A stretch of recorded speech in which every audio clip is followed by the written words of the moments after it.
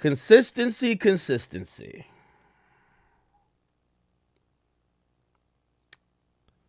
We're not doing too good on consistency, are we? All right, let's get everybody up in here. I've seen a couple people in the chat say they were watching old streams. I didn't know you guys go back and watch streams. That's actually nice.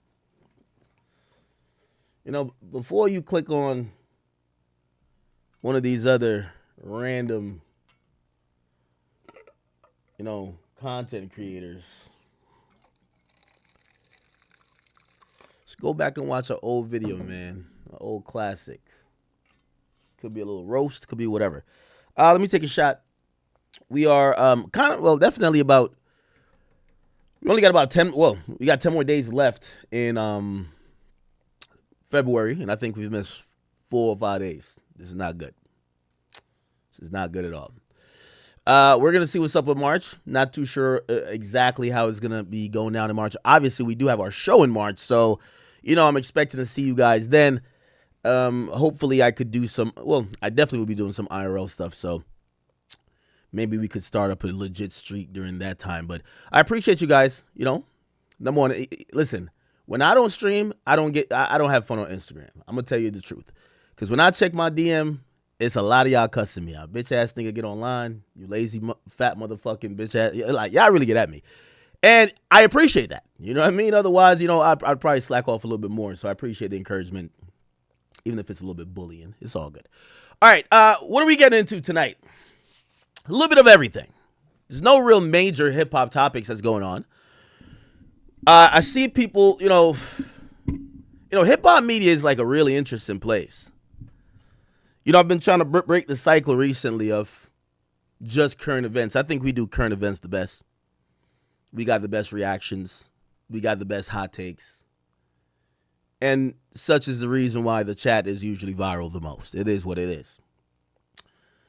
But I do believe that, you know, that is completely limited in ourselves, right? So this is why we've, you know, touched on other topics, whether it be politics, a little bit of sports. I know some of y'all say, yo, act, mate, you got to leave the sports takes alone, man.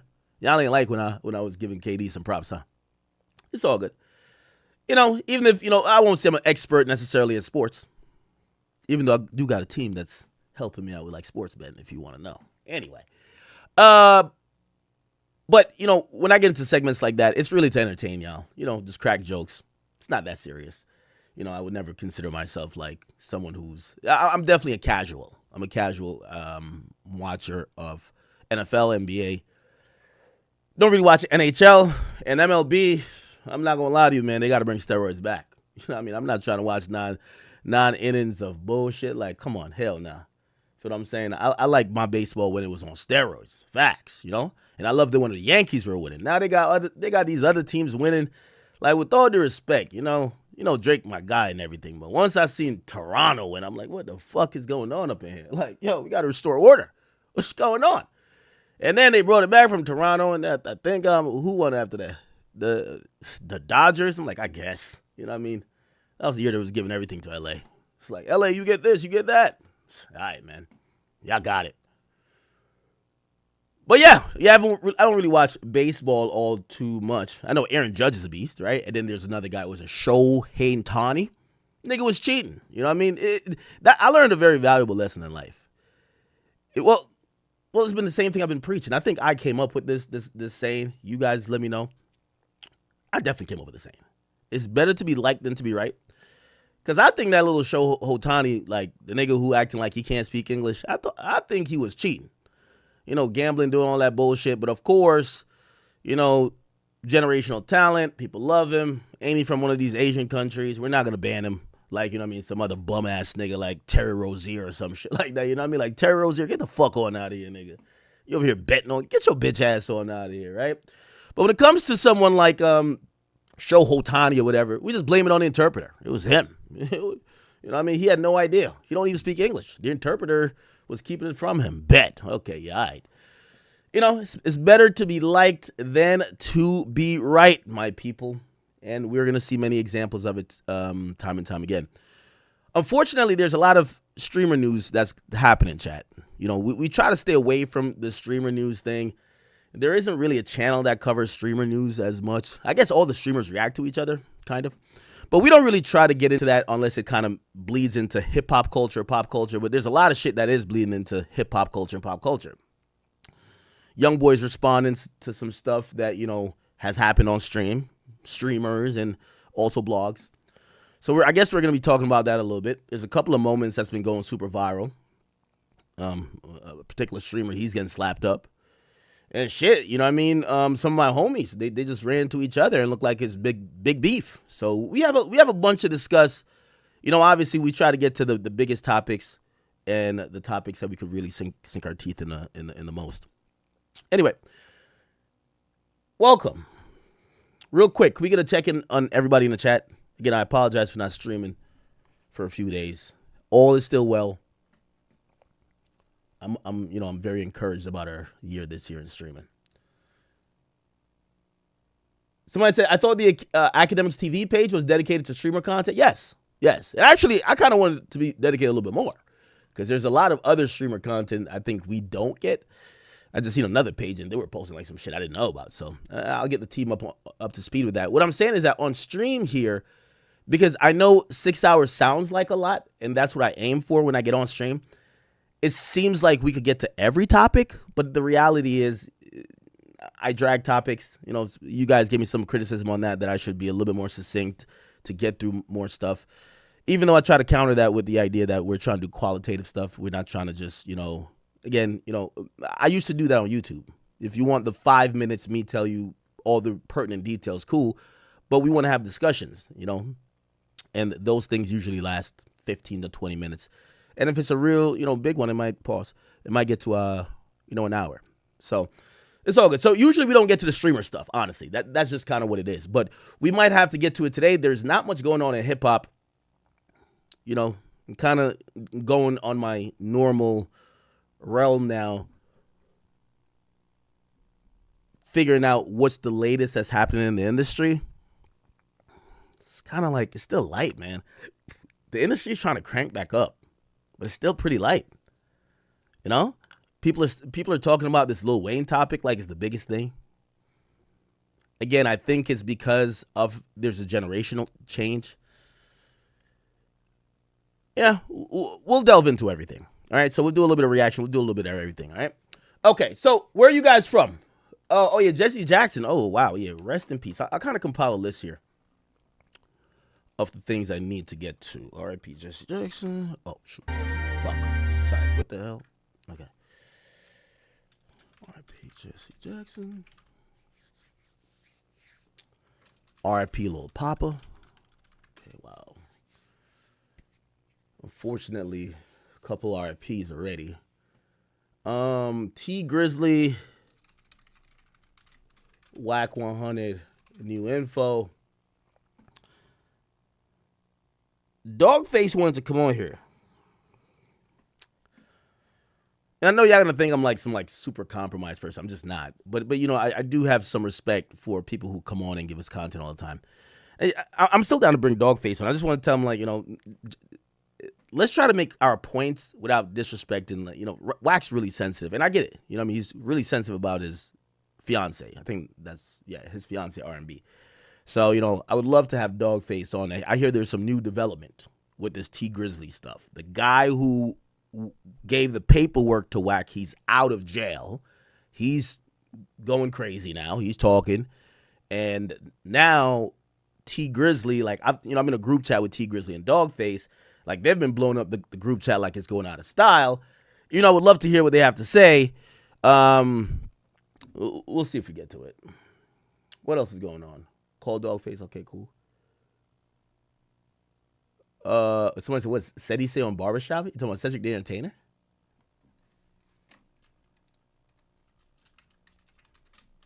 What? Hold on. Yo, either I'm drunk. Yo, I just had to Google on the lower computer. I'm like, Cedric didn't die. I know Bernie Mac died, but I haven't heard anything from Cedric in a while. Yeah, show's still going on. He's been rather quiet, at least on the mainstream level. All right, anyway, Drake McDonald's meal. Y'all want to talk about that? The Netflix Warner Brothers deal. Okay. All right. Okay. Iceman update. Yeah. No. Okay. All right. We'll kind of get into things as we see them. First and foremost, again, if you guys, a lot of you guys do tune into me for music specific or hip hop culture specific news or content. I do want to let you guys know that we are starting to ramp up a bit. I see the labels, they're starting to reach out to me. And, I'm always transparent about these things. Like, they started to reach out to me like, hey, listen, this is our potential rollout plan. We have these albums that are coming. And whether they're consulting or whether they're just letting me know, we are starting to see these artists start to, what I think, and this is going to be a pivotal year. And maybe this should be this will be the monologue. Chad, I've said before, hip-hop is in a transitional year, okay? And it's in a transitional year because of many different factors. Business-wise, the labels are figuring shit out. Artist-wise, they're figuring shit out. And for fans, our attention has never been more scattered than now. Fans these days, I was having a conversation about music, and people are saying, everybody's trying to figure out what is it about music. As I said, there's a lot of things to blame, right? The labels aren't spending as much. They're being a little bit cautious. They're watching for AI. Some of them are public, so they're relying on their catalog. It's a really interesting game that's happening when it comes to labels.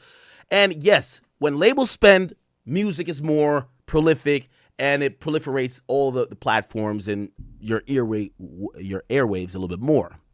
Or earwaves or earbuds, whatever. They're not doing that as much. Artists as well, they're at there's a bunch of artists that I believe this is going to be the make or break it years. It was supposed to be last year, but they ducked out, right? 2024 was the year of Kendrick and Drake. Everybody, I talked to these artists behind the scenes. They're like, no, we don't want to drop, all the attention's on them. Cool. 2025 happens. They're like, yeah, you know what? We're waiting, but, whatever. And I'm like, all right, so you niggas going to drop? Everybody kind of waited. Okay, end of the year. This is a year that everybody's supposed to drop. And it's a make it or break it year for a lot of these. And I've said this before, these middle class artists. There's a couple of artists that probably sold, and let me give you an explanation. A couple of artists that probably sold 60K before, maybe 70. This year, if they drop, they're going to sell 15, honestly. It's cooked. It's really that cooked. And what happens is that a lot of these artists are so scared of first week sales because the headline alone that this artist went from here to here will switch up the perception on them being considered washed. At least out of sight, out of mind, people might just think that they're, busy touring, they're cooking up the album. Most of these guys already got their album done. These niggas, man, these niggas get high for a weekend and make 5 albums. None of these guys are really, gone are the days where people be like, I gotta live. Drake was one of the only artists to be like, you gotta live for a little bit to create some shit. I can't just create music, rapping about whatever I see on the ceiling or TV. Gotta live.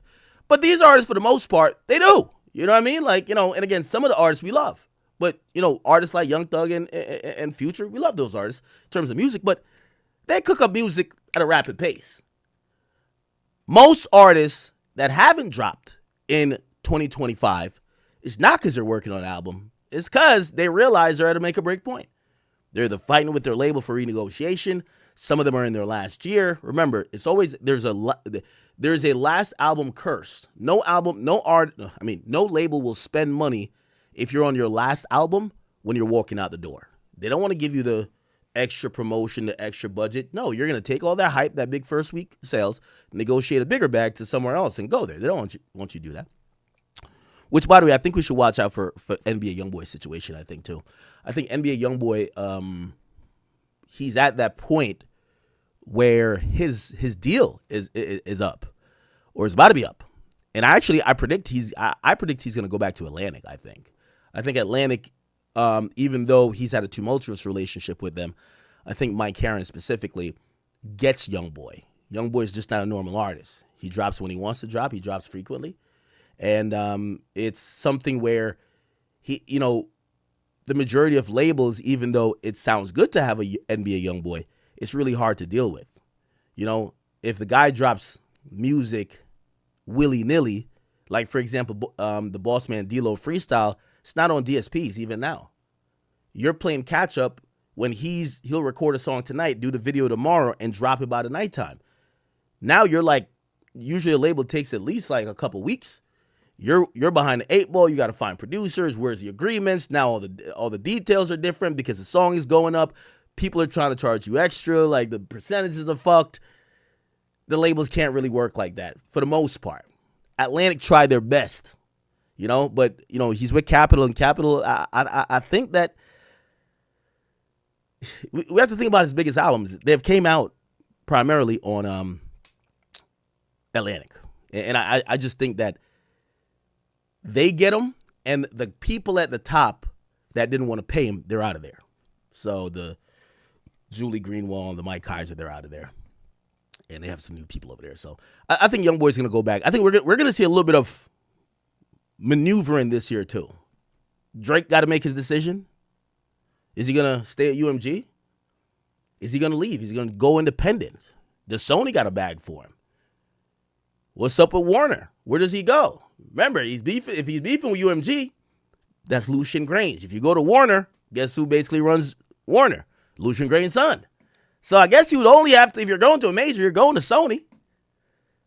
I mean, you could go the Bad Bunny route. I don't know if well, I guess that's through Sony because it's called the Orchard, but it's under Sony. It's like a distribution realm. I think Sony Red turned into that. I got to look it up. But anyway, the point is we're going to see some musical chairs this year. It's a make or break year for many artists. For the big artists, I think, they have their individual issues. I think this is a year we'll figure out for Drake. Was there really any effect from that battle, right? This is your first solo album since the battle. If the sales are the same, if it's a phenomenal album, hey, it might be a little dust up that may not go his way, according to some, but no harm, no foul. And the further he moves away from that, I think the further people will stop thinking about those narratives that came out of that battle. J. Cole dropped his album. I think everything is on point for J. Cole. I think, the more I see J. Cole, I realize that, yeah, he was popping it, but we put him in a place he should have never been. J. Cole's a guy for his fans. I think he did a phenomenal rollout. I said what he was doing is performative. I seen a few people react to it. I seen Joe Budden respond to it, and he was just like, yeah, of course. Like, rappers are performative. And I didn't say it was a bad thing. Because, again, I've said this before, hip-hop is about portraying an image. The point about J. Cole, what I was saying is that, I think fans love it for the nostalgia and how humble he is. But the performative part, nobody believes, right? Like, nobody believes that he's actually, like, outside of this rollout ever going to be driving a Honda Civic, right? Like, nobody really believes that, right? Like, some people say what Kaicenat is doing performative. Maybe it's not. Maybe Kai's really sewing sweaters, like, in a sweatshop somewhere in China or in Paris. I don't know what the fuck. So, some performative stuff is believable. Like, NLE Choppa, some of the stuff I've seen him do, you could call it performative. But if he was really feeding his girls BBL pills, maybe he was really into that. Remember the NLE Chakra wave? Hey, you never know. So some of the stuff is performative. Some, maybe it is performative, but it's believable. Whether or not it's believable or not, does it get the job done? I will say J. Cole has gotten the job done. I have no real critique of J. Cole's album. Also, I think people were expecting me to have some scathing, review or disrespect his album. He made the album for the people who've been supporting him for 20 years. I completely get that. I'm not one of the people who have been a super fan of his. I don't see why I need to, like, kick the albums back in. It didn't sound, like, amazing, but it didn't sound trash. It sounded pretty okay, pretty good. I could see if I'm a J. Cole fan, I would love it, right? So it is what it is. Kendrick, I believe, this is a make or break year for him as well. If you ask me, I've always said ever since Drake came out, he's ruled every year, right? I want to say post 2010. right? He's been, if you ask me, the MVP of rap, okay? And we're talking about big leagues of rap, because I know some of y'all are like, well, didn't you say Youngboy was MVP last year? Or Cardi or whatever. He's been the MVP every year, except for 2017. I gave that to Kendrick Lamar. That's the year he dropped Damn. And I'm going to be honest. I think for 2024, I think Kendrick was MVP as well. For 2025, obviously didn't put out much music, and that's what I'm saying. Like, we're talking about a top level league here, because obviously people could say Youngboy, you know, that he's like my personal pick overall. But Cardi as well, because Cardi pretty much had the biggest hip hop album that year. But I would probably say, you know, we could say Kendrick's reign is 2 years, like 2024 and 2025. Now, I personally believe when people keep mentioning a dot era, for a dot era to exist, it has to be 3 years. Like, every great rapper has had a 3-year run where they can't be fucked with. No, Lil Baby. Literally. Right? Whether we're going from 50, arguably longer than 3 years, 2003 to 2007 or 2008. Kanye, I think we're just going to say from 2005 to whatever, or 2004 to whatever, you know? Definitely from 2004 to like about 2012, like right till when he dropped about Yeezus. I would say, Jesus, right? That was a great era. Wayne, I'd probably say, you know, you could kind of stretch years here. Some would say 2005 to 2009 or 10. When did he go to jail? But some might say 2006 to 2009. Whatever the case is, he had like an impeccable run then. Drake, again, you know, I feel like he's just summed up a bunch of different runs. We got 2010 to 2013, and then 2013 to like beefing with Meek, and then after that to the Pusha T. So I think he just had a bunch of runs. And I think for Kendrick, this is just, again, I'm not saying this has to be facts, right? I'm just saying how I look at things when we're going to think about the history of hip hop. For Kendrick to have a run, I think this needs to be an important year for him, because I gave him the last 2 years. Last 2 years, okay, you got it. This year, if he still outshines everyone, I think we could say legitimately for the last 3 years, we're in quote unquote the dot era. But I wouldn't crown it an era if he had one really good year battling, then the other year he toured and dropped an album and we don't hear from him again. So if he drops this year, which I'm under good authority to you know, I'll still say speculate that he has some things up his sleeve, and not just being on Baby Keem's album. So we'll see what he has to do as well. But, you know, I kind of started this with saying the middle of the pack, we're waiting for those guys. You know, who are these people? Give me a second.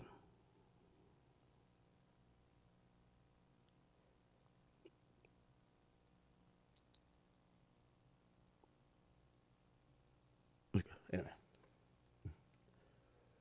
All right, anyway. All good. All right. All right. I kind of lost my train of thought here.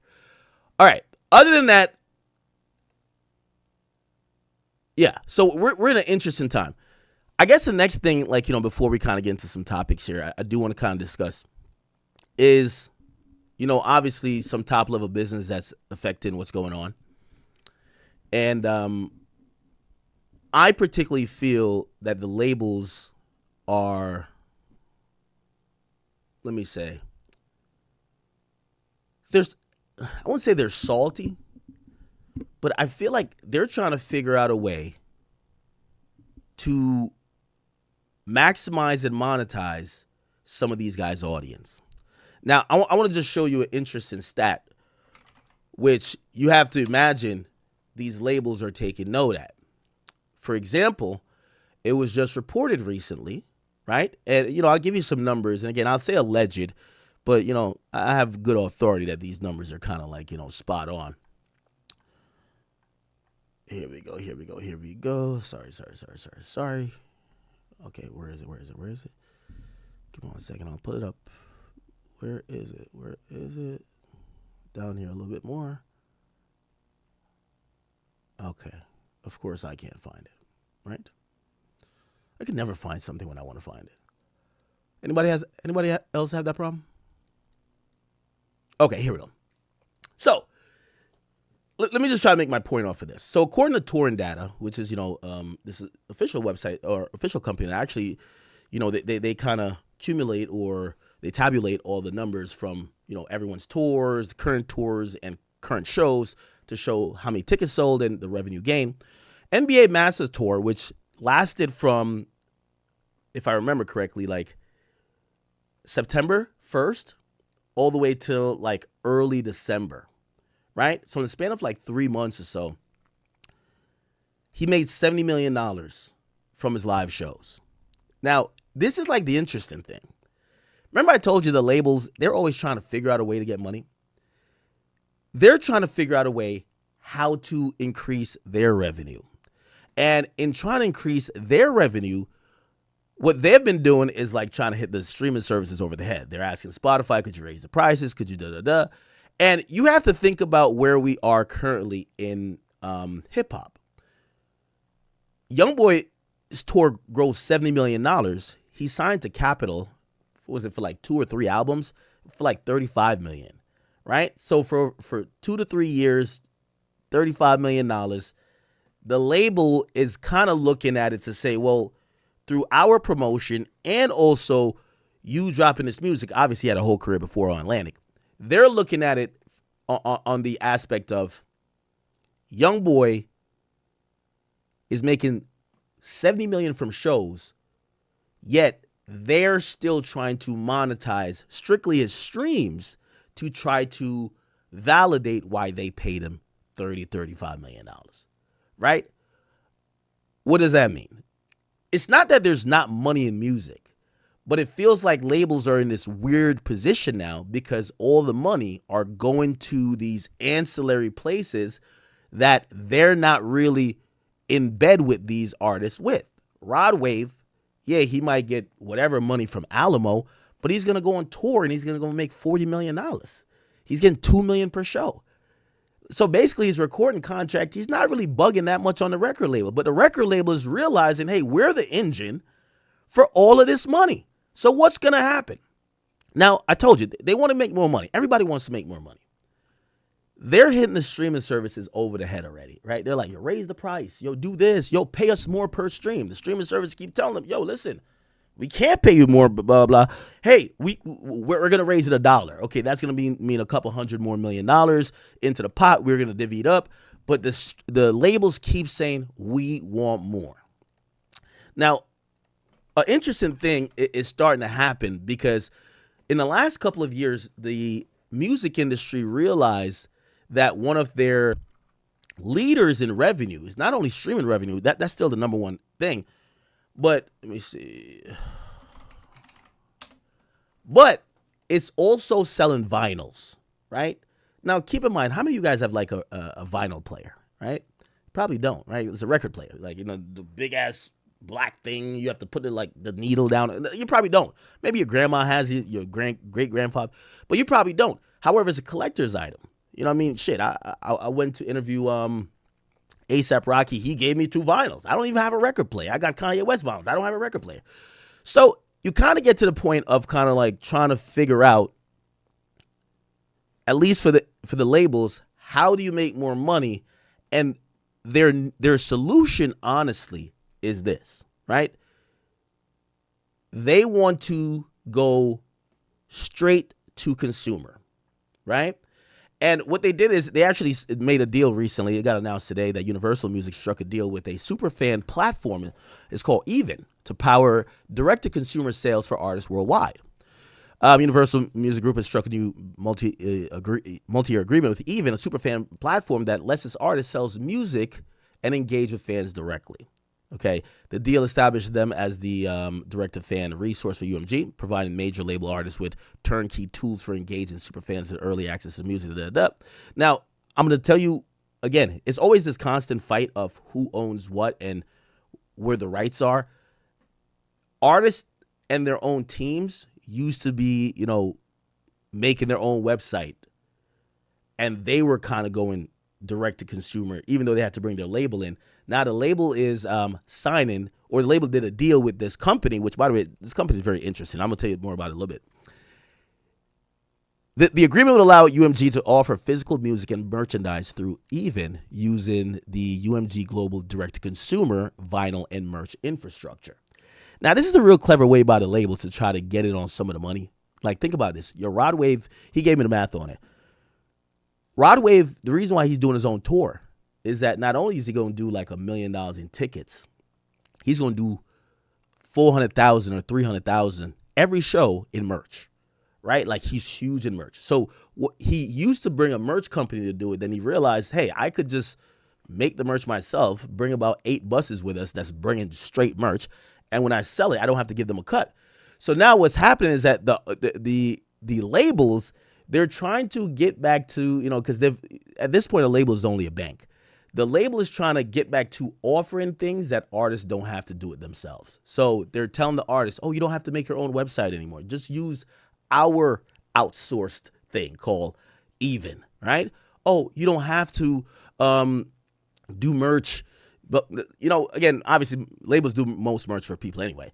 But they're trying to create more infrastructure to allow them to get some of the real money these artists are touching. Remember, unless you're in a 360 deal, they're only seeing money from your music. So they're trying to incentivize artists that they know are streaming well. Hey, let us deal with your merch. Let us deal with this and third through our official direct-to-consumer model that could basically get some more extra revenue. It's a good plan for them. What I would say, and I'm going to give all artists this advice, I think all artists should invest into, even if you're on a major, you should have a independent setup where maybe you have a team that could do your digital, like specifically your digital. You should have a team that's doing your merch and all these things, because what's happening here is that UMG and the bigger labels are realizing they're losing control, and all they're getting paid from, unless they have artists in the 360, is literally these streams that are kind of like devalued at this point. The money's there, is just going elsewhere, right? How do you think Capitol feels? They gave Youngboy $35 million. Youngboy's pocketing $50 million from that tour, right? Like, obviously he has to pay for expenses and shit like that. Yeah, but he's pocketing $40-50 million, right? Let's just say that. From a 3-month tour. They're probably not the happiest. Why? Because they're like, hey, you dropped the album with us. That album powered the tour, but we don't get much of it. So, kind of interesting. By the way, this is also very interesting here. The deal with Even arrives weeks after the major music company acquired a minority stake in a superfan app, Stationhead. Now, if you guys don't know what Stationhead is, I know Milagro is on there a bunch, but also Nicki Minaj I've seen on there. And someone sent me like some analytics of, Nicki on there. Fans, you know how you guys donate or subs or whatever? It literally has her albums in there where people just buy her album like consistently. And UMG realized, oh, okay, we now have to incorporate these ways where we could still monetize off the music. So they're investing now in Stationhead, which is kind of dope. It said follows chairman and CEO Lucian Grange, annual member of the staff, which identified superfan monetization. So again, I don't know if I'm talking above you guys' head, or maybe I'm a little bit, just getting repetitive. And if I ever get repetitive, it's because I want you guys to understand. The point is this. The labels ain't getting that much. Well, they want more money, and their idea of getting more money is basically saying, let's figure out maybe the top 10,000 fans for this person and offer them all the shit in the world that we could probably get way more money. So whether it's through Stationhead, whether it's through merch and direct to consumer, but the labels are in an interesting place where they can't see the growth revenue or the growth of music anymore, and that's why they're not spending. It's simple business here. Remember, I've been telling you about AI. There's trillions of dollars invested in AI because they think it's going to grow to give us tens and, hundreds of trillions of dollars back in the future. So like if I'm, to make it simple, if I'm investing $100 and I'm thinking my return is going to be $1,000, that's kind of good. The labels have stopped really investing as much because they can't see no more growth. You don't invest when you can't see growth. So they're trying to figure it out. And some of these things are them trying to figure it out, right? For even the partnership announced with UMG extends DC blah, blah, launched in April 24. It's onboarded 500,000 artists through direct signups and distribution partnerships, okay? With more than 3,000 labels and distributors in over 110 countries. The platform says it supports 30 different global payment methods and all these currencies, okay? And they report album sales to Luminate. And Luminate is the company that actually reports with Billboard. So, what used to be the issue here is, say for Playboi Carti. So Playboi Carti made up a website, right? I don't know if we could pull it up, but he made up a website. And he said, yo, everybody pre-order music. And this is the word. He gets like 200,000 people who pre-order the thing, right? Which means they're going to get a CD of it or something of the sort. But the site was kind of ran by him and his management of sorts. And it didn't follow Billboard rules. So when they turned in the sales to Billboard, Billboard made ineligible a bunch of sales. Hey, this didn't follow the rule. Billboard has really specific rules, thanks to Travis Scott and the rest of them, on bundling and doing all this type of stuff.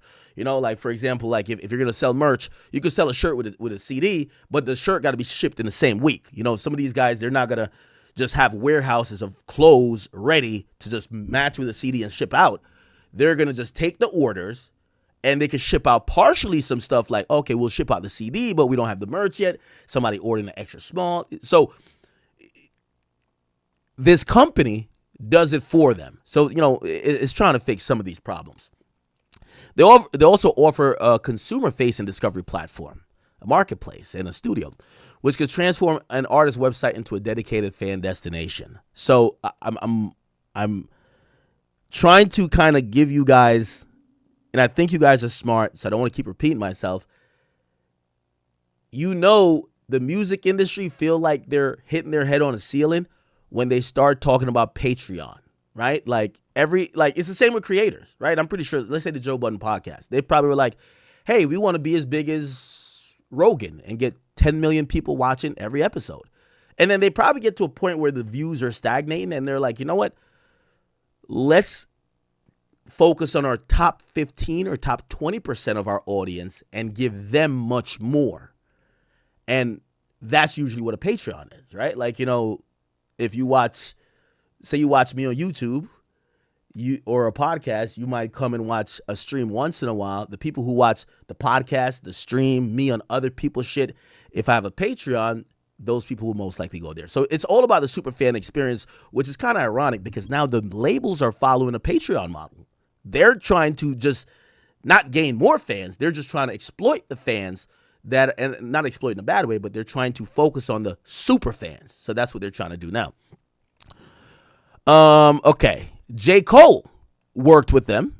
J. Cole and Interscope have already used them to power multiple direct-to-fan campaigns, including the 10th anniversary of 2014 Forest Hill Drives and a pre-release strategy of the Fall Off. According to Even, the 2014 Forest Hill Drive campaign helped return the album back to the Billboard Top 15 a decade after its original release. The rollout for the Fallout used similar tools ahead of the official release. The Fall Off debuted #1 on Billboard this week, and pilot campaigns with UMG artists, including Wale and Virgin Mount Joy, have also demonstrated the platform's thing. Wale project reached the top 20 on Billboard charts with direct-to-fan album sales, even meaning playing a meaningful role in the chart performance. According to the company, Even says Wale's own audience grew by 300% around the album release. Okay, this is a really interesting strategy, chat. They're just focusing on super fans, which I guess, that works. Okay. By the way, this strategy also came from years of research, and the reason why they're pivoting to this is that they started noticing, like, for example, it happens already for Taylor Swift. Like when Taylor Swift sells 3 million records, like almost 800,000 of them are vinyls. Taylor Swift audience is like 17. They don't know what a vinyl player is, but it's a collector's item. So they, Taylor Swift and this vinyl, when you look at how much vinyl is up, like look, it says Music Distributor Alliance Entertainment says it sold over 60 million vinyl records and 13 million CDs in 2025. People are not buying them because they want to play music off of them. They're buying them because they love the artist so much that no matter what shape or form, if they dropped in a cassette tape, they would buy it. You get what I'm saying? And that's what the labels are now realizing and saying, fuck the growth. We're going to focus on the super fans. So just keep in mind that, chat. Lastly, before we kind of get into the normal topics here, and I hope you guys aren't tired because we do got to get to a bunch. So I'm sorry if I kind of drag this monologue into a little bit. But TikTok, again, this is a sign that the labels intuitively are losing, but not only the labels, the streaming services are losing themselves. TikTok is now testing, allowing users to stream full songs through Apple Music without leaving the app. So here's the thing. And, Drill, make sure also clip this part too. The problem with music, with everybody flopping, is that music has now become a passive thing. You play music while you're playing a video game. You hear music while you're watching your favorite streamer in the club. It's no reason.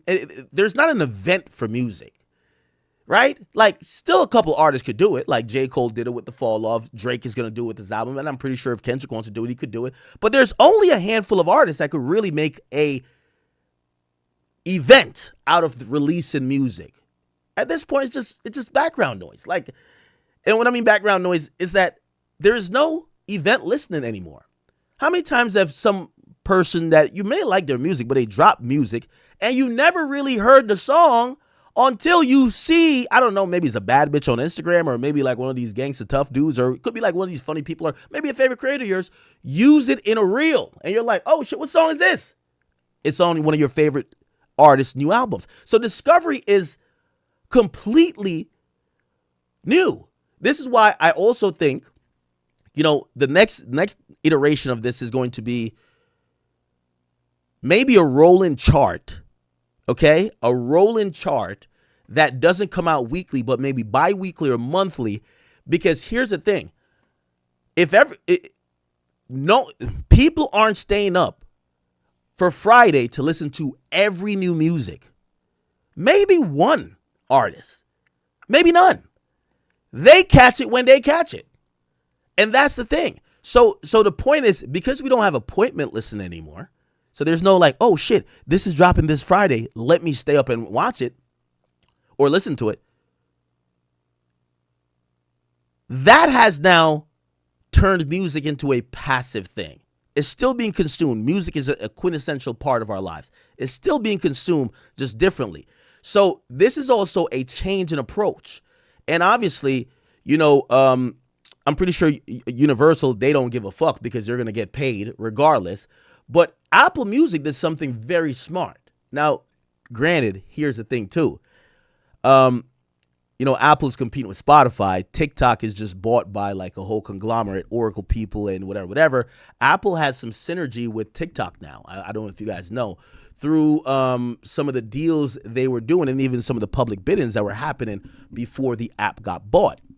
So what happens is Apple jumped on this, and Apple is now, they've teamed up with TikTok to do a different mentality. And I think this is really dope. Rather than allow TikTok to have a snippet of a song, and then when you click on a song, it opens Apple is saying, you don't have to come to us. We'll come to you. If you're scrolling TikTok all day and you have an Apple account, you don't have to leave the app. Now, this is going to be really interesting. Apple, they know they're your phones. They're not fighting for screen time here. They're already in your hand. They're in your hand. They're not fighting for screen time. They're not fighting for app downloads. Your phone comes with a music app, which is Apple Music. So they're not fighting for these things. So their demeanor is like, stay on TikTok. You don't ever have to leave TikTok. Stay on there. Here's where Spotify is going to have to adjust. Spotify is not on everybody's phones. Spotify is an app that wants you not to just be on TikTok. They want you to like the artist, then go to Spotify, and then listen on Spotify, listen to a couple more artists, and then possibly listen to a podcast, an audiobook. They need you to leave the app. Apple Music is cool with saying, we don't give a as long, they're going to have something that links the account. So probably a button to be like, hey, link the account. But now you can listen to full music. They've now partnered with TikTok to say, TikTok could be the DSP. We don't give a fuck. Going to be very interesting, chat. Very, very interesting. That might even spike the amount of people who sign up for Apple Music now, knowing that if they're listening to a song, they don't ever have to come out. They don't ever have to leave the app. Anyway, according to Apple Focus News on 9 to 5 Mac on Monday, the companies are beta testing. So it's not fully yet, but it's not fully launched yet. They're beta testing a feature called Play My Full Song, which would allow TikTok users to stream the full song through Apple Music without having to leave the app. The integration is based on Apple Music Kit framework, which let third-party developers integrate Apple Music into their own apps. Again, if you know anything about Apple, Apple doesn't really like people fucking with their, let's say the MacBook, right? They lock down that, it's not open source. It's not, you can't go build your own fucking, version or tweak their version of OS X. Get out of here. You could only get theirs. But they've realized and started taking a page from, other people who have allowed, integration in some sense. Obviously, you can't fuck with Apple shit, but you could integrate it within your app. And obviously gives them a leg up. The companies are also reportedly testing a listen party thing, which would allow groups of users to stream music at the same time within TikTok. Chat, that's what we do on stream. So Apple Music, look like they're making some moves here. They're creating a shared listen experience similar to the now defunct Turntable FM service. Okay. All right. So, and by the way, it's according to TikTok, those 3 billion plus song saves were responsible for generate billions of streams, driving music into the charts. Okay. TikTok's been doubling down. Last year, TikTok released a second annual music impact report carried in conjunction with the market monitor Illuminate. The report shows that 80% of the songs that reached Billboard Global 200 last year went viral first on TikTok. Very important. 84% of songs that go viral now. This is why your labels, they're in shambles, right? How do you, if TikTok, is a little bit resistant to, bending over, like how the radio stations bent over to radio programming, right? Like, remember it's this pay to play thing that's not payola, wink, wink. So you pay a radio team and you get your song you spent millions behind in rotation all the time. TikTok, there is no real pay to play. Yeah, you could pay some influencers to try and make something viral, but it doesn't necessarily always work. A random song by some random person with a random dance or a random, stupid ass, video could go viral. And the report shows that 84% of the songs that made it onto the Billboard Global, and that's a global chart for Billboard, which is not a album chart, it's a song chart, but just globally, not in the US. It went first viral on TikTok. So again, TikTok is winner. And another 12% went viral on TikTok after hitting a global chart. Okay. So basically saying TikTok has more impact on the charts than the charts have on TikTok. And only 4% of the charts, tracks on the charts didn't experience a viral moment. So essentially, you are one, if you have a song that's on this, Billboard Global 200, it's a 1 in 20% or 4% chance that it didn't already go viral on TikTok. So basically, you need to go viral on TikTok. That's basically what I'm kind of saying. All right, these ever comes that Apple Music struggles to maintain its position against Spotify. Okay, so that's their move against Spotify. Market share of the U.S. digital subscribers dropped 25%. Oh, okay, that's why they're doing it. So Spotify been kicking ass. Obviously Spotify spends a lot more money. That's their bread and butter. That's their baby. They've always led Apple with it. They're spending money on podcasters. They're spending money on original programming. And they have some synergy coming with Spotify and Netflix, which is another move that's going to happen. Anyway, globally, Apple. All right, cool. All right, great. Anyway, to attract more premium subscribers. Okay, great. So that's what it is. So they're just trying to get new people. All right. Enough of my music business spiel. Maybe I should do this at the end of the streams rather than the beginning. I know some of y'all are like, boring. We could get on to some interesting thing. Someone did say something dope to me in DMs, and I told you I read all my DMs, even if I don't respond. Because they sent me this, and I ironically found it at the same time, so that was a great DM to read. But they said, Ak, you have to talk about this during your segment, The Academy. And I thought about it. I was like, kind of what we do. I like that series name. You know how they have TED Talks? I think when I'm over here trying to give y'all a game and I'm trying to give y'all, business, insider alerts on what's going on, I think we should call that I don't know, like Music Academy or something like that. That's a dope segment. Anyway. All right, let's move on. What do y'all want to talk about, man? The scallywags, the thoughts, who's snitching on Dirk? What y'all want to talk about, man? What y'all want to talk about?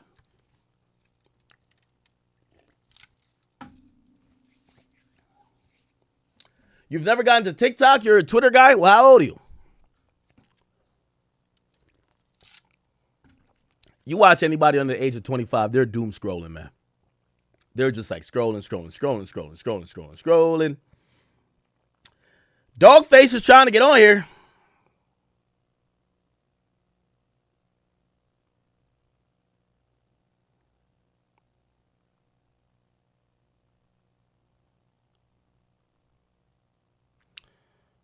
I told Dogface we're gonna need to get him to make a Discord or something, Okay. All right. Where do you want to start?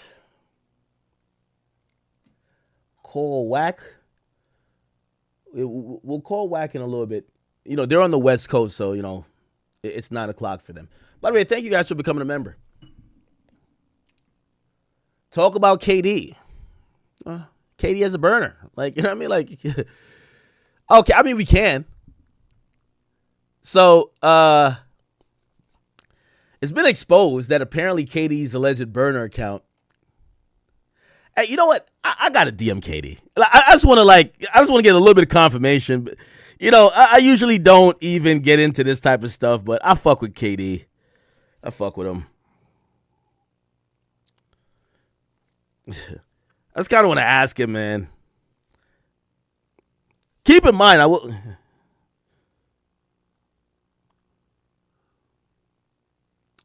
I'm asking right now, bro, that account you or nah? It's fucking hilarious. You gotta put a little dick right in there. I agree with damn near everything it tweets. I'll tell you if it's him. I'll tell you if it's yo KD, man. Who gives a fuck, bro? Or give me the content, KD, that I could, Oh, it says seen. Damn, KD's on his phone a lot. I swear. I just DM'd him right now. It says seen. Yo, KD is a Drake guy, though. Me and KD, I remember being on a plane, and me and him were kind of like debating, and like we're sending voice notes back and forth. You know what we debated about? Drake. Yo, KD's a Drake guy, bro. Like 100%. Like he's just not a fake nigga, man.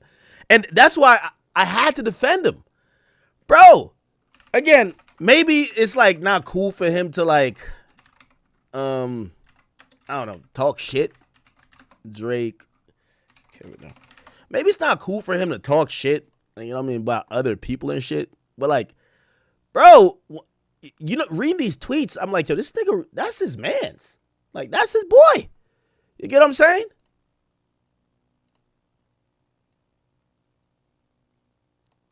That's his boy. All right. Okay.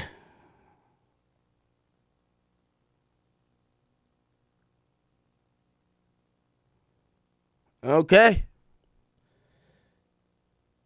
All right, man. Yo, as soon as I sent it, Katie's on his phone right now. So it said seen. You know, I don't like when people lie to me. So I would respect it if he's gonna give me an answer, give me the answer, or be like, bro, I don't want to talk about it, but don't lie to me. I don't like liars. So, if he doesn't respond, we could take it for whatever we want to take it for. But the people are saying that's KD's burner. Okay. Anyway, when does this thing update? It says seen just now. Is Katie watching the stream? Anyway. All right, it says KD's alleged burner thoughts on the Drake and Kendrick beef. It says, man, the whole industry versus one man. Y'all was supposed to be up 100 points by now. Jealousy and envy won't stop the show, Crody. How you jealous of Drake and you're not even in the music industry? Okay. Was he just tweeting? Like, here's my thing about KD's burner. Does he just tweet openly? Or is he like arguing with people?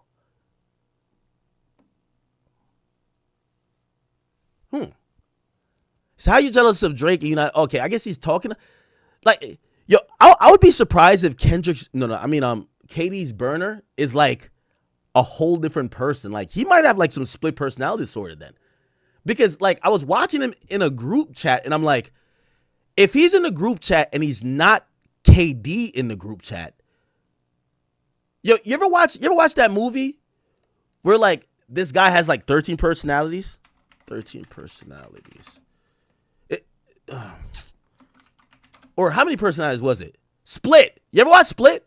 It's like this guy, like, he had like all type of different personalities. And you watch the movie, it's actually amazing. You see him go through the phases of being different people.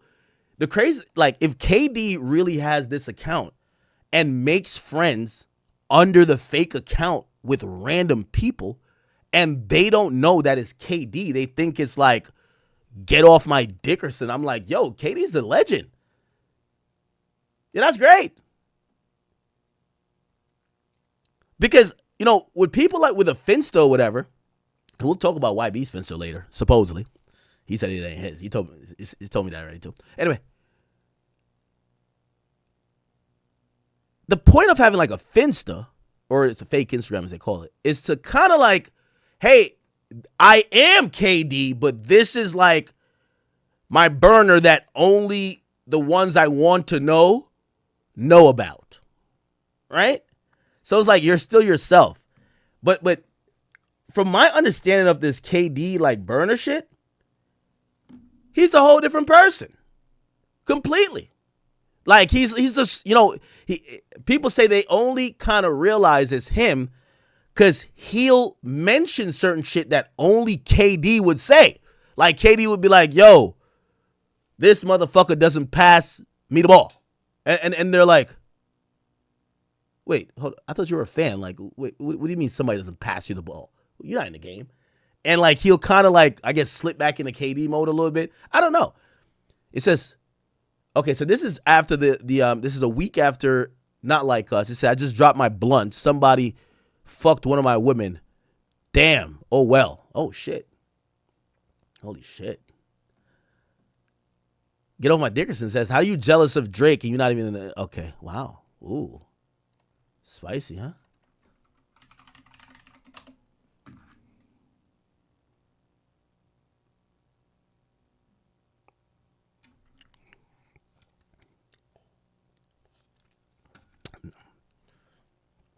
Nah, KD seen it, man. KD just not responding. I don't know. Where's the rest of the tweets? Is this the same thing? Oh, here's Max Kellerman and Rich Paul reacting to the burner account thingy. Know what you want to get into, and we don't even know if that's true. No, we don't know. Let me just say something. There's a story out there that I have not seen compelling evidence to verify. Like people, oh, this is Kevin Durant's burner account. Why? Because someone claims that they were in a chat with Kevin Durant and they saw the same pit avatars. I don't know, but it doesn't sound like they have anything concrete. However, the question is, does it sound credible to people? And the answer that because Kevin Durant's had burner accounts, he's admitted he's had burner accounts. So this is an issue now where it doesn't take much to convince people that Kevin Durant has a burner and that he's talking shit about guys, right? Like, I don't know that to be true, but what I do know is these guys. Yo, why are like NBA players like so politically correct, yo? You know what I like about Ant? Ant is like, he's a nigga, man. Yo, I seen Ant, like, it made me like him 10 times more. Well, maybe not the baby mama stuff. He's like a mini Youngboy. He got like 8 baby mamas or some shit like that. Or not 8, but like, you know, he's just fucking. You know what I mean? Like, he don't give a fuck. Anyway, here we go.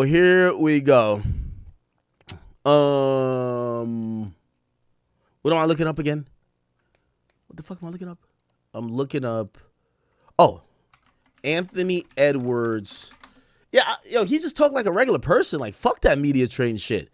They asked him a question. Listen to this. You go against Kevin Durant, it's always a lot of fun. But the old heads, as you put it, what does it mean to show them that the new guard has something a little bit too? I mean, it means a lot. You know, those guys paved the way for us. You know what I'm saying? Bron, Steph, KD, Kawhi, all those guys. You know, and all we trying to do is repay it by, you know, giving them built.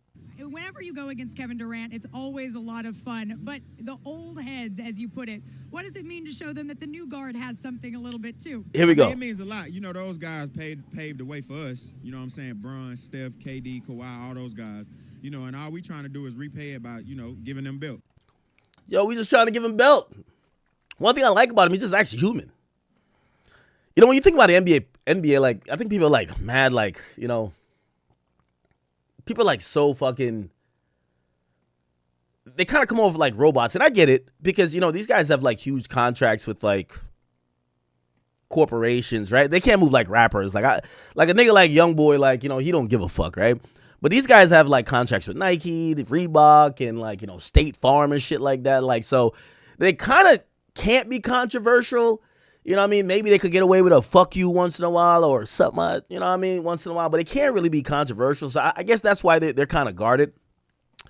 But maybe that's why KD doesn't really want to admit to it. Because I don't think KD's a bitch at all. I think KD don't give a fuck. But I don't think he wants the world to know every single thing that he says. But I see him on Twitter, he be cussing people out. By the way, he did respond.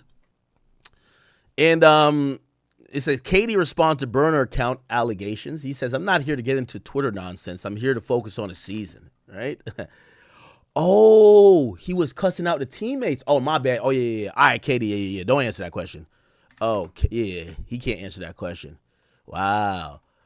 KD burner account. Yeah, so he can't, if he answers it, it's gonna like co-sign that he's talking shit Kevin about Durant's teammates. alleged. Okay. There was allegations, Kevin. There was allegations of the All-Star that you used a burner account to disparage current former teammates. The handle for the burner was @GetHigher77. Is that your account? Did you send the messages to that? I know you gotta ask these questions, but I'm not here to get into Twitter nonsense. I'm just here to focus on the season, keep it pushing. But I know I get you got to answer those questions. Yo, low key, at heart, KD is a real nigga still. That's my guy. Yo, Kevin's a real nigga. As much flack as he get from, you know, oh, you left OKC, KD seems like the most loyal nigga in the game. Him and Steph. Okay. Anyway.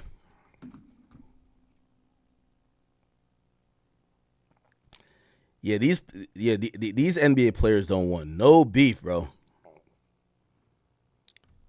I told you Devin Booker hit me up.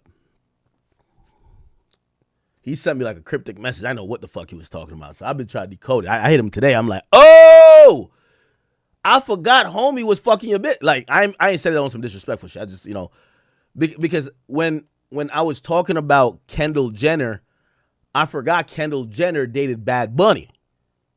And like he had said, like, do the math act. And I don't know what the fuck that meant. And then I seen a clip where Devin Booker is asked about Bad Bunny, and this shit was classic. So I hit him up over it today. It was this right here. Look.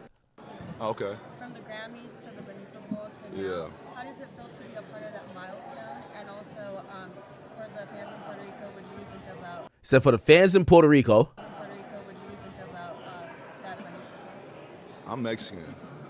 I know, but how does it help be part of the momentum of the Latino culture? I didn't watch it, to be completely honest. Next question. The way I seen that answer, I said, I know what that is. Oh, and so, yeah, you say you never watched the Bad Bunny thing. You say I'm Mexican. I didn't watch it. The question wasn't asked saying he's Puerto Rican. It says for the fans in Puerto Rico. But then I get to realize him and Bad Bunny got something in common. It's Kendall Jenner. I'm wondering if Kendall Jenner cheated on Bad Bunny with him or cheated on him with Bad Bunny. That's probably what the T's at. Anyway, pause. All right. Yeah, I messaged him. He left me on red too. Yo, the NBA players don't want to confirm nothing. I guess they probably know I'm going to say it on stream. The rappers would have definitely told me, yeah, I fought that nigga bitch. You want a video of it? Yeah. Rappers be giving it up. Yeah, these NBA players, they don't want to talk about nothing, bro. Booker left me on red. KD left me on red. Don't worry, I'm going to start the conversation back up with KD when we argued about Drake. Me and him, our argument back in the day was Drake's top 5 songs. You want me to tell you what he told me?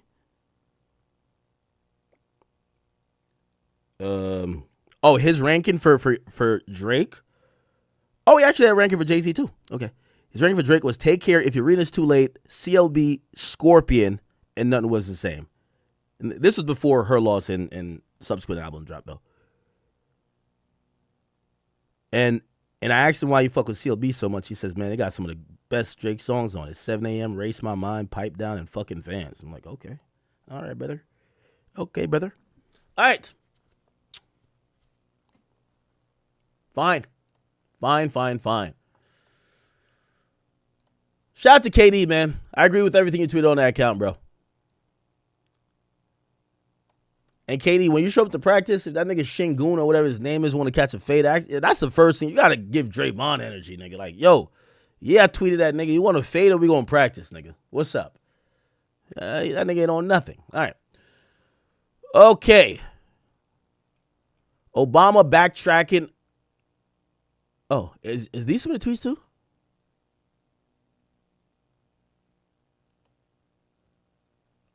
Oh, no, we read those already. Barry. Okay, we read those already. Okay. All right, people.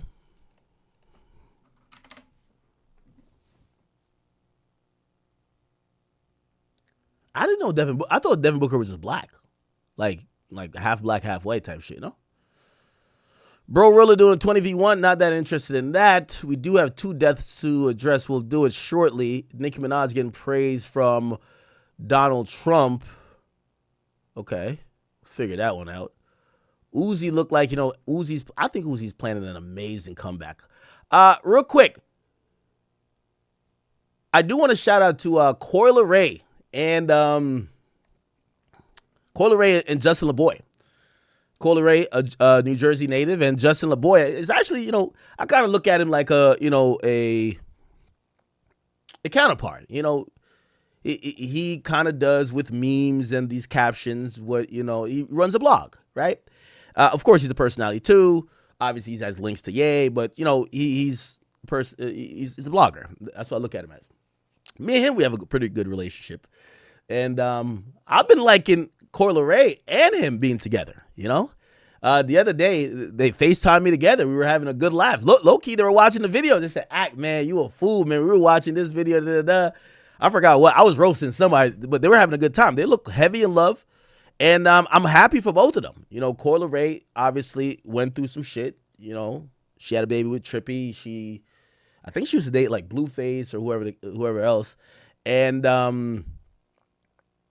yeah, Justin LeBoy is just, cool ass nigga. Definitely got the bag. He's having his way too. I'm glad.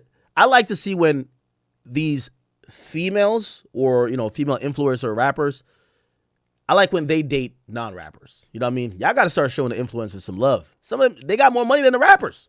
Start dating streamers, everybody. Yeah. So I like it. Anyway, there was 2 clips that went viral out of their latest conversation because Justin LeBoy has a podcast. And apparently it's because Justin LeBoy was told, or he actually asked Coyle Ray, hey, what's the most amount of money you spent on a dude? And Coyle Ray brought up a watch she bought for Trippie Redd and the interaction was a little bit funny. Check this out. Spent real money on other men in your past before? No. Look at me in my eyes. No. I'm telling you no. What's the most you ever spent on another man before? Almost 100,000 on a fucking watch.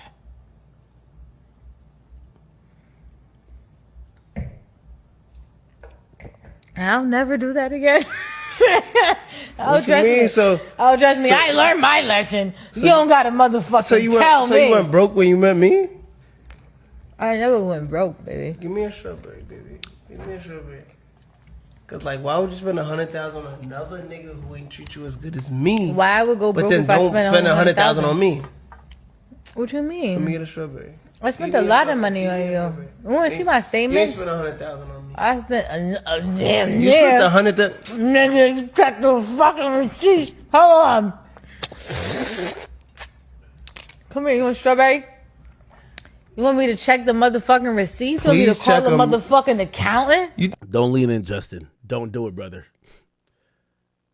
You gotta get, when you ask for strawberry, she gotta be in her feminine energy and be like, "Come here, baby." She should feed you, not come get it. That's how I hold it up at Pluto. Come get it, nigga. Yo, Pluto, come get it, nigga. Now hold on now. Hold on now. Think you spent the same on me than you spent on the niggas in your past? Why are you worried about niggas in my I'm past? not, but if you spent 100 on them niggas, you better spend $1 million on me. Baby. Now get up and feed me, matter of fact. Fuck that. Get up and feed Just LaBoy. Treat me like the king that I am. You spent real money. I gotta watch this whole podcast. That hesitation wasn't that good. Corey, I'm on your ass. I like you, Corey, but come on now. Corey, hey, I know you watch me, so because you and Justin watch me, you know I'm gonna keep it a bean. I'm gonna give my opinion. I expect you not to get mad. Cola Ray, you got a baby by another nigga. Your ass better be extra feminine. You know me, I don't fuck with single baby moms. Straight up. No disrespect to y'all. But I usually think most of the women who are single baby moms, they would do more for their first round pick than they'll ever do for you. Like, nigga, you're the undrafted nigga. You're like Bronny James, my nigga. Like, you're the Make-A-Wish kid on the team, bro. Like, she don't give a fuck. You know what I mean? Like, you're the makeup pick. You get what I'm saying? Like, fuck that. Her baby daddy, she doing everything for. She massaging his corns and bunions. She filing them shits off, massaging his feet. With you, nigga, you can't even get a back rub, gang. Straight up. So let me tell you this. Yo, big red flag. Coy, you gotta start, like, if you know what I mean? I never seen, respectfully, and this is the thing too, unfortunately, with women, and I hope my man Justin don't fall in this category. I ain't never seen Trippie Redd like this lovey-dovey with her. Like, you know what I mean? Unfortunately, that's actually a weakness. The more you showing love, like, you're like, you know, she looking at you like, yo, bring me back my mean ass first round pick baby daddy. You know what I mean? So again, I could tell, you know, Justin LaBoy really likes her, fucks with her, but. And also, I think a lesson to be learned there, I don't think women spend money necessarily, for the most part, on a nigga based on how much they love him, right? Partly they do, but women with money, they're spending money on a nigga that they know they're going to get shit back. For example, if they buy Trippie a $100,000 watch, they're expecting Trippie to buy them a $300,000 car. Anytime, if a girl gets you this, she expects this. So I'm not going to say she just loves Trippie more. She might not think of Justin LaBoy as the, you're going to go get me a car. Like, because respectfully, look at Moneybagg Yo. That nigga must have spent $10 million on Ari if I'm just sizing and just, you know, guesstimating correctly. So I'm looking at it to say, a lot of times these women, the reason why they do love rappers is that rappers are extravagant and respectfully, they're tricks. You get what I'm saying? Like, you know, if, you know, Justin LaBoy got the money, right? Like, say a girl links with me, right? So I don't date industry girls, right? Because maybe she knows, oh, Ak, you got the bread. Oh, we're going to LA. Are we taking a jet? No, we're in JetBlue Mint. We're in first class. We're not taking a fucking jet. I'm not paying $60,000 for like a one way. No, we're not doing that. Not doing that. But if they get with a rapper is that. You know what I mean? Like, you ever seen Boston Richie and his girl? Like they're spending because of how their lifestyle is, they spend more. You get what I'm saying? And there is a saying that, which I think I had to learn the hard way.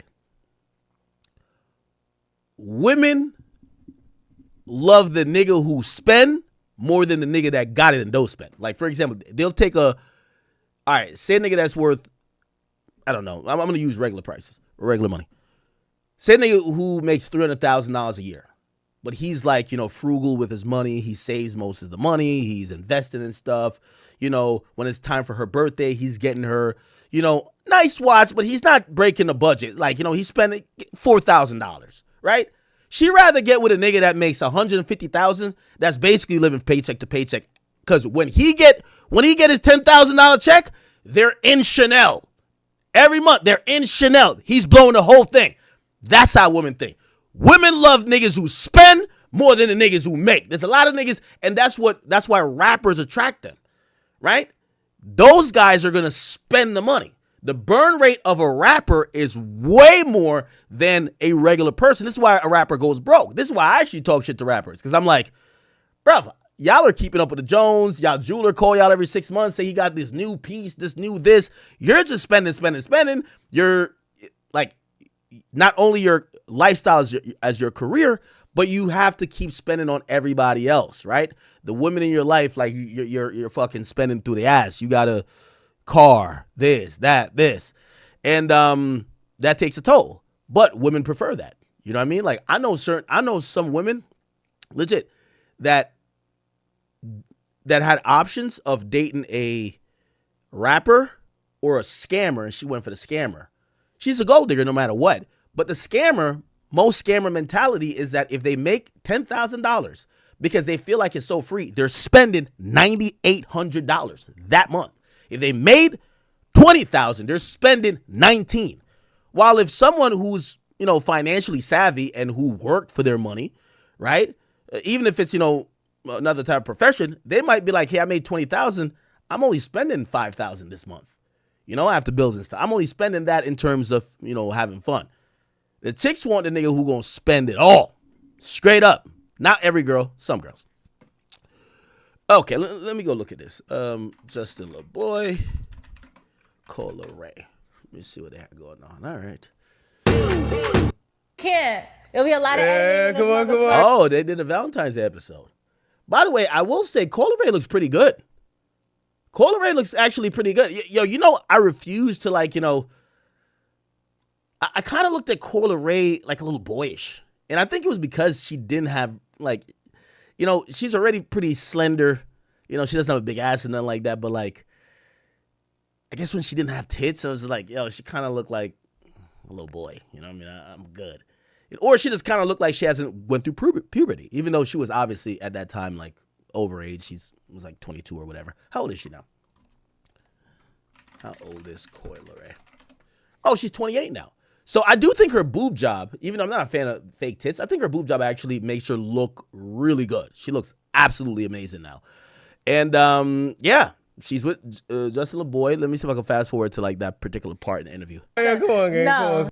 Them some crazy rap and pop this pussy, or I don't know if I want to give them some sad girl shit and feel me melodic. People that love me, and there's people that still discovering me, and there's people that are still trying to understand me. Right. Or some motherfucking days of discomfort. Hold on. It only happens here. I think so. If I did, Don't say I think so. sad. It's a tourist shit. This tourist shit bigger than everything. I don't A picture. accidentally double tap, right? Hold on. No, you gotta listen. I'm trying to figure You can't. Season in New York City. Obsessed with me? I'm obsessed. Oh From the my God. toes Okay. to the nails to the watch Hold on. Let me try to figure it. to the rings Damn. You to love the her. necklace to the face to the freckles to the eyebrows to the lashes.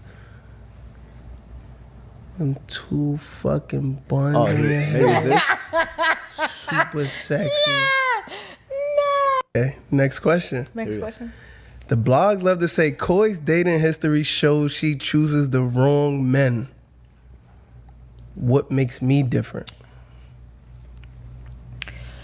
Well, I just feel like I don't even want to compare because I feel like anybody that I've had before you, it just doesn't even matter, right? Yeah. Like, Yeah, that's a typical thing hoes say. Yo, whoever before you don't matter. Yeah, all right. By the way, shout out to Selena Powell. She hit me. She's on the check-in. She's watching. She says, could I at least get some recognition? I'm in the chat. Talk about some important shit. This is important. What the fuck? like non-existent in my eyes. Like I feel like, yeah, you, first of all, you're a grown-ass man. You're an amazing father. Oh, he got kids? You're so sweet. You're wise. The way you pour into me and how patient you are with me. Like I can appreciate that. And I feel like I'm so alpha. And I've always had this alpha energy. So what? Dealing with you, you make me want to listen. And you ever heard the saying where it's like you can't take advice from people who don't got their shit together? Right. I remember that saying, how much you are. I don't know. We got it. Oh, that's the bubbly. Champagne in the nut. Sure.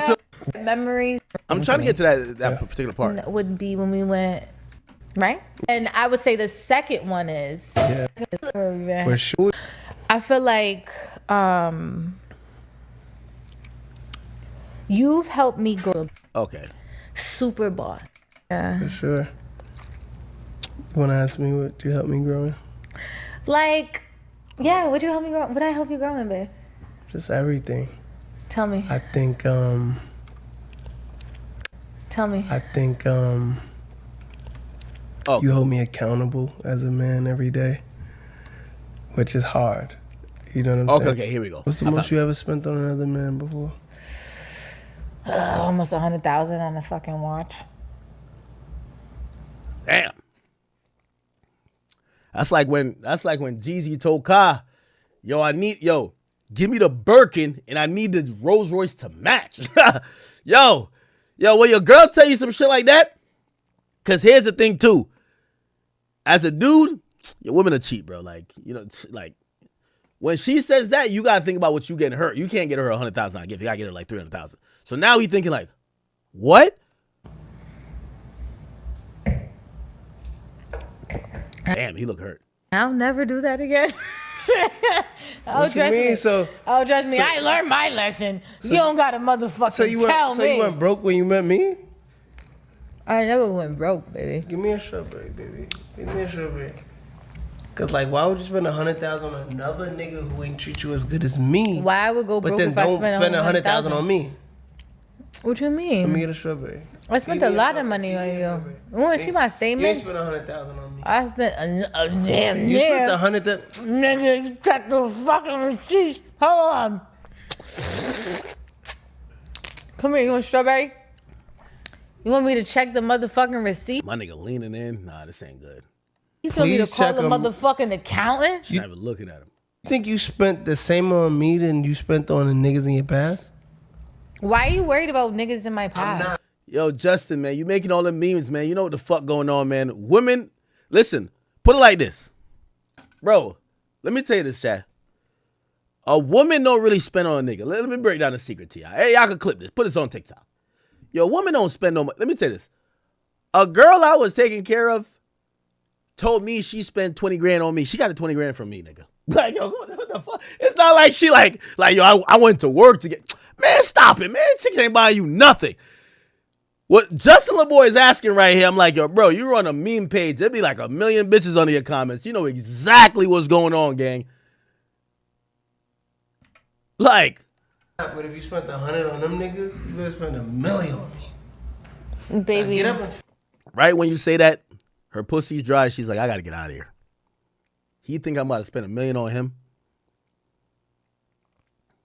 feed me, matter of fact. Fuck that. Get up and feed Just LeBoy. Treat me like the king that I am. I'm like, ladies, listen to your man. Why are you sucking all the juice out the strawberry first? Nigga said the strawberry got no more juices, man. He said the daddy strawberry. You feeding me a dead strawberry is crazy. Look at them. Oh, they drunk. No, Drunk in love. Now the dead strawberry is a movie. Okay. What's the next one? All right. Anyway, there's one more clip that's kind of like viral from this. I'll play it. Again, we're starting a little slow here. We're talking about bullshit relationships. Not like saying the relationship is bullshit, but we're not, I'm pretty sure like not everybody's holding their breath to be like, what the fuck is going on with Coi Leray and Justin LeBoy. But, it's kind of turned into a conversation online about just really, the consistent or constant men and women dynamic in America where, people kind of look at celebrities and what people see online to kind of like gauge what the dating market is saying even about themselves. The other clip was a clip where they were discussing what is cheating. Okay, let me see if I can find that on the regular thing. Here we go. Cheating. Okay, here we go. We got it. Actually. What do you consider cheating?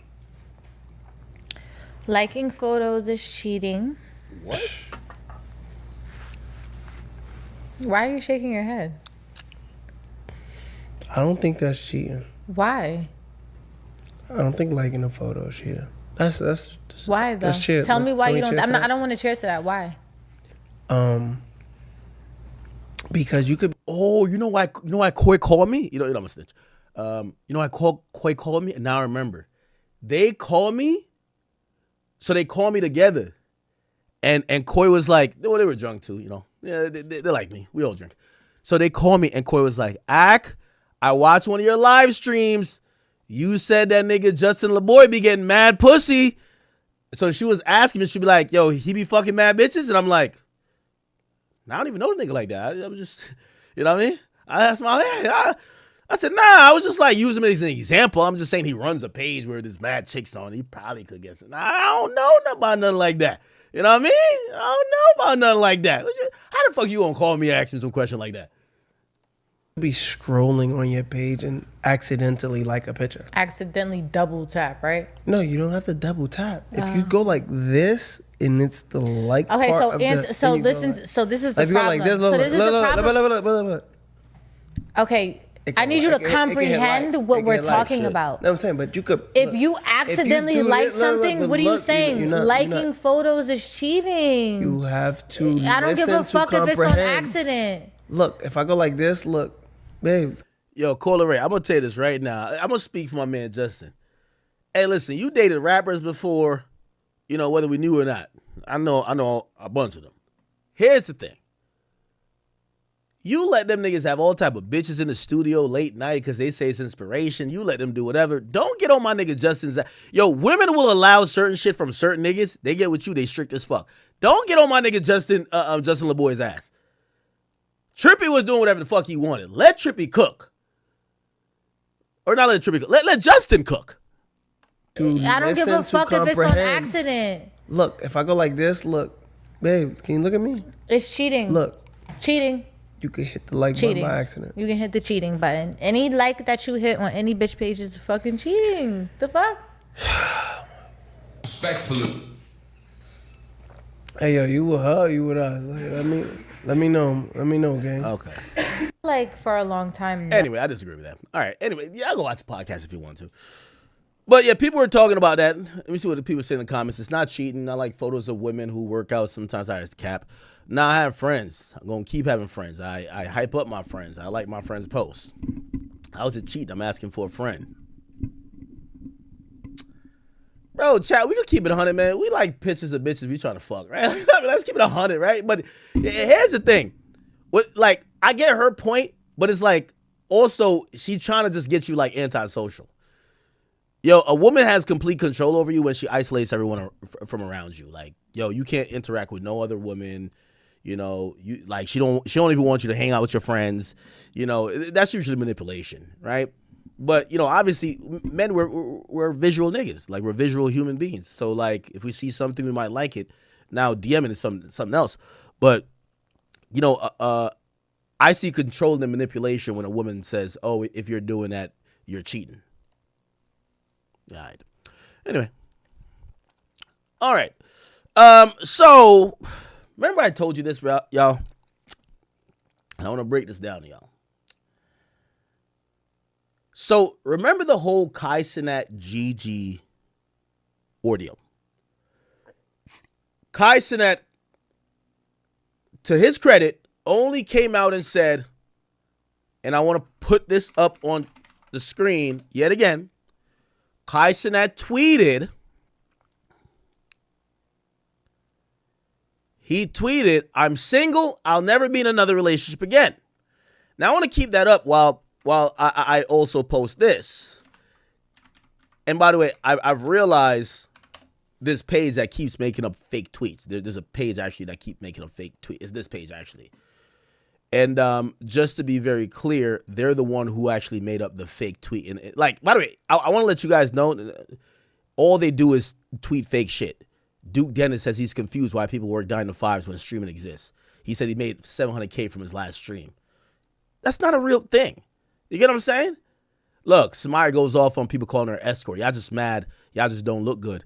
And I'm very young and genuine, cool vibe and blah, blah. Rapper just gave me $600K the other day. Yo, this person who runs his Twitter is doing exactly what DJ Vlad does. Or did. Not does. Did. When he tweeted a bunch of, hyperbolic things to kind of like set off conversations and spark narratives, except he came back around and said, oh, that shit is fake. So if you kind of like go all the way back, you kind of go like, oh, everything, every tweet is false. Like there's not one real tweet on this account. You know what I mean? And I hate to give it shine, but I see too many people have to address narratives that came off of this account. So I want to go all the way back. Maybe I could just pull up on a different thing. Let me see. What's her name? Back in Fendi. Look. So here we go.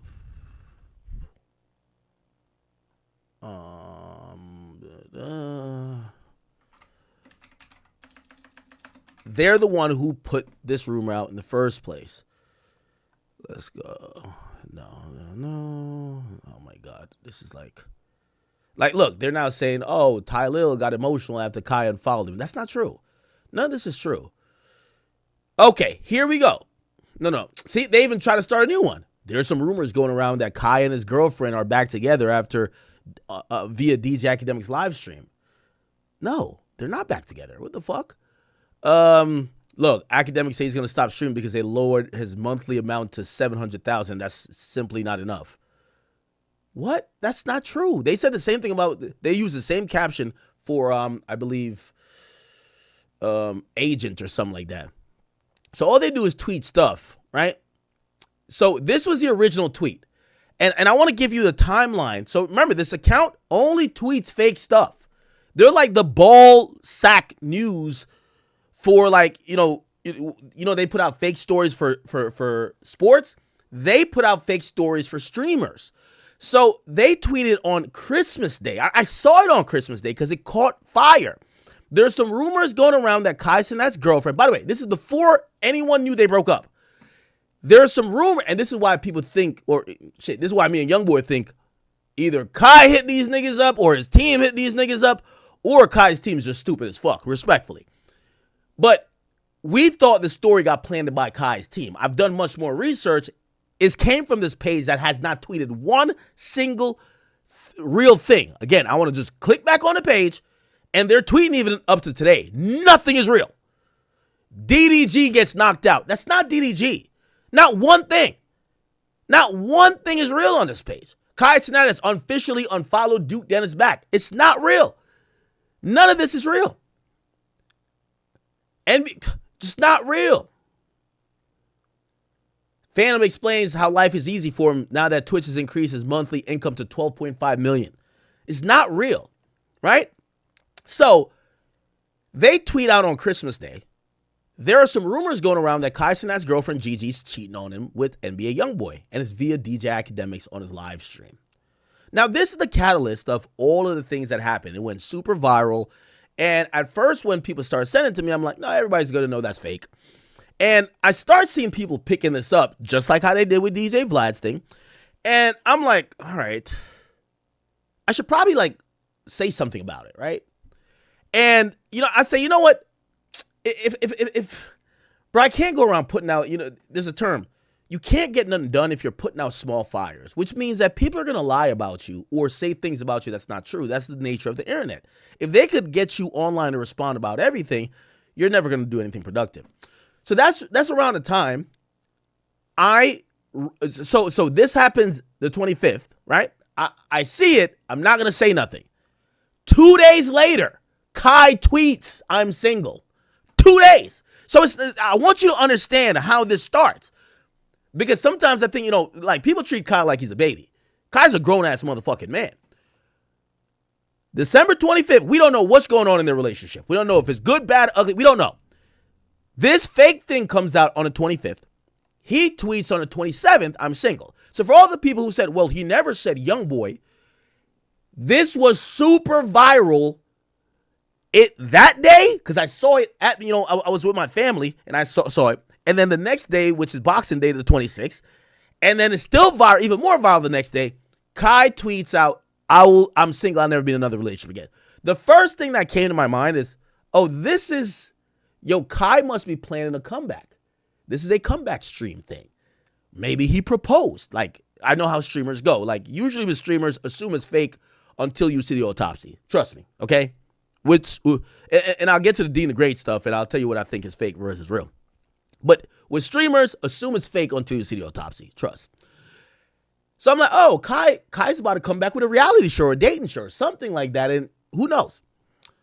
But he never says anything, and by the way, he never tweets again until the 13th. Okay, so when he says this, I say, what the fuck? The conversation starts to go crazy. Keep in mind, the fake tweet got 5 million views. When Kai now tweets, it gets 66 million views.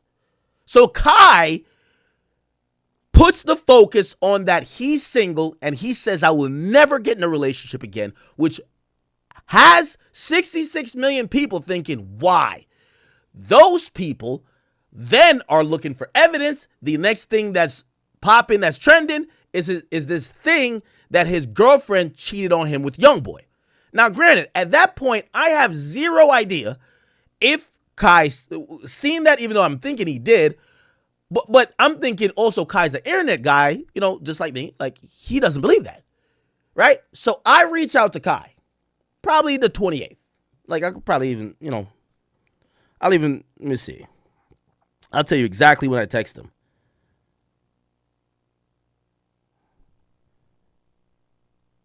When did I text him?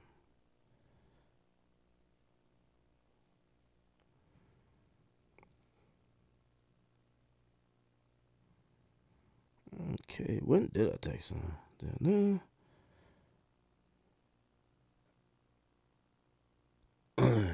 Okay. So look, I like to be super factual, you know? So this is the 27th. He tweets this out, and I'm like, why would he tweet this out after this? And now everybody is wondering, is our baby Kai okay? And I'm like, fuck. All right, maybe he believed this. But I'm like, you know what? Kai, me and him always had a good relationship. And I'm not going to show you our whole text message thread. But remember I told you the text never got delivered. I'm going to show you. Look. Oh, my God. I could never focus. Fuck. Bro, why does this shit never... Look. You see, Saturday is the 27th at 6. And I said, bro, just let you know that on Twitter is fake. I said, bro, just let you know that Twitter post is fake. So I tweet him. I can tell you what time this is. Like, I like to be extra factual. So he puts this up, right, at 4 p.m., 4:22. It's going crazy. It's Kai finally speaking.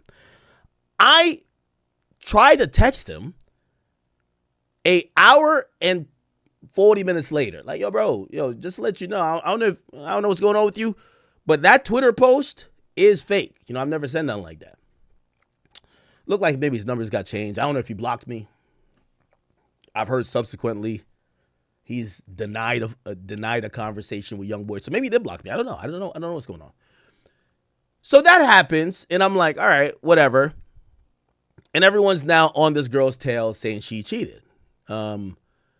She later comes out and she says, hey, in reality, I didn't cheat.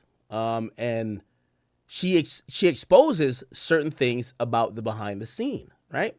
And we got to be very factual here, chat. Because we're entering the age of AI where people could just lie easily. And I'm not saying necessarily Kai, but like when people are falling for like, Hi guys. Falling for the fucking, banana in the tailpipe is like, yo, if you're falling for this shit without AI really popping, imagine when AI gets popping. So she addresses the rumors, and I want to be factual. So this is December 27th. December 25th, the fake rumor comes out. December 27th, he says, I'm single, I'll never be in a relationship again. I text him an hour and a half later, get no kind of answer. I'm like, all right, I don't know what it means, but hey, cool. She comes out January 23rd, and she says she's addressing the rumors. While addressing the rumors, she starts to give up some information, and here we go. It would I didn't know being an emotional support animal was a goddamn requirement on. Oh boy. Everybody else, y'all talking about, oh, she fucking with Youngboy. I've never fucked with Youngboy. I seen 6ix9ine say, oh, she's chopped. She's okay. Just okay. But now let me just skip to right where she's here. Him to change.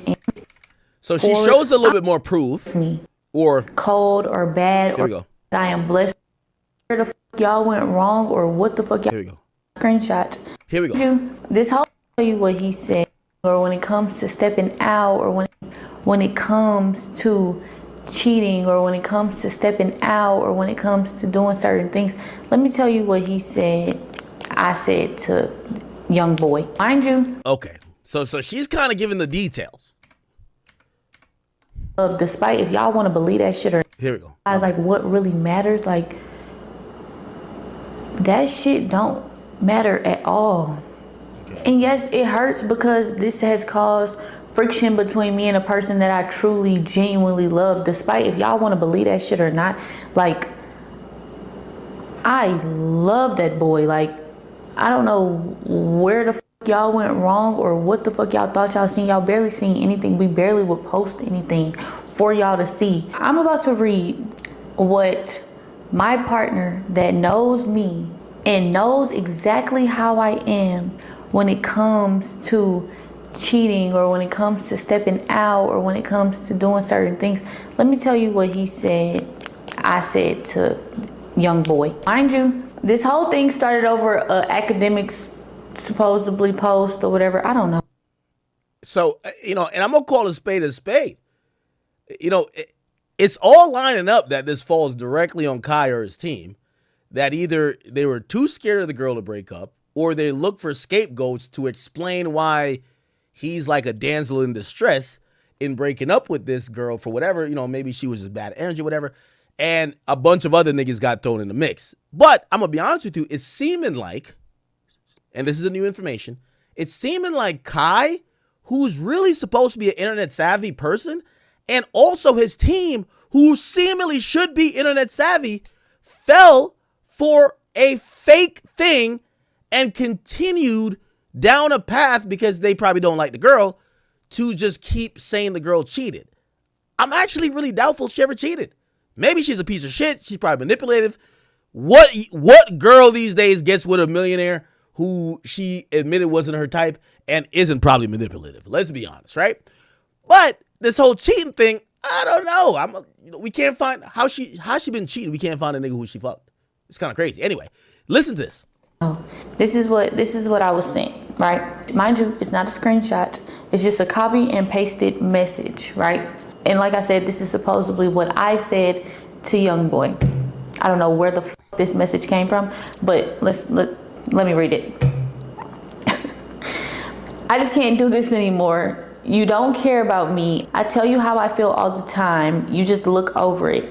Coming to Vegas, seeing you only for a day, then you have your security telling me that I could leave it. I'm ready to go, ?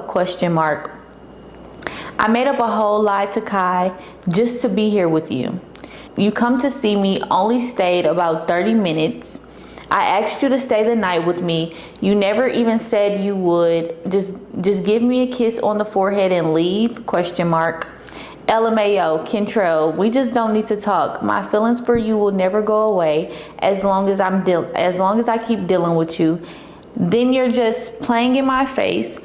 I've been here for 2 days. Now today makes 2, and you only came by to see me once with quote unquote. And he says, sound familiar? I said, no.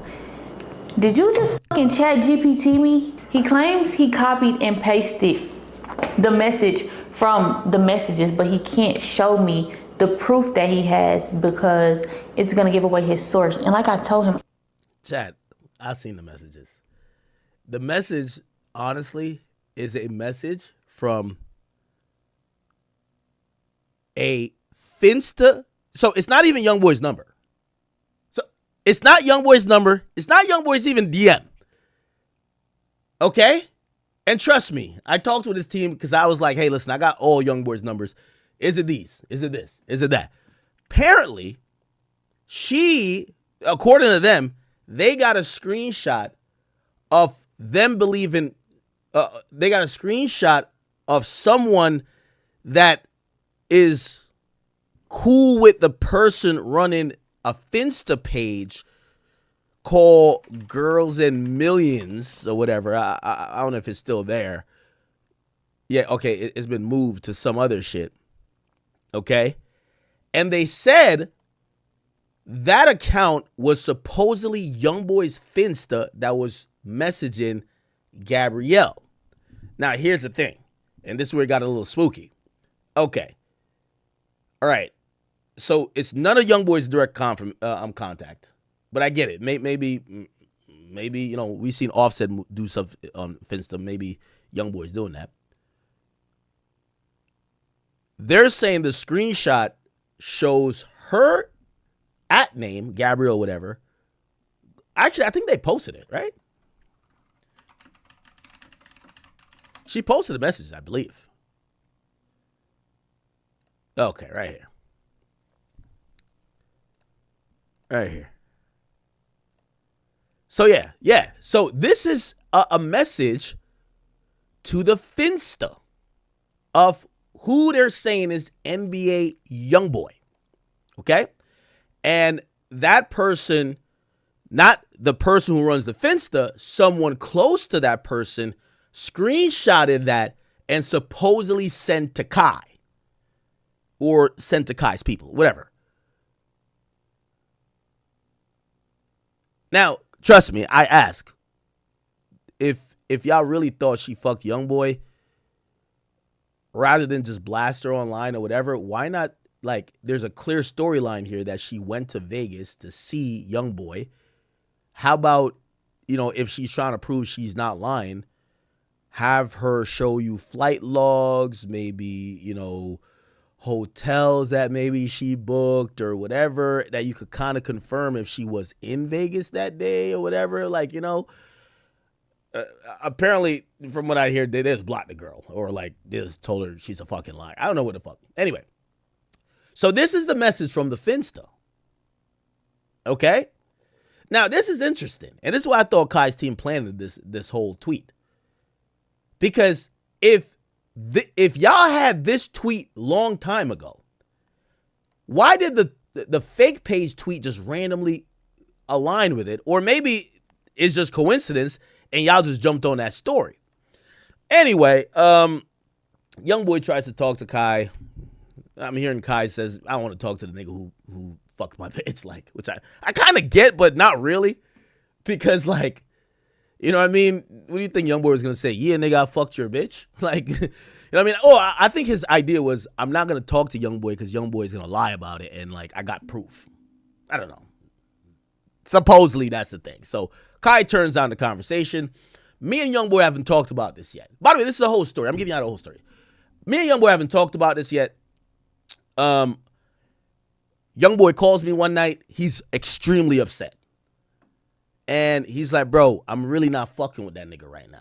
and he's talking about Kai, and he's, I'm sanitizing a lot of what he said. You know how Youngboy talks. And he's like, yo, I feel like that nigga set some shit up to make me look crazy. I think he's behind all this bullshit. I don't know what he got going on, but this nigga is trying to make me look crazy, and I got no problem with him. Like, I really, I thought he was a cool guy, but why am my name getting thrown into the mix? So I said to him, I said, hey, I was about to reach out to you, but I didn't know if you saw. Oh, actually, I think I had texted Youngboy too. I don't want to give up his number. I want to show y'all. Oh, yeah, y'all not gonna see anything. Okay.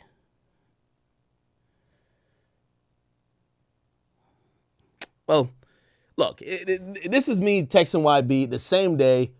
I said, I can't read it, but I said, just let you know some fake shit's going around. You know, me and YB fell out over what he, actually I did say the Dirk thing, but I was joking. So I sent it to him like, there's some fake shit going on. Just to let you know, I don't know how much you're online.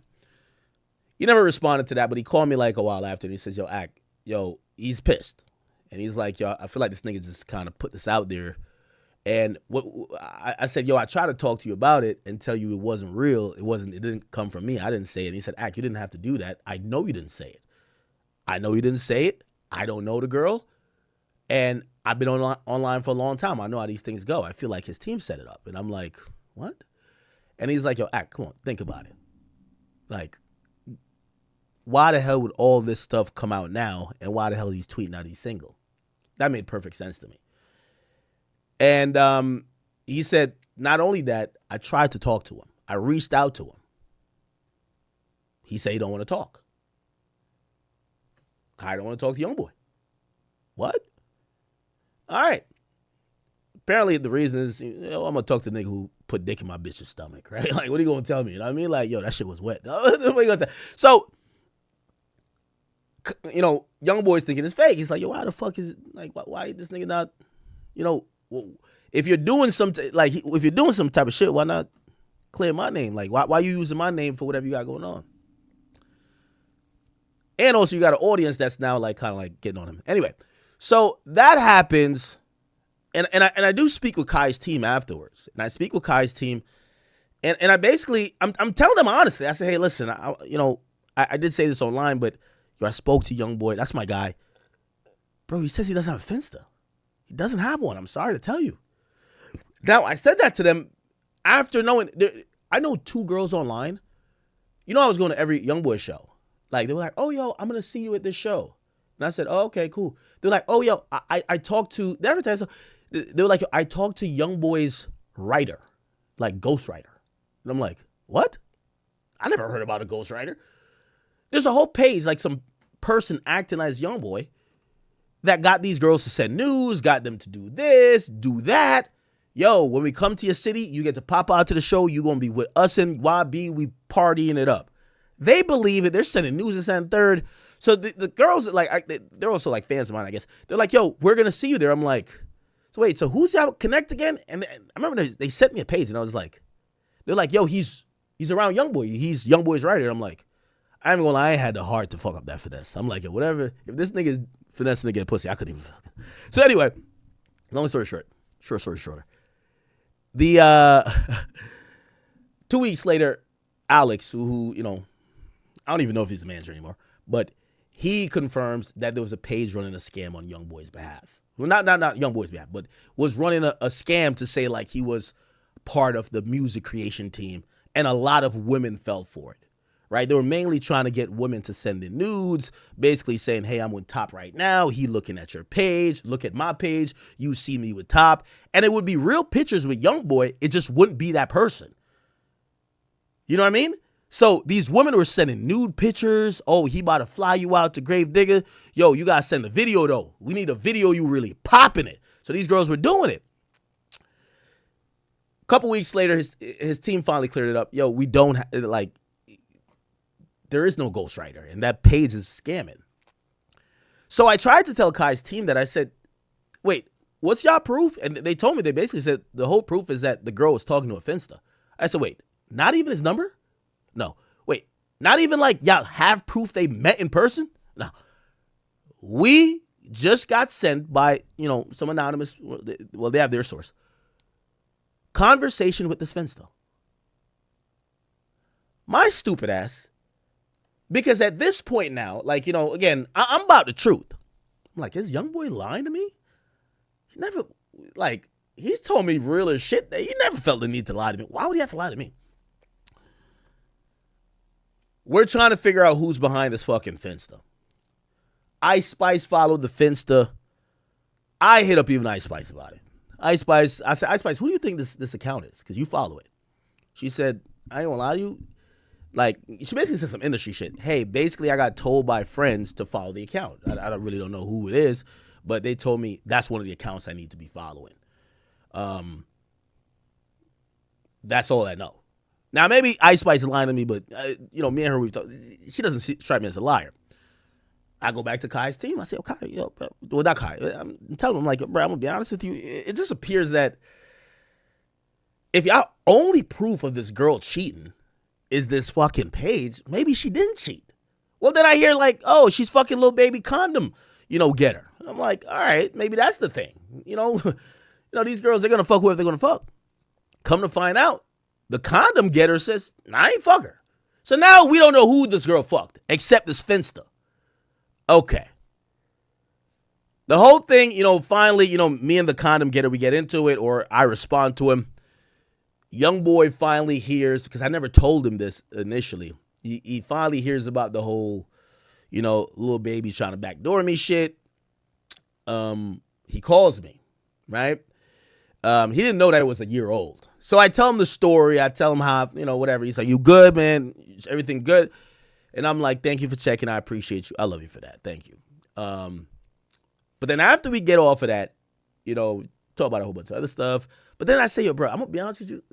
I want to keep it real with you, Top. Like, I know you told me you ain't had a Finsta, but like, I talked to Kai's team and they really believe that you have a Finsta. And it's kind of like why Kai kind of, you know what I mean? So I asked a couple people. I asked Ice Spice and he vehemently said, yo, Ak, I'm going to be honest with you. I'm not into that pussy ass shit, man. If I'm going to message somebody, whether it's a bitch or a nigga or somebody I want to, whatever, nigga, I want them to see that.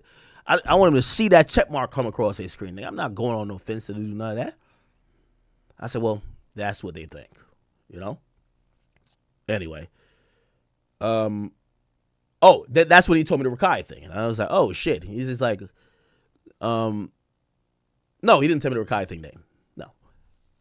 Oh, I told him the Rakai thing. He confirmed that. No, I was trying to get the nigga a Lambo. Then afterwards, which we're now caught up. So I went through all that to get caught up. Obviously, I know, like, I'm not here lying. But it appears that there's more fake stories that came out. And again, it's all back to this one fucking page. So remember the girl Samaya? Remember the girl Samaya? How do I spell her name? Samaya, right here. Remember the girl Samaya? Okay. Essentially, there's another lie that comes up that says, oh, Samaya is fucking with Youngboy too. And I think it came via the same page or another line-ass page. Let me see if I can just put Samaya Youngboy. Right? Let's see if we can find the rumor. Here we go. I want to show you where these rumors are coming from. It's really important to show it. Oh, here it goes. Oh, never mind. This is an actual guy. What? Messy Maj. Who the fuck is that? Reveals the main reason No Cap doesn't mess with Samaya anymore is because she allegedly been talking to Youngboy and Floyd Mayweather. Listen to this. Bama fuck with NBA Youngboy allegedly, but Samaya is now fucking with NBA Youngboy allegedly. So that's why No Cap don't really fuck with Samaya like how he used to, because he's not fucking with the fact that Samaya is fucking with another individual. I won't say his name, but it's indeed that she does somewhat fuck with NBA Youngboy. So Samaya fucks with NBA Youngboy on the low. I don't think the internet knows this. They probably won't. They probably will. I don't know. But from what I'm gathering and all of my sources and my research, she's fucking with NBA Youngboy. And Alabama at one point, I guess, did too. And yeah, it's just crazy. Like, Floyd ain't you fucking with NBA Youngboy. We already know that you fucking with NBA Youngboy, but they said it's a Okay, so it's not a fake page who said this. This is the blogger, supposedly. His name is Messy Maj. guaranteed fact that you're fucking with Floyd. That's why No Cap really cut your ass off, because he found out that you was fucking with Floyd, and he's not fucking with that. Floyd Mayweather, bitch. We're trying to figure out, are you fucking with Floyd Mayweather? Okay. Now, after that, I know it feels like a bunch of bullshit, right? Samaya got online and addressed the rumors that she was cheating on No Cap with Youngboy. Now, if you guys don't know, Youngboy's Make America Slime tour, No Cap was on it. Okay? Now, I was at a lot of those days. I seen No Cap a lot. I don't think I ever saw Samaya. I could be wrong, but I don't think I ever saw him. But I keep telling y'all, respectfully, and I'm not trying to out No Cap here. No Cap got 5 girls in about every major city, really thinking that they're his girlfriend. I swear. Like, I've had girls put it on their life, their mama, like their unborn kid, that they're his girlfriend. And I'm looking at him, I'm like, no, you ain't. You know what I mean? Like, the nigga got like 300 girlfriends. So anyway, I didn't really know about Samaya, but I guess she's a leading candidate because she's popular now. But she addresses a rumor that she cheated on him. Here's what she says. It's rumors about me fucking with Youngboy. Never fucking happened. Never happened. It's rumors that me and Cap stopped talking because of Youngboy. Never happened. Me and Cap stopped talking because of our own personal reasons. Way before, like, last year. We stopped talking last year. The end of last year, okay? Okay, so she finally addressed that, if you really give a fuck. And then Youngboy, which, again, this is only relevant because YB is now, is one thing if I tell you what YB tells me. And it's another thing if he gets online and says himself. So I don't know, I guess that video provoked him to kind of like respond to it again. And apparently the Messy Maj guy said the same thing that source for Kai said, which basically the proof of these people fucking with Youngboy is that they either follow this Finsta or they've been messaging this Finsta, and they believe this Finsta, the Girls and Millions thing that's now changed, they believe that's Youngboy, and because, that's why they said NBA, they said NLE Choppa's baby mamas got fucked by him because they're following the same page too. So NLE Choppa baby mama followed that page. Ice Spice followed the page. No one said Ice Spice did nothing. Samaya supposedly talked to the page, and then Kai's ex, Gigi, talked to the page, and they're saying that they fucked Youngboy. So Youngboy finally addressed it by saying this. In my last time telling you, nigga, why you stupid ass little boys to get yourself hurt behind a hoe? Man, I'm a gangster. I'm telling you like a man. I don't play on a fake page. I ain't got that to do, man. I'm too up. I'm too G'd up, man. Like, you want a nigga to fuck your bitch so bad, I'm telling you, I don't even talk to half of these little weird ass hoes y'all been bringing up. I wouldn't dare even talk to them. Never spoke to them. Fuck you animals, my dude. I was just saying, I don't think you niggas know how bad I can't stand y'all. Like, man, I spit on one of y'all girlfriends. Oh, shit. Like, on my soul, but I spit on one of them hoes. Like, man, I don't like you little boys, man. I come tell you, I really can't wait to catch half of y'all. Man, fuck you, bitch ass nigga. In my last time. Now, I don't want to put words in his mouth, but let me just lump the people who I believe the statement applies to. NLE Choppa. Well, first of all, he told me directly. He said I don't know what the NLE Choppa mom talking about. I never fucked that man's. I don't know if I should have said that because I think he's ignoring NLE Choppa. But he said never fucked NLE Choppa's baby moms, bro. Okay, so whatever NLE Choppa's mom is saying, he's like, respectfully, well, he didn't say respectfully, I'm saying it. He never fucked your baby mamas. So, you know what I mean? Go fix your relationship. He ain't fuck them. Kai, he didn't fuck your girl either. And, I don't think No Cap, is feeling no type of way or cares because No Cap got 1,400 girlfriends. But he ain't fucked Samaya either. Okay? It's kind of interesting because if you heard... years ago when people were talking about Youngboy and his love life or who he fucked, it felt like people were kind of looking at him like Magic Johnson, my nigga. Like now all these chicks want to be linked with him. It's like nobody gives a fuck. You know what I mean? So he's kind of here trying to say, stop giving me pussy that I didn't even fuck. Okay? And stop trying to say I fucked your girl when I didn't, because now it's kind of getting weird, like you almost wanted me to fuck your girl. Which, I don't know. Anyway, he said that, and then a lot of other shit kind of like, came behind that. So he said that, and what happened afterwards? Who the heck is this? I don't know what that is. Then he recorded some other shit, which was this. No rapping is bitch got nothing good to say about nobody. Oh, she hated on her. He played with her. I'm slimy around her, bitch, whatever. You got the game fucked up. You just another ran through body. All these niggas that you done fucked and somehow you still ain't nobody. But I love your nasty trash shades. Cricket booted, plastic ass. Bitch be treating me like I'm shit. And I ain't do shit that's all that bad. She say she pee, she prostitute. Nasty hoe all about her bag. I'ma sip my drink like fuck them pills and just relax. You ain't coming back no more. Oh shit, it's kind of like a dope freestyle. I'm so good, I'm gonna fuck you. No rap. Okay. So he spits some freestyle. And then everybody, I feel like we were like days of NBA Youngboy life right at this point.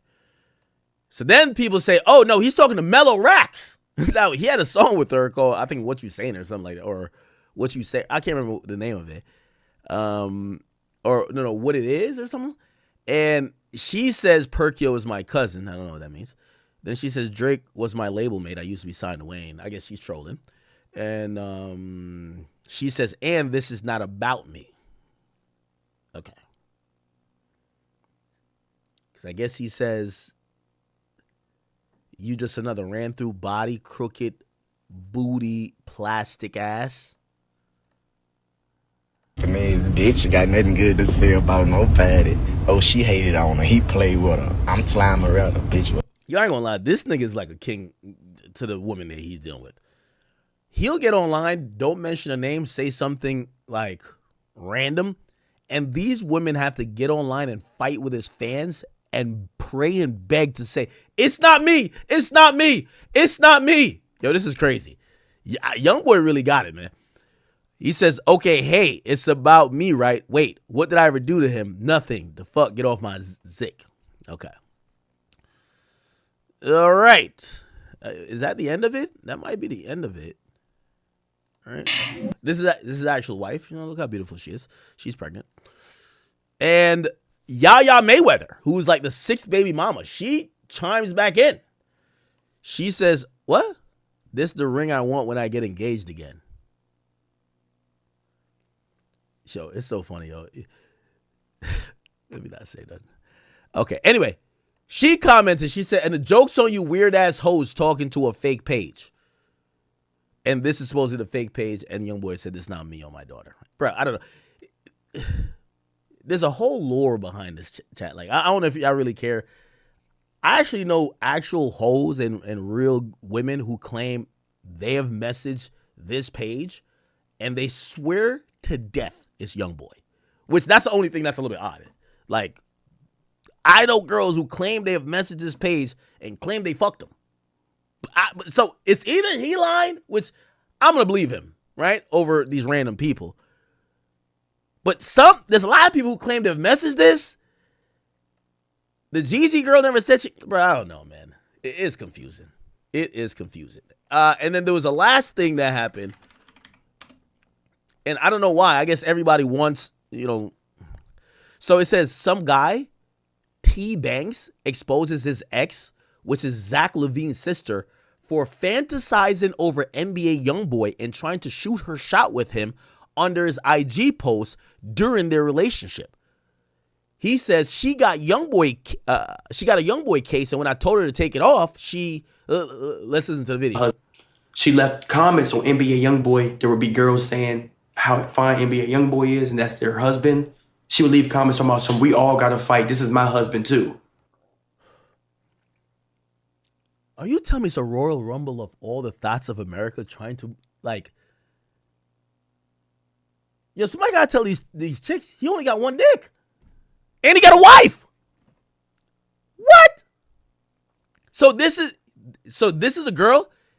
Imagine being in a relationship with your girl and she's under NBA Youngboy post saying, that's my man, and all you other bitches under here gotta fight me for him.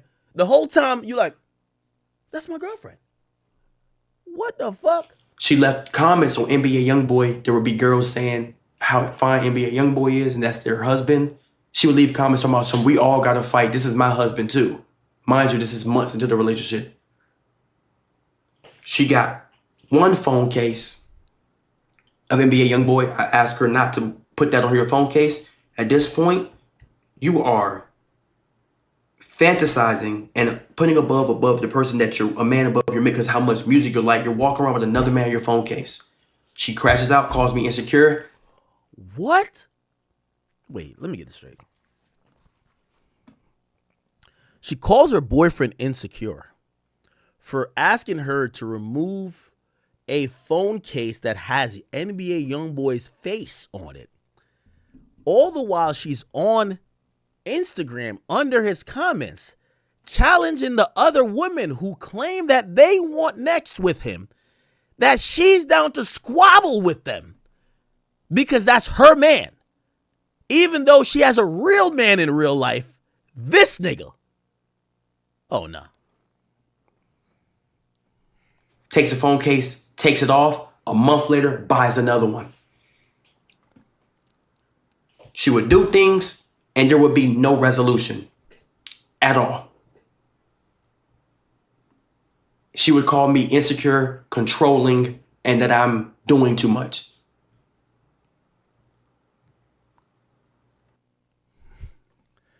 Yo, I keep telling y'all, man. I'm whatever secrets. I've asked him too. Like, we've talked a little bit about that. Because ironically, you want to hear one of the conversations I had with him recently? I said, yo. So I told her, first of all, how old is Youngboy? How old is Youngboy? So Youngboy is 26. Tell me if this is where I hit the meme like, yo, he's in his 30s, by the way, or whatever. Yo, so I say to Youngboy, wait, how many kids Youngboy have? So Youngboy got 12. I thought he had like 14. Oh, no. Okay, it reports he's expecting his 14th kid, so he's about to have 14. So I say to Youngboy, one thing, we check up on each other sometimes. So I told Youngboy, I said, Youngboy, I think this year or next year gonna be the year that, I think I want to have a kid, man. I don't got no kids. So I'm talking to him. I get it. He's like younger than me, but he got 14 of them. Like he's learned a thing or two, right? So I tell him, I say, yo, YB, man, I think I'm like getting to the point, like I want to have a kid. You know what I mean? So, and I'm kind of like bouncing ideas off him just as a homie, not like, ironically, the funny thing he told me, he was just like,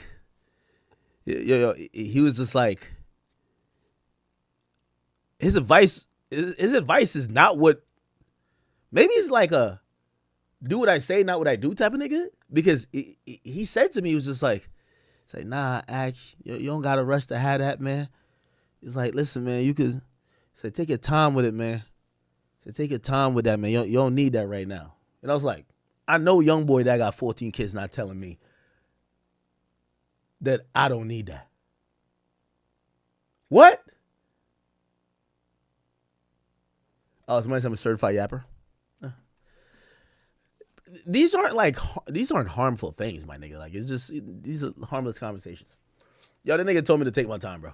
I swear. Youngboy told me to take my time. So I'm like, that nigga 14 ahead in the game. I ain't got one yet. He told me to take my time, gang. This shit crazy. Anyway, he quote tweeted this video and he says, at this point,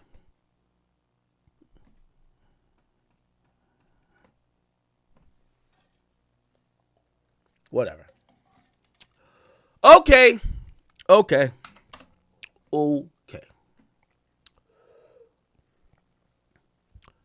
That was the days of the Youngboy files.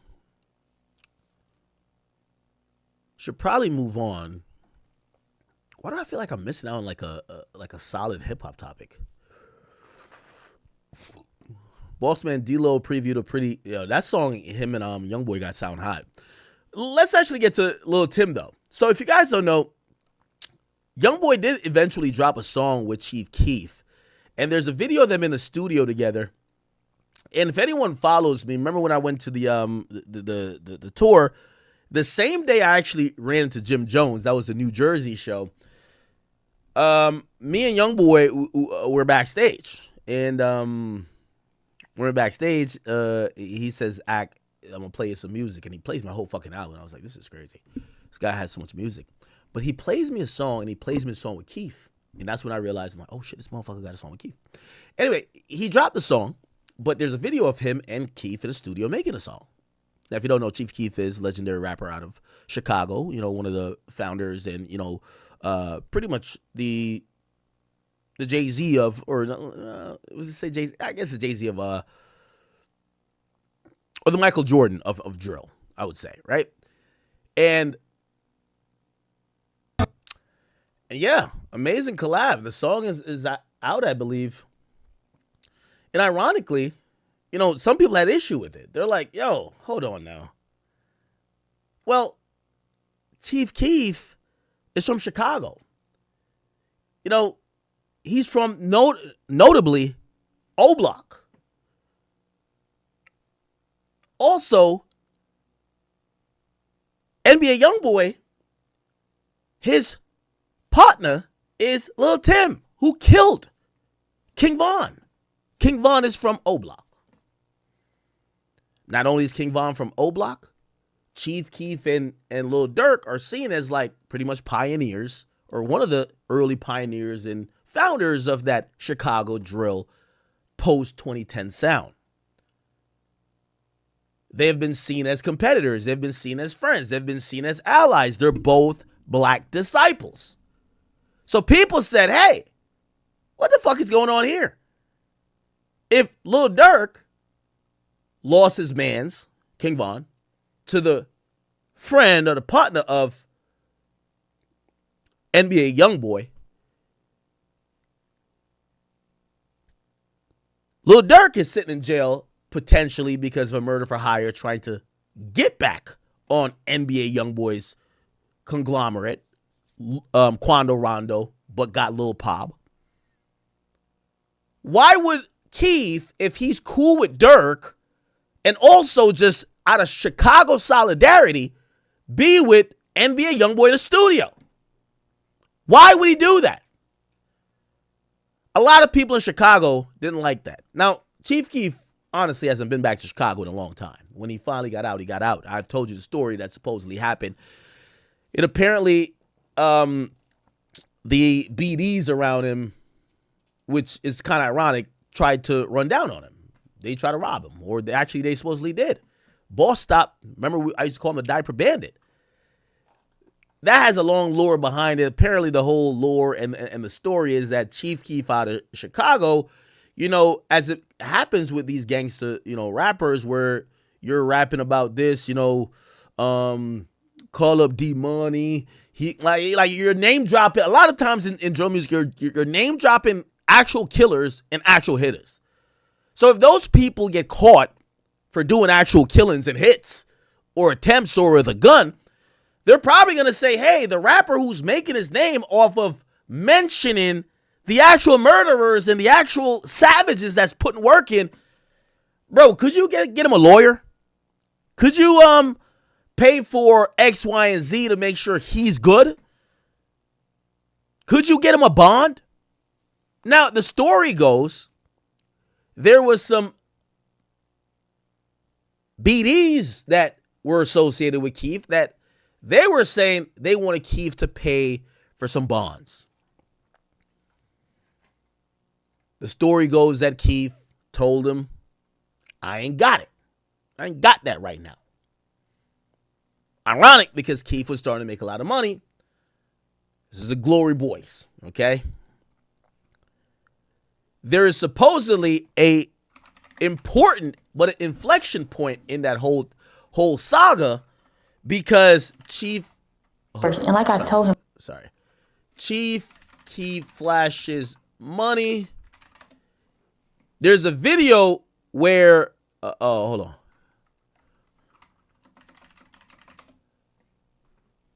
Where Chief Keef is flashing money in an Instagram video, but he's saying, I ain't got it, I'm broke.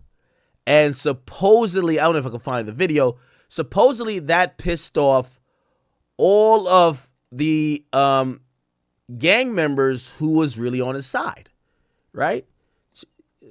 It's not, I ain't got it, it's broke. Let me see. Here we go. So we say our homie booked the shit. His bond 25,000. Okay, so he's telling the same story. We got 18,000. We need 75 more hundred, right? So somebody gets booked. They supposedly scrounge up, and this is the interesting part. Remember, Chief Keef left Chicago, which this is why this is all ironic. Chief Keef leaves Chicago because essentially his own homies try to pull a move on him. While Vaughn was alive, Vaughn would explain, remember, Vaughn is also from O Block, the real intricate details of it, leading some to speculate maybe Vaughn didn't get along with Keef. We never really seen the synergy with them. However, Vaughn has now died, and subsequently later, Keef supposedly has dated Vaughn's sister. This is all like a clusterfuck, people. So the nigga said, he said, oh yeah, that's all y'all need. Ooh. I just spent that shit on shoes. Ooh. Okay, so they're saying Keef said, you only need 7,500? Oh, I spent that on shoes. I got y'all. Right. Why you say it like that, though? Now we call him again like a week later or something. So they called him again a week later. Damn, what's up with that money, gang? Like, you know, we trying to get folks out. Vaughn. Yeah, how much y'all need? We need 7,500 and shit. Ooh. Now, this is a minute ago. So now you get that. Folks get that. What do you say? Yeah, 7,500. I just threw that shit in the club and shit. So apparently he tells them, he said, yo, 7,500, nigga, I throw that in the club. Ooh. So motherfuckers see folks. Motherfucker take folks' chain off his neck and shit. Motherfucker take folks' shit to go get the bomb money. Man, niggas be back door.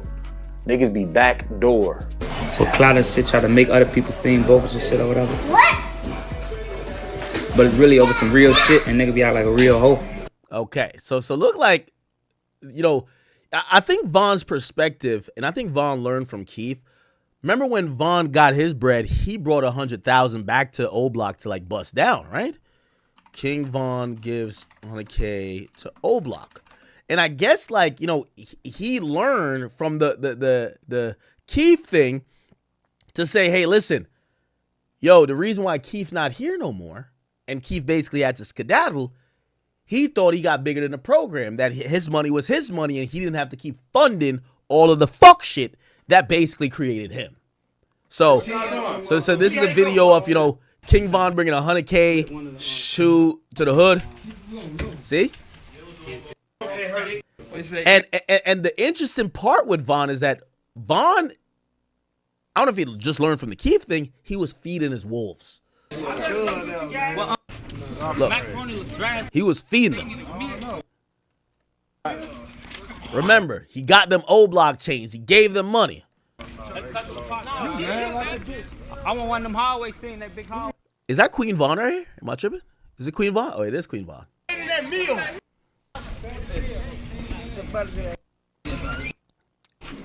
I'd be like, yeah, so Vaughn, you know, as the story goes, he kept giving back to the hood. By the way, there's a little bit more even with that with Dirk, where Dirk kind of almost essentially on an underground level, I'm not going to say too much, you know, because I don't want him to say that's a Warren Shot Right guy. Dirk, Dirk got that song where he says, you say your homie name in a song got hot, like you got him hot or whatever. Let's see what songs are. That song is no. You say his name. Okay, you say his name inside a song that got your brother hot. Yeah, that's it. It's on Shoulda Ducked. Those are interesting lyrics.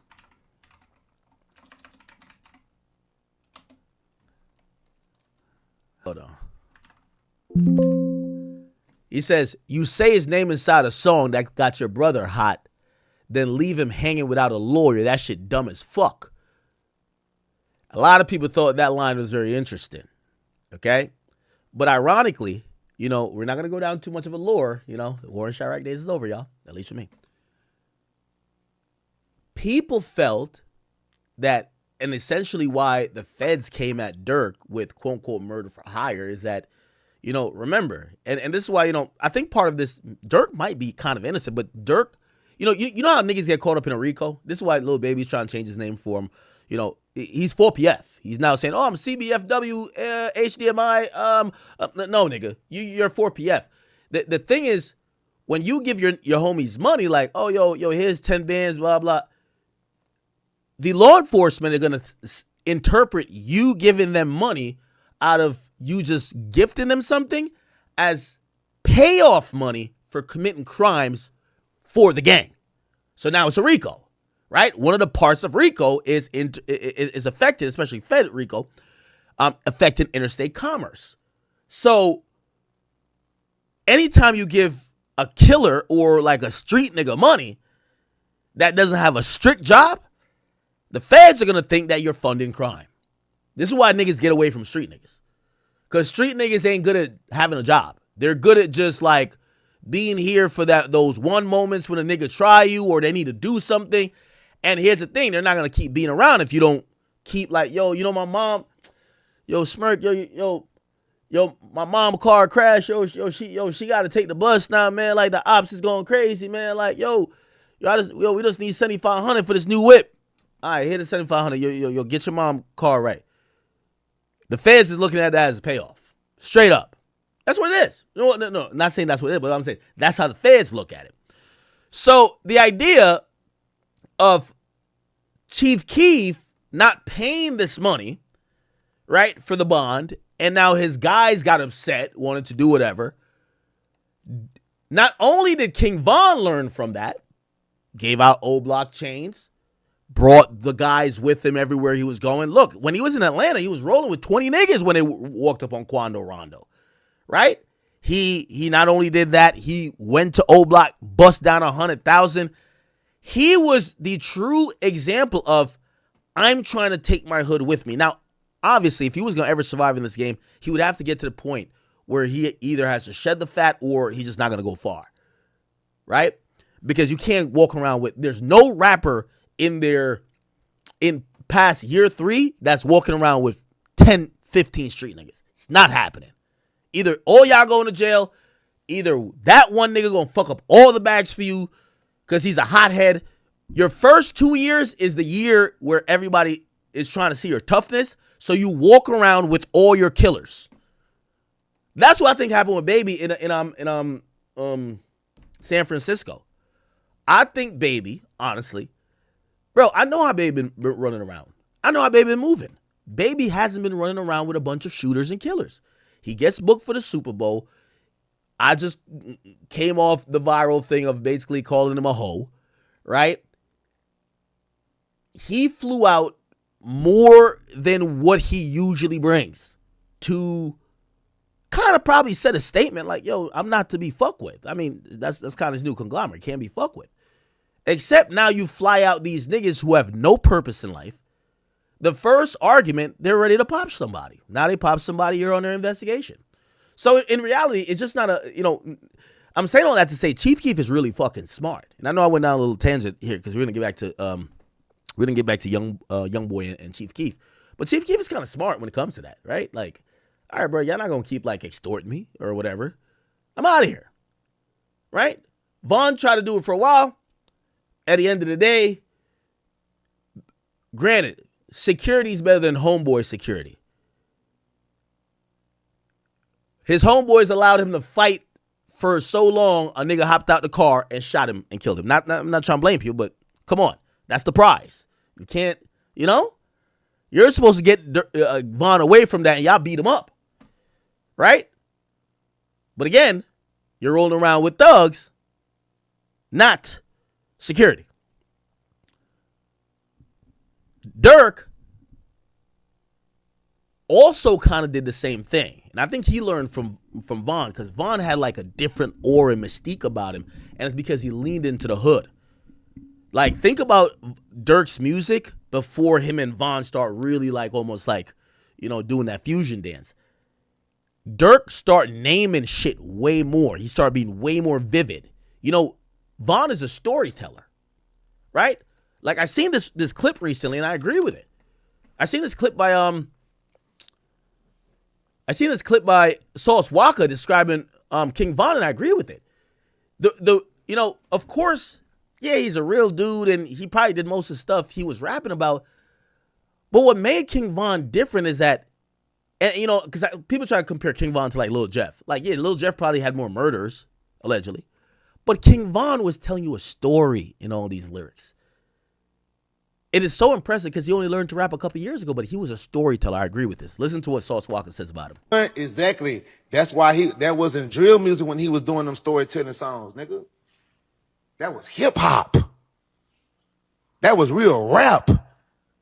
That's why Von was showcasing and teaching you niggas, I am an actual artist. I am a musician. That wasn't a drill song. That song had a substance, it had a beginning, a climax. That shit was laid out. That was some ghetto gospel shit, nigga. He could rap for real. Why y'all want to disrespect this nigga? The young nigga could rap. The drill shit is what got him in the game, but he made those story songs to show that I have real struggle. Why He Told, Crazy Story, Part 1, Part 2, 2.5. I think it was a Part 3. Took him to the O. Like, most of it, like, Demon, Gleesh Place. These are all, like, he takes, like, an incident. Yo, so we run into Gleesh Place. Like, I'm not gonna lie. I really think King Von would have been one of the best storytellers. Like, he's so real, we think everything is real that he's spitting. But he may be rapping about somebody else's story or a story he heard. But he is storytelling in all of those rhymes. Structure. He showed that I am an actual artist with an actual skill set. See what I'm saying? Which it does not decon. Exactly. That's why that wasn't. I agree. I think he did drill music, but drill music, he was the most prolific storyteller I've ever seen. Just look at the lyrics. Took her to the O. It starts like a story. Just got some top from the stripper bitch. She's from KEEF. Just bought a Glock with a ruler clip. Boy, don't play with me. The bitch a hoe. Met her at the store. You know how I go. She want to smoke. I bought her some dope and took her to the O. And she repeats it again. It says, we in the car. She don't live that far. She said she left her purse and I ain't tripping. I'm a player. So we could go there first. I bust a U, pull up to the spot. She live by the park. It's getting dark. My Glock on my lap. I'm just thinking smart. So she hop out. She switching and shit. The bitch thinking shit. She got 2 minutes. If she ain't back out, that bitch gonna need a lift. She left her phone, so I picked it up. This hoe is slow as fuck. 9 missed calls. 3 of them from mom. The other 6 say duck. So I look up. Then I see a truck. It's pulling up. Someone hopped out. It's a big goofy nigga. He's trying to look tough. I'm like, what? What he trying to do? So I clutched my move. But he kept walking. He don't want no smoke because he ain't bulletproof. She walk out. She stop in her tracks. She get to stepping back. Then I hit smack. This big goofy nigga, he pulling her tracks. I want to help. But this ain't my hoe. You know how I go. Don't got no cape. I still got her phone. She taking too long. She get loose. She run to my car. So I hit the locks. Toss her phone. Told Shorty, I'm going. Bitch, you on your own. But here come Goofy. He hollering and shit, yelling about a bitch. Picked up a brick. He merchant on brick and threw it at my whip. Now I'm like, shit. I hop out so quick. Then I raise my blick and I don't miss. I let it off 2 shots. I hit him in the shit. Now Von think quick. What you finna do? Because this gonna make the news. Got to make your move. Told that bitch get in because she looking confused. I broke the rules because this bitch a witness. And I just popped dude. See, like, this is essentially a fictional story of him running into, it says duck. Him running to FBG Duck. Like, again, I know, like, sometimes you look at these guys as just like, just gangsters, but like, that's really brilliant, like, storytelling. And obviously, that story didn't happen. Crazy story. Clearly, you could know that's going to be those stories. But he has a lot of other stories. Let me see what else. Yeah, Demon. Demon is a storytelling song, right? He says he's telling you how he turned into what you know him as. You know? Okay, it's always the verse. Let me tell you the truth. Most of these niggas they fool and they don't really fuck with you. Let me tell you the truth. Went on a drill with my homie. That nigga ain't even shoot. Steady accent gangster. That ain't even you. Set up by bitches. They ain't even cute. I won't tell a soul. I be keeping mute. Watt be shooting shit. He don't even hoop. I was out the window. He was out the roof. I was on the block. He was at the loop. I was in the Ford. He was in the Taurus. I was in the zoo shooting shit with Zoo. Supposedly THF Zoo. Talking about bodies. Well, I got a few. 4 plus 3. He's basically saying 7. 3 plus 2. Now, the way how they talk in Chicago is they have bodies and attempts. So, like, if you killed the person, like, I know this sounds crazy. If you killed the person, that's bodies. If you shot at the person, maybe you wounded them, maybe you missed, those are attempts. So he's saying he got 4 plus 3, that's 7 bodies, and 3 plus 2 means 5 attempts. I'm King Von, nigga. Who is you? We gonna buy them all when they free. Duke, never stingy, you could get it too. Glocks never jamming, blah, blah, blah. Okay. We done caught more bodies than a common flu. Snatch them out of his crib, put them on the news. Okay, yeah. I mean, also, why he told is definitely one of those too. Why he told is like a, let me see if I can find why he told. Yeah, like why he told is a classic. It's a storytelling song. If you guys go back to storytelling artists, like Biggie's a storytelling artist, right? It says, man, I don't know why he told. That boy was realer than a bitch. You know, he folded. He could have hit him with a script, but he ain't sugarcoated. He told him what he told him.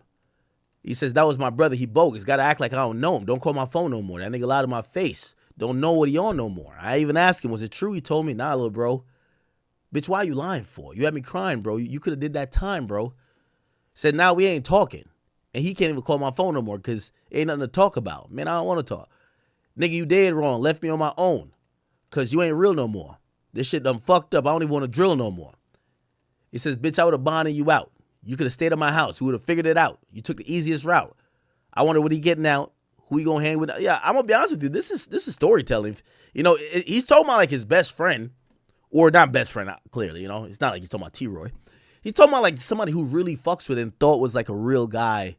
Him find out he told. So you could have hit him with a script, but he ain't sugarcoated. He told him what he told him. That was my brother. He bogus. Got to act like I don't know him. Don't call my phone no more. Nigga lied to me. Whatever. And he says, oh, you a witness now? The realest nigga that I knew, you done turned into Mickey Mouse? I heard that they got you in that room. You put the business out? I bet they gave your ass some food, man. Say you was get down. Now sit your dumb ass down. You know? Yeah, no, I agree with that. Anyway, I know I've kind of went, you know, tangent after tangent. Well, I kind of say all that. And, you know, I give Vaughn his credit to say, oh, and by the way, I don't want to, there's a whole lore about King Vaughn, Blood Money, Chief Keef. Y'all could just Google this and, you know, it's probably going to be a Reddit story somewhere. Well, here we go.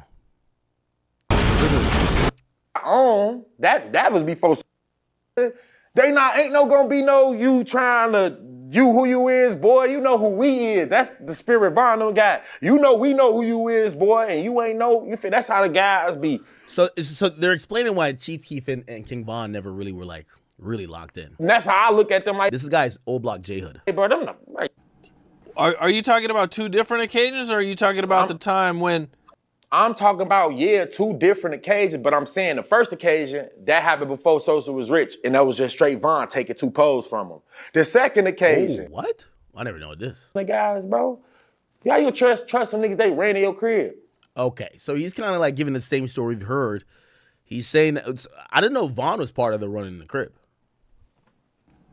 Are you talking about 2 different occasions, or are you talking about the time when? I'm talking about, 2 different occasions, but I'm saying the first. Oh, so they're claiming that King Von had 2 different occasions or run-ins with Keef? First occasion, that happened before Sosa was rich, and that was just straight Von taking 2 poles from him. The second occasion was with Top and all them. Man, again, when I said Sosa ain't stupid, I'm saying Sosa ain't stupid because he know that Von and T-Roy follow up behind Top. That was his minions, like, or whatever you want to call it, they following him. And so nigga Sosa already knew he couldn't trust Top. Or shit, or let alone them either. Von. So he's saying that Chief Keef couldn't trust Boss Top because Boss Top is really locked in with Von. And Von supposedly tried to bust a move on again, but I'm explaining the lore of why you will see Keef in the same room as Youngboy, because the majority of Chicago would think if you respect Chicago as a whole, you know, the nigga got a song that said clean up on Alo. You know what I mean? Nigga mad because, you know what I mean, like whatever about his dead cousin, you know what I mean? Even though I don't think Von and Dirk were really cousins, but whatever. A lot of people from Chicago would say, why would you fuck with this guy? But he's given the explanations that maybe Keef never fucked with Von at all because of these reasons. Von supposedly ran his crib, took 2 guns. That's what polls mean. And then now he's explaining some other shit. Von already finessed him. Nah. He already knew what they was on. So he just showing y'all for real. He probably like F them. That's just how he look at it. And I ain't gonna say he right or wrong, man. He feel it, and that happened to him. It ain't happened to me. So whatever happened to Sosa, and however he choose to go about it, that's how he did. I did the same things too. Like, man, you got to separate yourself from people sometime, bro. Niggas be back door. Niggas be back door. Sound like some Ty Lue shit. It look like Ty Lue would fit perfectly in O-Block. Really. And so Sosa did right regardless. He's still alive. He ain't. You feel me? He still got hope. So, hey, he did what was best for him. Why would Von steal 2 guns from Chief Keef? That was Von. Why would Von be robbing people when he's rich? What? Evil gonna do evil, nigga. Evil gonna do evil. I love. Oh, that nigga said evil gonna do evil. Yeah, you ever seen this?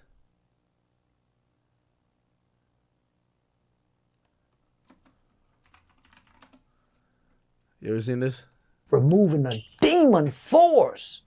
One of Satan's greatest soldiers was King. Removing a... Nigga said King Von was one of Satan's greatest soldiers. Bro, Cub was a fucking... Bro, he was dead, bro. If he wanted you out of there, he'll go do it himself on feet by himself. He was dead. Removing a demon force. One of Satan's greatest soldiers was King Von.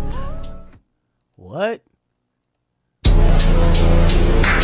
It said King Von was one of Satan's greatest soldiers. Charleston White believes King Von was a genuine real-life demon. A regular human can't kill no demon. That's why the demons are terrorizing everybody. King Von is one of the only few demons we done seen die who professed out of his mouth. The Bible says, what's in your heart, it go come out of your mouth. He said, I'm a demon, man. I'm on demon time. The only reason King Von was free, the witnesses came up dead a day before the trial. Did y'all forget? He was in a documentary laughing. You know how sick and demonic you gotta be? So to watch King Von die before the world was an act of... Yeah, no, that was diabolical too. I don't know if y'all remember this. So there's somebody named K.I. There was a female that supposedly was involved in the drill movement era. K.I. documentary, King Von. And essentially Von was in the documentary. Now here's the thing. They claim Von killed her. Imagine somebody's documentary about their life. You're in a documentary. No, he was so sarcastic. He'd be like, oh, her? Oh, no, I was just trying to fuck. That's it. Bro, did you kill her or not? He don't like me. What's the life? It's like when King Von academics duck. Nigga, I thought it was sincere. Look, keep it on it. You know you and Duck didn't make up. His mom came out. They said, you and Duck. Gang, how you gonna tell? See that this ain't right. Gang, how y'all gonna say that? His mom said that would never happen. His mama was not there. I ain't never met his mama. I don't know his mama. You see what I'm saying? Come to find out, the feds allege that he paid for the 6 men, or I think it's the 6 men, to go kill. Yo, Von was like some other shit. The nigga was on an interview with me saying, nah, man, we made up. That's my guy. Whole time later on, after he dies, the feds indict a bunch of people claiming that he paid for the hit. I've talked to him. You see what I'm saying? They and then they deleted all our DMs, so I can't show them the. I don't know why they do that. You see what I'm saying? Like but they ain't gonna show you that. They just want to look like we into it. So were you saddened by the news that he was murdered then? Man, that shit hurt. I ain't even go to sleep at night. Yo, I'm gonna be honest with you. In the moment, I believed him. I can't believe that shit. Hold on, man.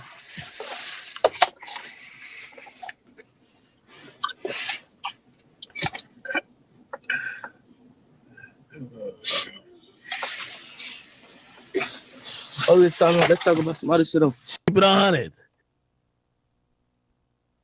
People want to know on some real shit. Don't troll with me, Vaughn. Keep it 100. You know you hurt. I ain't even go to sleep at night. I can't believe that shit. Why was he eating like that? Hold on, man. Was he crying?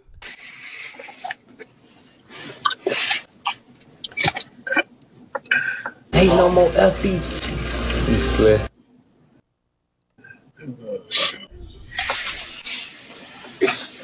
Oh, let's talk about some other shit. Yeah.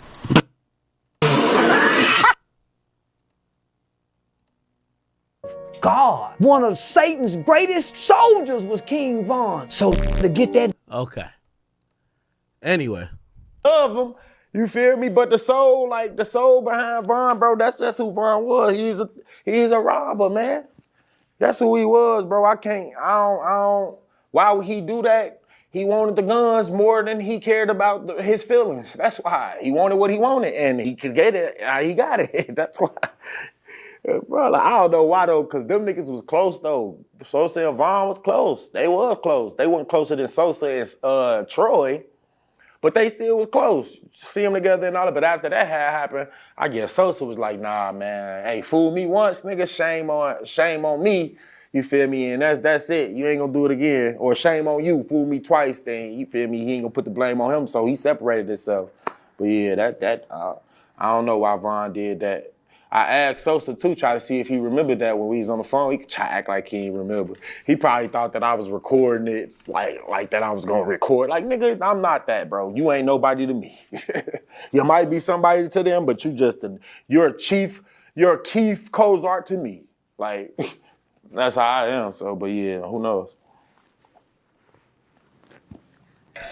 So there was the peace treaty, right? And it was between 600 and Jaro and 600 Old Block and Jaro. And was this after a girl was killed, I believe? I don't remember a specific person dying that led to this. It definitely wasn't no girl at all. Cause I mean, the only girl that had their life taken that was like, that we was actually talking or bumping heads about was K.I. You feel me? And so it wasn't no other woman that had. I read about this peace treaty happening because an innocent victim got killed, a girl, I believe. But I don't know if it's true or not. I ain't hear nothing about that. Niggas don't care about nobody getting no innocent people get killed. They ain't finna do to stop that. You gonna stop and want to call a peace treaty because y'all tired of getting shot. They don't be caring about people that ain't theirs, bro. They be so glad it went, bro. Them like, come on, bro. We not thinking about nobody else. And the peace treaty ended because D-Thing was killed not too long after. It's like they called the peace treaty so that they could kill him. They killed, after they did that, after they called the peace treaty, 600 was just walking like that. Like, that's why we went to the party late, I remember, because we wasn't really trusting that. They was just acting like, man, it's a peace treaty. They got freedom to the whole world. So they was doing what they was wanting to do. They didn't care no more. They was just going up and down, man, and they took D-Thing life, man, right there close to 63rd, man. Shot him in his stomach, and he died by shot. He didn't even die. The doctor say he didn't even die because of the bullet. He died because he was scared. What? Damn. Man, right? Terrible, bro. And how did this party, How was the party that you guys went to? Was it and nothing Nah, the happened? one that Everybody was cool that night? one, bro. Now I know I don't want to get all the way back in Chicago lore with y'all, but What about Blood Money, bro? So this is kind of like the main thing behind it, right? So Blood Money was the cousin of Chief Keef, and this guy, and yes, he's childhood friends with Chief Keef and King Von. So like this is why like he's important, and like that's why his word matters. So he was childhood friends with Chief Keef. Yeah, there's old pictures of all of them. Him, Keef, him, Von, all three of them. And this is what he comes out 3 years ago and says. Hating on Blood Money. Man, look, see, I'm gonna keep it straight funky. That shit was straight back though. You don't gotta believe it. You can hear whatever. Oh, these people saw this. I don't give a fuck what y'all heard. I ain't out here seeing talking on my ass like these niggas do, bro. Folks them killed T-Roy and Von killed that nigga. No. Now, that's why this gets complicated.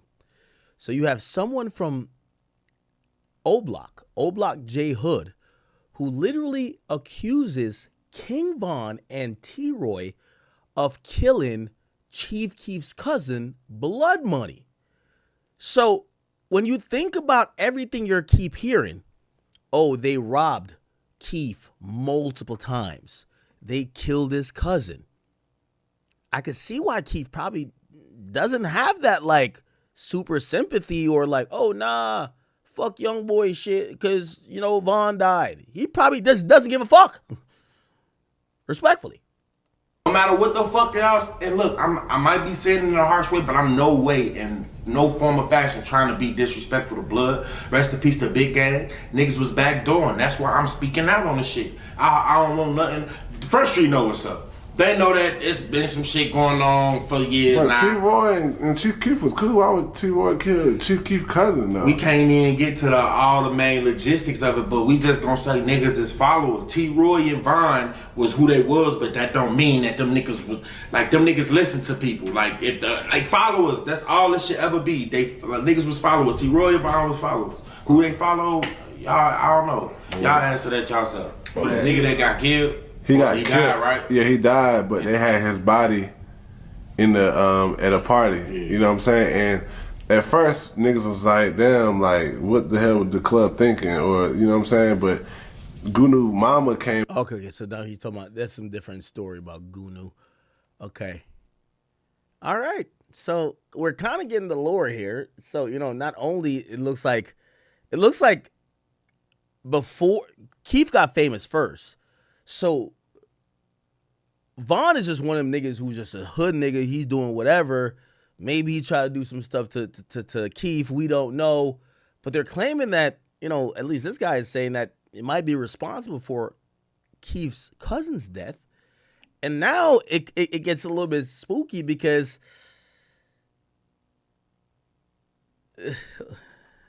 King Von speaks on Chief Keef. I don't think he ever really said anything crazy.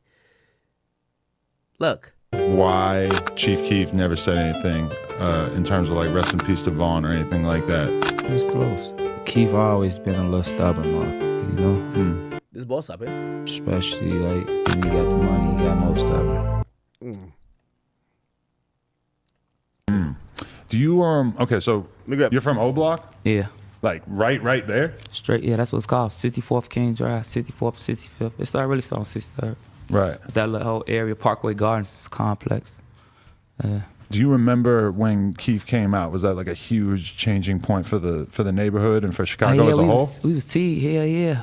Yeah, Chicago as a whole, but really for us, because, you know, he from my block, so shit, you know how that shit go. But I was in jail. Oh, okay. So I was out first when we started rapping, he started going crazy. So you know, the shit been raw to us and shit, but now everybody get to listen to it. Now I'm in jail. They call him like, man, folks on the radio and shit now. So it looks like Von never really had no animosity, but maybe animosity was on the other side because, you know, Von looked like he was doing shit to people. It looked like nobody was doing nothing to him. Folks going crazy, like he taking off with the shit. So I'm like, damn, what the fuck? Yeah. You know? But I'm in jail. I'm thinking about jail. Swimming shit. Can't really find much videos.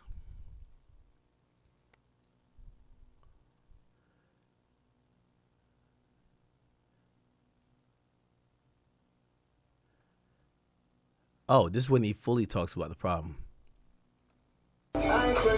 my money. And the only reason folks took folks' chain because the my nigga lied to gun. say he gonna get some money from my homie Bond, right? Okay, so this way we saw that story already. Did they ever really communicate? So it looked like Boss Stop and Vaughn was you know, they were locked in. Yeah, we can't find anything else. Chief Keef reacts to King Von's death.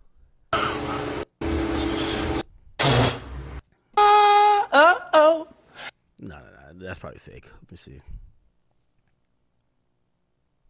Oh, Chief Keef was defending Von's name. Oh, this is on RP. Oh, watch this. King Von, if Chief Keef has love in O Block. Here we go. Hey, yeah. There you go. Shit with Sosa? So, description.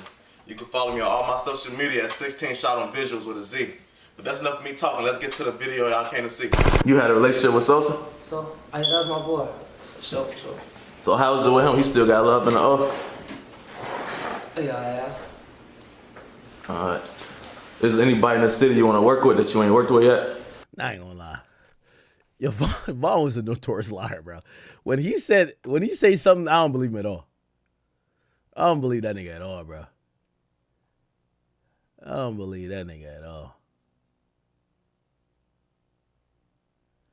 But Chief Keef has never really said nothing.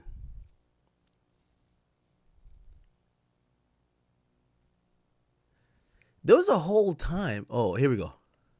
Why you think Sosa never spoke about Von? First of all, it was a situation with them robbing. Sosa one of them people, bro, like, even if y'all think he forgave a motherfucker, bro, he don't forget. Sosa, like, when that shit happened, folk, with his crib and his chain and all that, he never forgot that, and Von was there. And Troy was there, too, so I get what you see. He gave Troy some love when he died, so why didn't he give Von some love when he died? But it's like I Oh, T-Roy was there? I ain't gonna say spent time like being against Sosa, but you know, it was a bunch of in-house shit with him and Dirt. You ain't come be with me, you wanna be OTF. You ain't wanna come be Glow Gang, even though we O-Block. Fo wasn't the one that did it, he just was one of the ones that was with it. Sosa, he just one of them type of dudes for like, I know he love on. I know he got love for him, and I know. Interesting. Was King Von a stand-up tour, nigga?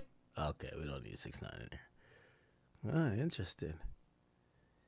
So that led into like, there was supposedly like, you know, Dirk and Chief Keef relationship. It's kind of like an interesting thing between industry money. He had been repping the BD since he was wrong. Their block is close to Parkway Gardens, aka O Block, so he was always tight with a lot of the same dudes Keef knew. Back in the day, Dirk wanted to make it to the NBA. All right, let me skip squad. I say fuck him. We'll go roll with him. Okay, let's support. And he allegedly sent the first shot at Dirk when he tweeted OTG #only the glow. It's not clear what Sosa really. Ooh, so I guess maybe Keef thought he was like, yo, I'm the most popping nigga out here. Bond. And that's where the real issues between him and Keef started. When Dirk got booked, most of his OTF and GBE homies hopped on Twitter to show love. Okay, Rondo. Okay, all right. You know, Lil Reese from Lamron, but he's tweeting 300. Lil Durk, okay. Oh, Fredo was. Okay, everybody kind of was is LA Capone? All right. What was weird about the situation is that Keef never threw him any support, and he allegedly sent the first shot at Dirk when he tweeted OTG #only the glow.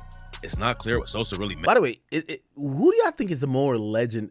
Obviously, Keef is Keef, but who y'all think is a more legendary drill figure? So I have like this interesting perspective of how I look at drill.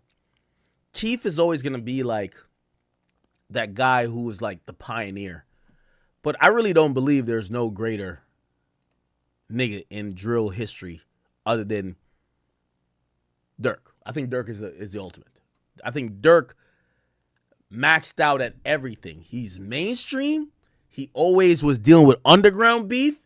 He was making raw music. He was tapped in with the hood. He was doing everything. Like, he was hitting all the bases. Meant with the tweet, but a lot of people think he was calling Dirk's only the family crew and saying he wasn't rocking with that side anymore. Dirk and Keef have never really aired out what actually happened. Nah, Keef started this shit. But put it like this. Dirk helped shape Chicago. Let's just say that. Okay, Keef started it, but when drill kind of went down a bit, he left. Dirk shaped Chicago. That's why I look at him. I think Dirk while Keef is like the originator and pioneer, like Dirk the greatest ever, bro, when it comes to drill. That's how I look at it. Dirk is the greatest ever when it comes to drill. Respectfully. He hit that shit on the highest level. He made pop song dissing niggas in the hood.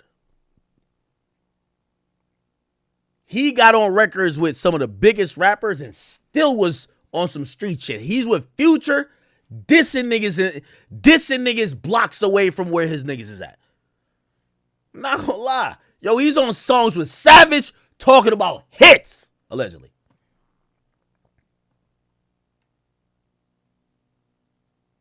Now, shout out to Young Poppy. Somebody says, I'm biased.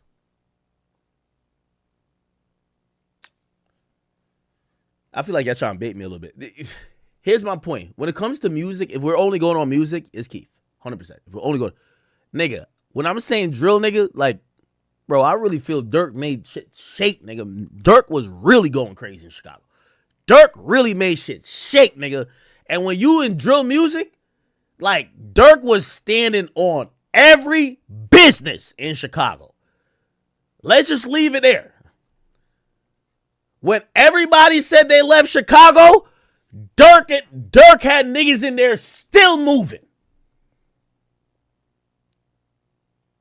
Like, when Dirk said he's the voice, that nigga is the voice.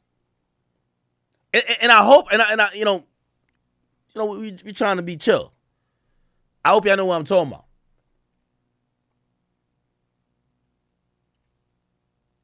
All right. But this is how it went down according to rumors. Dirk had his deal with Def Jam, but they didn't have his pockets up yet. While at the same time, KEEF was already rich off of I Don't Like and his Interscope deal. When Dirk got locked up, he allegedly reached out to KEEF and asked him to put up the 10K he needed to bond out. But KEEF just let him sit in the Cook County jail for a month without helping him. When Dirk finally got the bond money himself, he came out and tweeted, "I'm back, bitch. Yeah, I'm back, bitch. Did you miss me? Or you ain't care, bitch. I'm free," which was a reference to KEEF's first day out freestyle. Then a few days later, KEEF just tweeted OTG again. And by that point, everyone knew there was some static behind the scenes. But Dirk confirmed it when he went on a Twitter rant against KEEF. First, he shouted out Lil Reese and Fredo Santana for holding it down and not being fake. Then he aired out KEEF and said he would have been killed already if he wasn't linked with 300. Dirk even called him an op and said he wasn't allowed Oh, shit. in the hood anymore. At the same time Dirk was fighting his case, their homie D Rose was locked up too because he couldn't afford to bond out. So Dirk sent more shots at KEEF for letting another one of their friends sit in jail. Then he finished off by warning KEEF that he's not Soulja Boy and the situation could get ugly if he wanted it to. Sosa and Soulja was cool and linked up for tracks like Foreign Cars and Say She Loved Me. But then the situation went left and KEEF's homie Ball Out allegedly snatched Soulja Boy's chain. Soulja sent some death threats on Twitter, but when KEEF made it clear he was ready for smoke, Soulja backed down immediately and claimed he got hacked. Dirk wasn't playing around like that though, and soon enough, the beef took a shocking turn. After Dirk aired him out on Twitter, KEEF responded by saying he just bought a new 4-wheel. Beef took a shot immediately and claimed he got hacked. Dirk wasn't playing around like that though, and soon enough, the beef took a shocking turn. After Dirk aired him Warning, I'm not Soulja Boy. This shit can get ugly. Ooh. out on Twitter, KEEF responded by saying he just bought a new 4-wheeler for 10K, which was the exact amount Dirk needed to get his bond. Dirk and D I just bought a new 4-wheeler for 10K. Ooh. Rose wasn't the only guys that KEEF let sit in jail though. Back in the day, a dude named Trey 5 was allegedly one of O Block's most dangerous shooters. Rumors say he was involved in all kinds of hits, including taking out FBG Duck's brother Brick. While Dirk and KEEF were sending shots back and forth in 2013, Trey had already been locked up on a different case for around 2 years because he couldn't afford his $250K bond. According to rumors, the rest of O Block put their money together and had $18K to bail Trey out, and they asked KEEF to put up the last $7.5K to get him out of jail. KEEF allegedly told him it was no big deal and he would handle it, but he never actually gave him the money, even though he just bragged about spending the same amount on sneakers. That's when everything changed. There was obviously some static between KEEF and his old homies, but nobody expected what happened next. When DJ Vlad interviewed Dirk at the end of 2013, Dirk said they weren't friends, but they weren't enemies either. Ain't nothing with us. Ain't no enemies, ain't no friends. Dirk said he was just focused on his own wave and wasn't worried about what everyone else was doing. You could always tell with Dirk's eyes, man. But then the situation took a wild turn that proved the beef was definitely real. Boss Top, OJ, and some other OTF affiliates broke into the crib that Keef was renting with his manager and raided the whole place. They grabbed jewelry, clothes, and allegedly stole random things like deodorant and Keef's daughter's diapers too. Nobody knows what really went down, but Keef allegedly showed up in the middle of the robbery and Boss Top snatched his chain. During the whole crazy situation, one of Keef's homies ended up getting shot, but luckily survived. Then the OTF dude stole Keef's whip and drove off. Keef's ex-manager allegedly called the police while the robbery was going down, but when the cops showed up, nobody would tell him anything. A few months later, Keef aired Boss Top out for switching up and robbing him. Young Chop is the producer who made the beat for I Don't Like and helped put Chicago drill on the map, but Keef accused him of stealing too. That's when Dirk and THF Bezoo posted a video flexing the chain they allegedly snatched from GBE Capo. Before Keef's crib was raided, his homie Ball Out allegedly had his chain snatched after a fight broke out between dudes in OTF and GBE.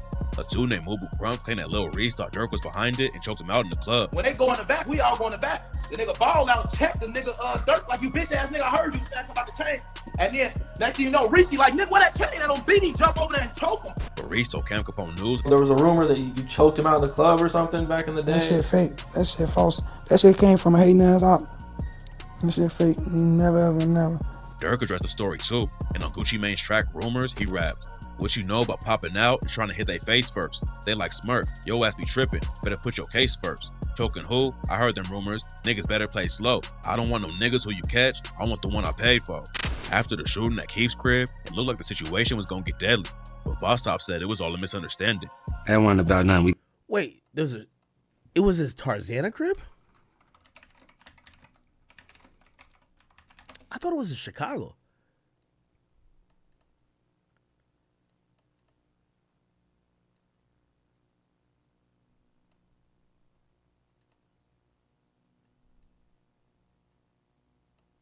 No, that's Ramsey the Great. They might be wrong with that. I never heard anything in California. Yeah, I don't know. That home invasion or that they stole. Oh, wait, never mind. Suspects caught burglarizing Chief Keef's home in Tarzana. No, that's not what we're talking about.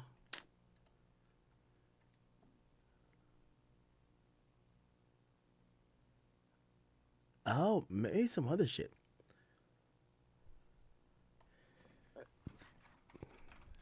Chief Keef, diaper, Boss Top. That's supposedly the incident.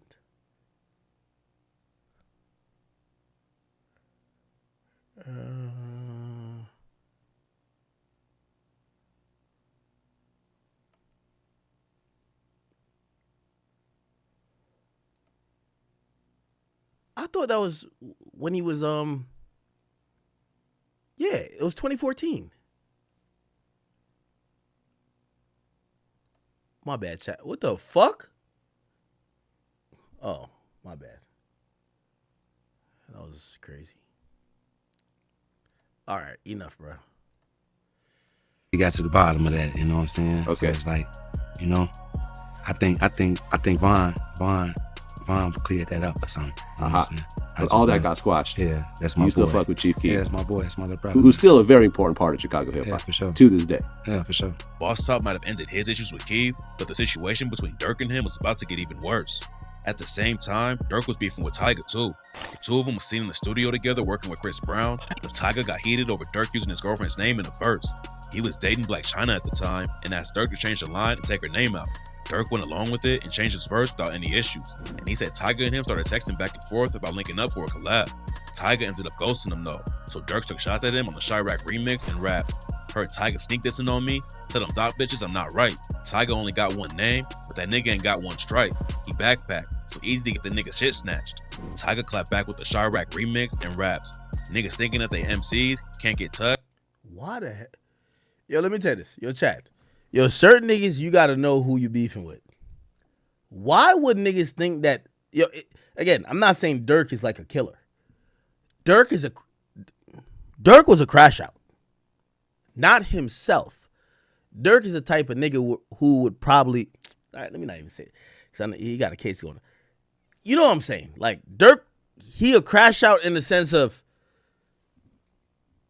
nigga, he gonna get his niggas. You know what I mean? Like, there's certain niggas, you gotta know who you going against. Why did Tyga think that Dirk wasn't like that? Well, it's hammer time. Who the fuck is Lil Durk? I dust you like Ash and Perk. Your flow whack, my flow crap. Got marble floors, your floor's crap. Got rap shit, mice traps. These niggas broke, need ankle wraps. Don't ride around in LA if you ain't come on the jet with the strap. He got the game to hop on the track too, and he took shots at Dirk with the line. I don't fuck with no new niggas, they like to sue. No woo, nigga. Tyga hit me like Dirk dissing. Dirk Nowitzki, Dirk who, nigga? Dirk, which is why everyone was shocked that Keith posted the track and said, "Be boo." Oh. Nerve of these niggas. Don't make me put on burgundy, nigga. Let the AK, I'm serving these niggas. They was sending some wild shots at Dirk, which is why everyone was shocked that Keith posted the track and Keith posted it? Said, "Be boo, go fuck with Blood in them." Dirk was obviously pressed about it and said that Keith was just Sosa posted Tyga and Game dissing on IG. That saying fuck Chirac. Oh, okay. disrespecting the entire city by taking their side. Beefing with your old homies from the same city is one thing, but Dirk thought Keith crossed the line when he kept rocking with Tyga in the game. While Dirk was beefing with Tyga in the game, Keith was having his own issues with the Migos. It all started when Keith thought the Migos dissed him on the track Broken Knees, and after that, they started sending shots back and forth. Keith told him to pull up, then the Migos dropped the track Jealousy, and Offset raps, "Fuck nigga, you saying we dissing? Mistletoe chopper, then bullets come kissing. Don't enter Atlanta without no permission." Since Keith was rocking with Game and Tyga, Dirk linked up with the Migos and even brought him to O Block to shoot a video. Then a few weeks later, the beef went from diss records to real life. While the Migos were performing in DC, some GBE affiliates pulled up and started a massive fight. Quavo ended up getting his chain snatched, and later Keith posted a pic flexing the chain to clown them over the situation. Everything was getting crazy already, and Keith put more pressure on Dirk when he linked up with Tyga in the booth. They dropped the track Now and Later and didn't take any shots at Dirk, but it was clear that Keith had picked his side and was sticking to it. After that, it seemed like the beef was only going to keep getting worse. But then out of nowhere, the news broke that Dirk and Keith had squashed everything. I remember this tweet. We was in LA. You know what I'm saying? We politicking. It was just a lot of BS going on before, like a lot of threats. So we was like, all right, man, we got to FaceTime this one. You know what I'm saying? But we squashed it one time. That's a long time to talk, 3 hours. I'm saying we just squashed it. You know what I'm saying? We from the same hood, so we was talking about different things too, but that's bro, so it's on. Then they linked up in the studio for their track Decline, and let everyone know that the beef was officially dead. Dirk and Keith was never super tight back in the day, and they still ain't doing much together now. But luckily, the beef ended before one of them got hurt. They might not be best friends now, but at least there's no more static, and our homies ain't sending death threats and snatching chains anymore. Dirk even showed love to Keith in front of a massive crowd in 2022, and let everyone know that even though they've had some problems before, they still come from the same place, and it's all love. Interesting. All right. I know. I went through 20 million things to get to, Oh, I asked you about this? Yo, bro, my memory must be going. Here we go. Hey, why you and Keith don't be making music? Like, I be wanting y'all, like... It ain't me and Keith, man. Like, Keith, that's my dog. Some of the people from my block, like, who got real names, they talk to Keith. So, like, it's nothing. Like, I was just finna bring Keith on tour. Okay, see, I'm not... Because the internet been saying y'all been secretly beefing. I promise you. I'm not making this up. I swear. I gotta start getting more into the internet. I promise you I don't be on there. Yo, he learned this shit from Vaughn. You know, I realized, like, after the interview, like, I would say certain shit, and the way he would react to it, it would make it feel like it's nothing, but it was actually something. I gotta start getting more into the internet. I promise you I don't be on there looking. I swear, they said that you be dissing Keith for not taking care of the guys. If Keith don't take care of his guys, Keith just don't take care of his guys. If Keith take care of his guys, Keith take care of his guys. Have you mentioned him about taking care of his guys or not? I never heard him not taking care of his guys. That kills that. How the f they stick me into it? Yeah, this thing is so sarcastic. He learned this from Vaughn. These people crazy. Yo, he learned that from Vaughn. The D thing he learned that from Vaughn. All right. Anyway, all right, cool. So let's get back to the main topic. So Chief Keef makes a song with NBA Youngboy, and apparently OTF, or a lot of people in Chicago, they're upset. They're like, "Yo, this is fake. Why would you do a song with NBA Youngboy, a guy not from the city? Whether you were that cool with Dirk or you're cool with Vaughn, he's kind of like almost making Chicago look like punks. Why would you do a song with him? And essentially, you know, let me see if I can find some of the old block people talking about it. Or Chicago, KEEF, Youngboy. I'm trying to see if any of them talked about it. I don't know if we have anybody. Okay, here we go. All right, so this is Tay 6. I ain't never had a on Steve Gray, folk. Like,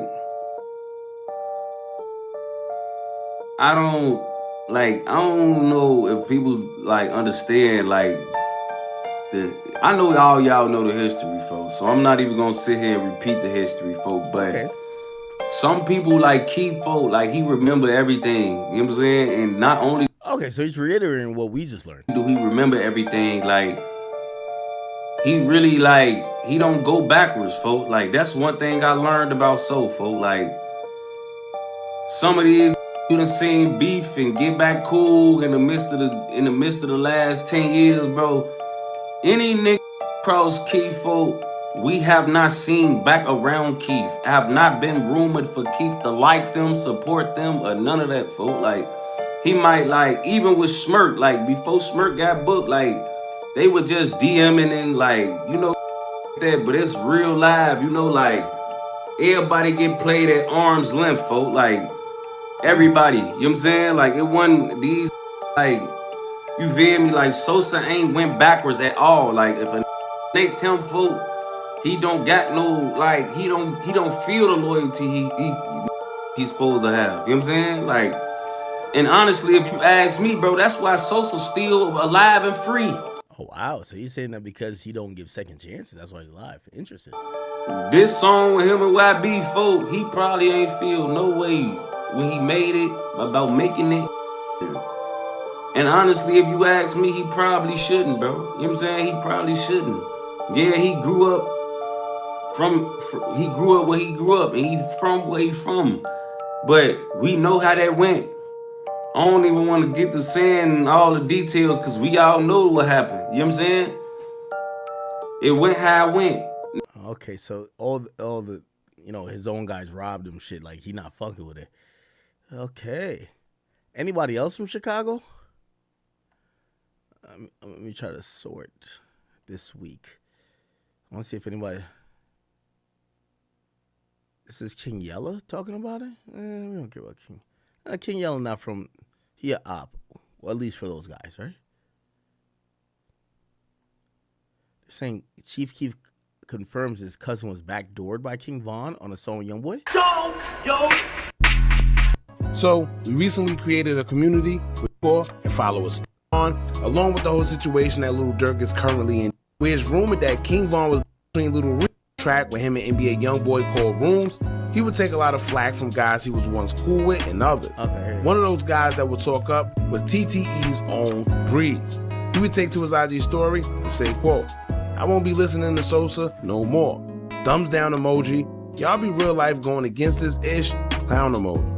But of course, KEEF got guys that's going to defend him as well. And one of those people would be Glow Gang's own Main.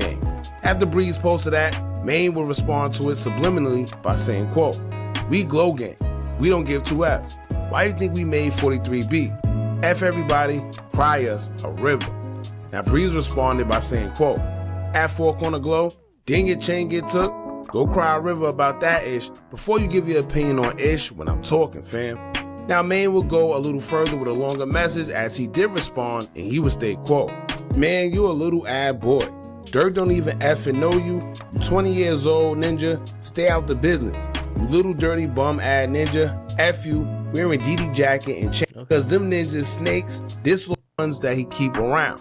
Him and Dirk haven't been seeing eye to eye for the longest, so that was always one of the issues avatar to Blood Money's picture on Instagram after everybody started giving him backlash for working with NBA Youngboy. When King Von was rumored to have allegedly set up Blood Money, who was, here we go. For one, if he was so close to Von and cared, I don't think he'll be.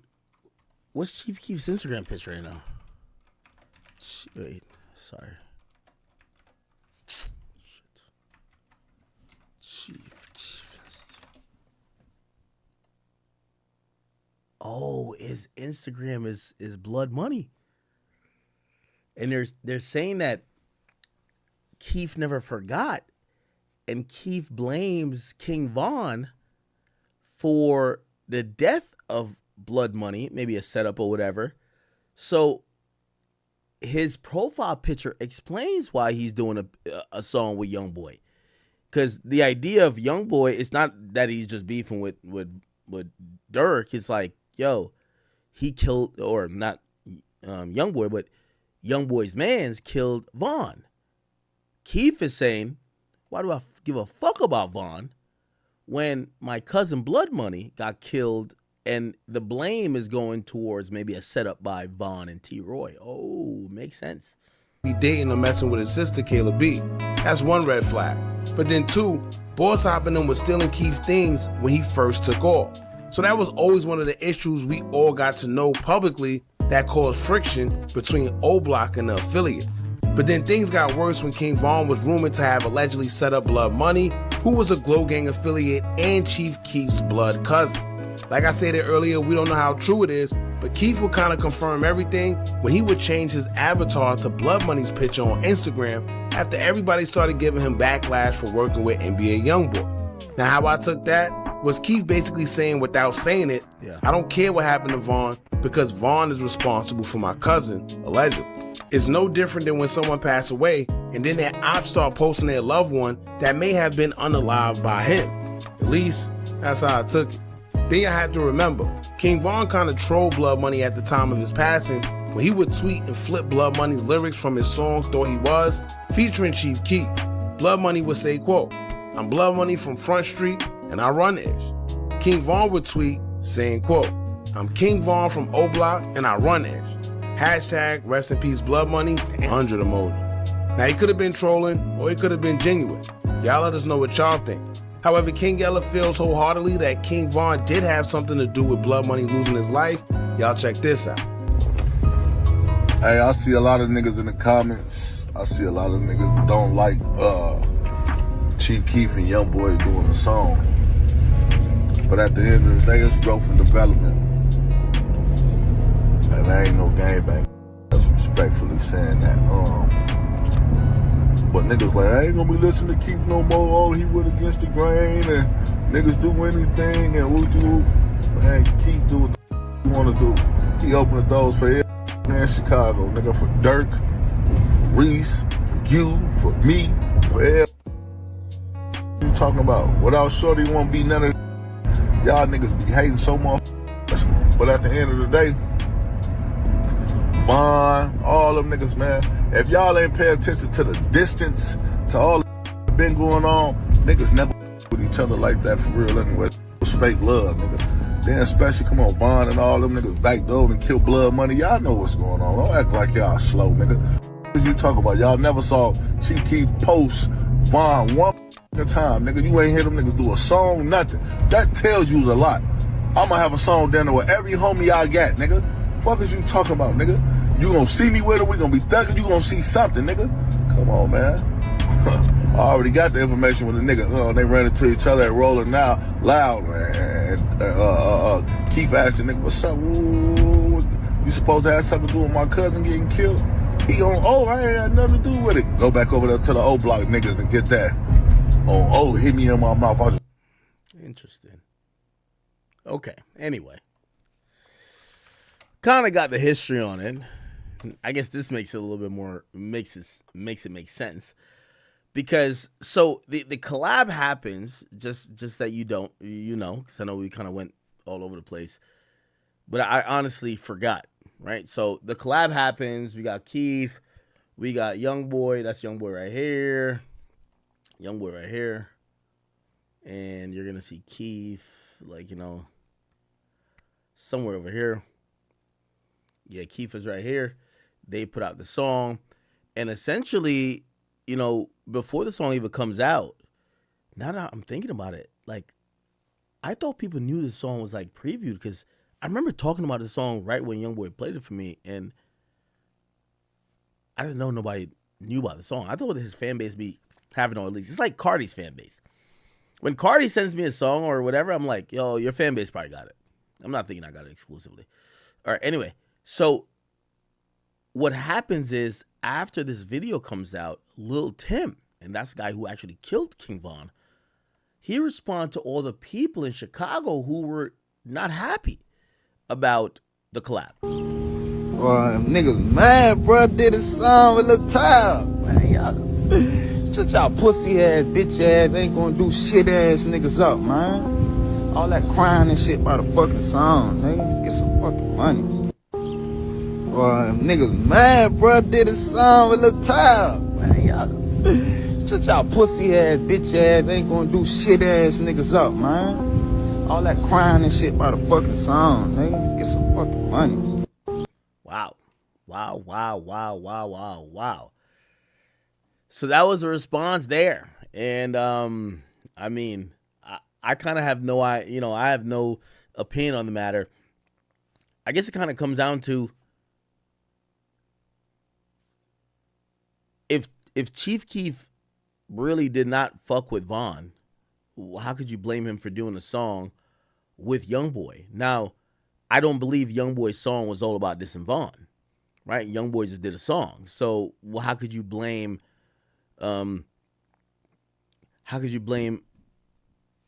Keef for any of that? So I don't really blame him at all.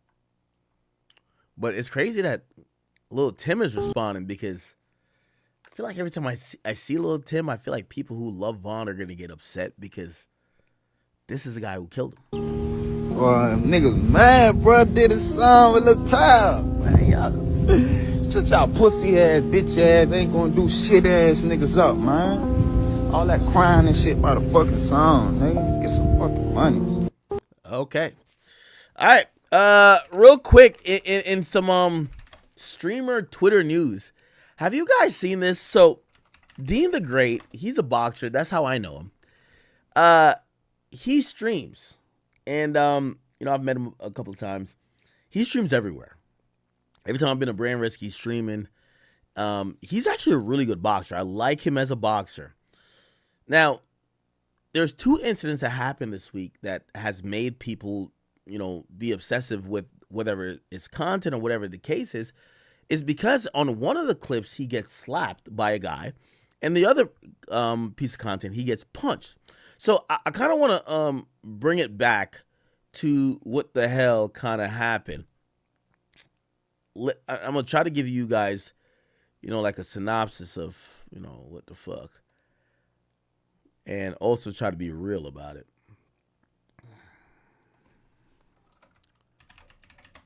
Here we go. So, give me a second. Here we go. So, here's like a full clip. I want to give you like a real perspective. So, this guy, his name is Larry Wheels. Apparently, he's like a professional bodybuilder or something. Larry Wheels. Let's look him up. So, it's this guy. According to what Google says, he's more commonly known as Larry Williams, most commonly known as Larry Wheels. He's an American French powerlifter and a fitness influencer and a professional bodybuilder. He's been competing in that league. Now, you guys could go in here a little bit more. This and third, okay. He also been open about his struggles in addiction to anabolic steroids and blah, blah.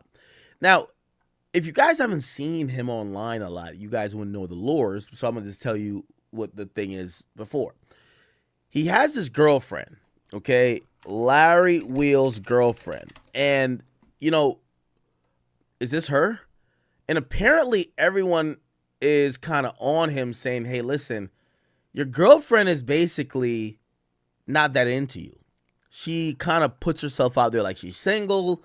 She flirts with other guys. And basically it's one of those situations, these days I think we're in hyper, sensitive mode for cuckism, right? It'd be like, hey, you allow your girl to do whatever.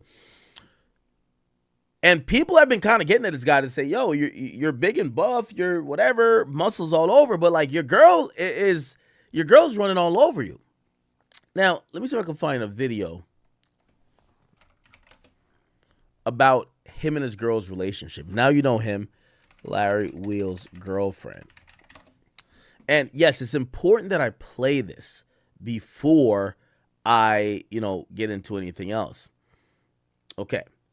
So apparently they're saying these are videos of him supposedly getting upset. And they're like, there's multiple videos and it's like a fucking thing. So here we go. Adoption might be something we have to consider in the future. So that's like his girl, you know, professional bot. Look, nigga got, you know, a nigga like doing some other shit. He got a vein printing out right there. This is his girl. So he says, yo, adoption might be something we consider in the future. Now, I don't know why he's saying this, because also, by the way, I do want to let you know, people who take steroids, they kind of almost, unless they do other type of treatments to like counterbalance it, they become kind of infertile when you're kind of off all of these like, you know, hormonal things to get big. Sometimes these guys get infertile. So when he says, hey, we should probably think about, you know, alternate means of having kids, maybe it's because of his size. So let me just run back in. Adoption might be something we have to consider in the future. Okay, so he says adoption, right? Again, reminder to y'all, these big ass niggas, when they're, you know, artificially, you know, pumping or stimulating all this, like, you know, testosterone to get them that physique, the, you know, suppression of some of the, you know,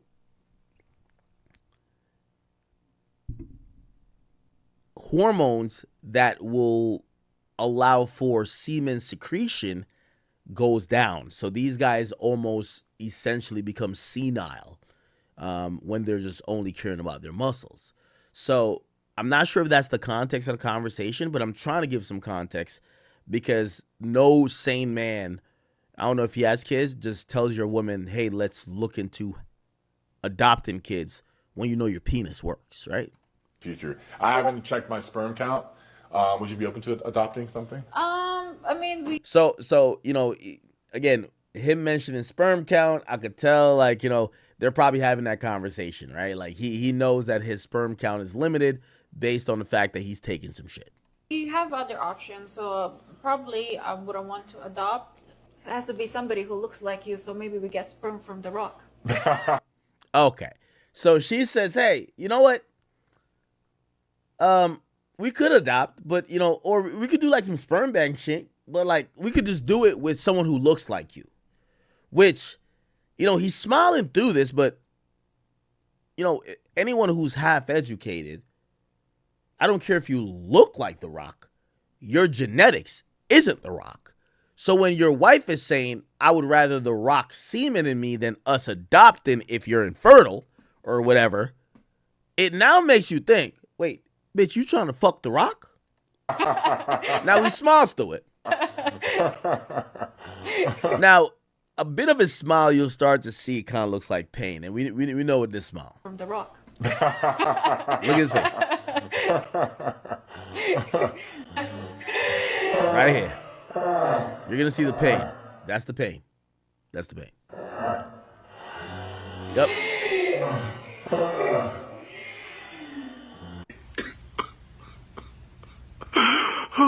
This is all I got. I'm a fan of The Rock, but no. Well, what's wrong? Like if you're infertile, he just can be. Oh wow. So he says no, and she flat out continues the conversation. Like, wait, hold on. Well, what's the problem? Now, remember, this is a hypothetical conversation. Remember, this guy is heavily steroided, or he's taking whatever he's taking. But when you take those things, or not, I don't think all of them, they could render you infertile. So when they're playing around and he's like, you know, she says, oh, what about an adoption? You know, he says, what about adoption? And she says, no, well, we could just get sperm and just do it. Like, why we got to adopt? You know, she's clearly thinking about replicating her own DNA rather than just adopting. And she says, well, if you can't do anything, like, we could just get somebody who looks like you to get me pregnant. Which, of course, you got to look at her like, what? And then she mentions someone's famous, The Rock. Be a donor, not actually doing anything. Just he can be a donor, so we have. Now, the funny thing is, you got to watch this guy's face. He's getting madder in real time. But he knows he's on camera. And the thing with men versus women is that women could completely move off their emotions. They could just be, you know, whatever. As a guy, you got to be a little bit stoic, and you can't just crash out. So he's trying to process it. Have somebody that resembles you, I'd have a hard time raising someone else's kid. I don't care who it is, even in The Rock. So he gives the quintessential obvious thing that most men care about, which is, hey, it's not about having a child who looks like me. That's not the issue, ma'am. The issue is that I'm a grown man, and, you know, just fundamentally is like, hey, I've worked this hard to gain these things that I feel give me a leg up in life, make it easier for me in life or whatever. I don't want to be just raising some random dude's kid. I think that's perfectly normal to say. I don't care who it is. Would you say really no? There's more? Wait, what'd she say? I have a hard time raising someone else's kid. I don't care who it is, even in The Rock. I don't care who it is. Would you say really no? She said, would you say really no? Is she like questioning like his answer? There's more? What do you mean? My boy, you still going? Look, fellas, it's really happening. Like I told you all before. Hold on. You didn't get no. Nah. Dude, man, it's little bird. Okay, this guy's just commented all over. I never seen that before. Now they're saying that his wife is like a walking embarrassment. Rampage Jackson recently did a stream with fitness influencer Larry Wheels, where he also met his wife, Shayla Williams, and all three had an interesting conversation. They put me on some Filipino food. Are you Filipino too? No. She a Filipino dinner. Wow. That's a Rampage kind of joke. Yeah. You said my material. I've been on my best behavior today because I don't want his wife to be like, nah, you can't hang out with that man. Oh, she's seen your content. Oh, she's seen. She's in her mind already. Oh, don't watch my content. I only seen a few things. I've seen you wrestling with that girl. Oh yeah, yeah, that girl. I thought she knew more than what she told me. Huh? I thought she knew more jiu-jitsu than what she told me. She didn't know any jiu-jitsu, so it was like, I thought I was just gonna roll with her and end up teaching her shit. My wife knows how to jiu-jitsu. You know jiu-jitsu? Just try her out, man. No. Whoa. Try my wife out is crazy. He even looks at him like, yo, bruv. Yo, bruv. Brother. And he even says brother, and he's trying to shake his head like, chill out, bro. Like, that's your girl. You got blue belt? No. Let me see. Caps you full of shit. Hell no. Hey, I don't want to roll with your wife, man. He's can't tell him, I don't want to roll with your wife. He thinks it's a joke. Bro, your wife hot as fuck. He tell him your wife is hot. Yeah, I know. I got no control over. You're wearing a cup or something, right? You good, man. He's insistent. This is like cuckish behavior. It's okay. If you're wearing a cup, your dick can't get hard that easy. Yes, just play with my wife. That's a little bit odd. He's just joking. Now, here's the thing. I want to give this guy some fucking, shoot him some bail. Maybe, I don't know.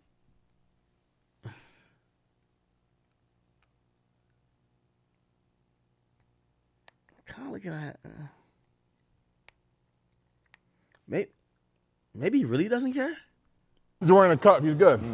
Right, a little ding. Ain't got no cup on today. Next time I roll with a girl, I'm gonna wear a cup though. A clip showing Shayla Williams staring at Rampage Jackson also went viral. But the first time, I didn't want to stream that early one because it wouldn't have been nobody in here. But right now, we at the peak, you know. Nah, this is a big problem. You see how she poked her head in? She wasn't paying attention 2 seconds ago. Huh? Look. At Rampage Jackson also went viral. But the first time, look, she's over here looking where her husband's at. I didn't want to stream that early one because it wouldn't have been. As soon as he shows the metrics of how the stream is going, she fucking pokes her head in. Clearly, she's into influencer life. Right in here, but right now we she turns around and she's looking at the phone. At the peak, you know. Okay. You know what I'm saying? Either way, let him know. Yeah. I'll come up there at 10, but you know we try to stream later for Team Rampage. Just ask him, ask his manager right here. About Larry when he comes back from the Philippines. Dude, yeah, I come out from I get old jet lag and stuff. I come up there. He wants to do it so it's a Yeah. But So usually like afternoon is like. Well, I normally start my stream around about this time. That's why. Oh, got it. Okay. So I still went kind of early, 3 o'clock. Are you only on one platform? Right now. Oh, nah, she playing with the hair. Yeah, nah, she ready to get fucked, bro. I ain't gonna cap with you. Bro, shorty playing with the hair, her band's over here, and she's looking at him, it's over, bro. Yeah. We're on. She's playing with her hair, like, at the gym, it's over. Kick. Yeah, we go eat. That one place is, the food is really good. Yo, it's like she's moving in his eyesight. Nah, this is crazy. Yeah. Yeah. This nigga over here on some gym bro shit. Nah, bro, you got to make sure you have the perfect form when you're doing the push-ups. Man, back straight. Man, shut up, nigga. Niggas want to fuck your bitch. Where I'm going after the Philippines? That nigga walk in, his girl is trying to figure out where he going next. This is a solo link right here. Her boyfriend or her husband's walking in. She don't even catch a nigga in her peripheral. She don't give a fuck. I gotta go to Guatemala later on that month. You ever been to Guatemala? Yes. Oh, got church. I've been to 80 countries. All right. You been where? Oh, this nigga done greeted everybody 50 times because he's wondering when his chick gonna notice him. 80, but you never been to Guatemala? No, I haven't explored like South gonna say, America and Central America. And I was just to Mexico and Brazil. Right when I'm supposed to. I love Brazil. I was just in Brazil. In response to the growing attention, Larry Wheels and his wife later addressed the viral clips during another live stream. They firmly stated that there was nothing sexual or inappropriate going on between them and Rampage Jackson.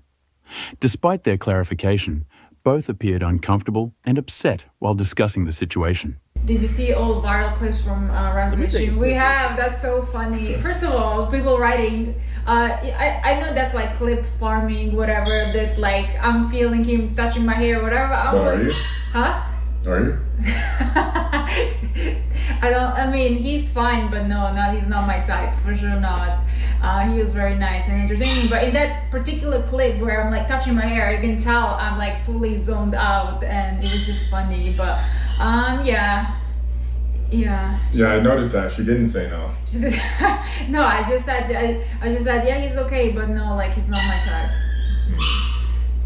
Okay. Larry giving her the death stare. How'd you guys meet? He slid in my DMs.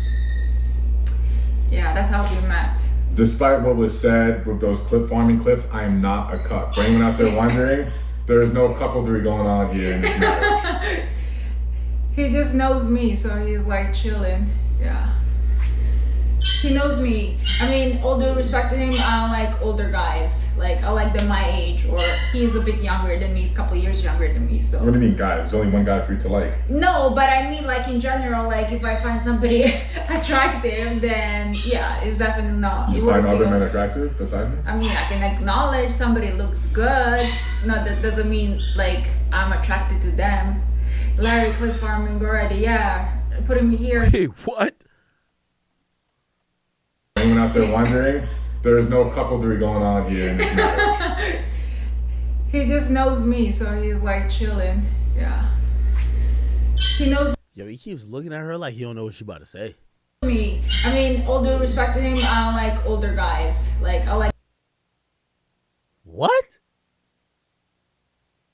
She said, with all due respect, I don't like older guys. Like, maybe she like younger guys. Like, she said, with all due respect, I don't like no guy, but the guy I'm sitting next to. What?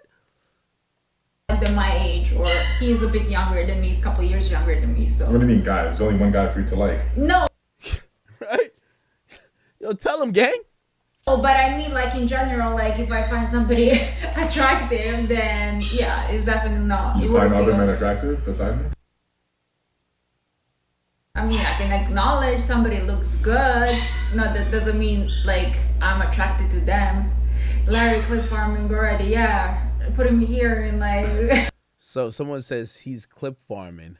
So maybe it's a normal thing. I don't know. In a weird position. I don't know what to say. The truth. This is interesting. Let me tell you this. I've been around... This is the first time I was ever around Adam and Lena.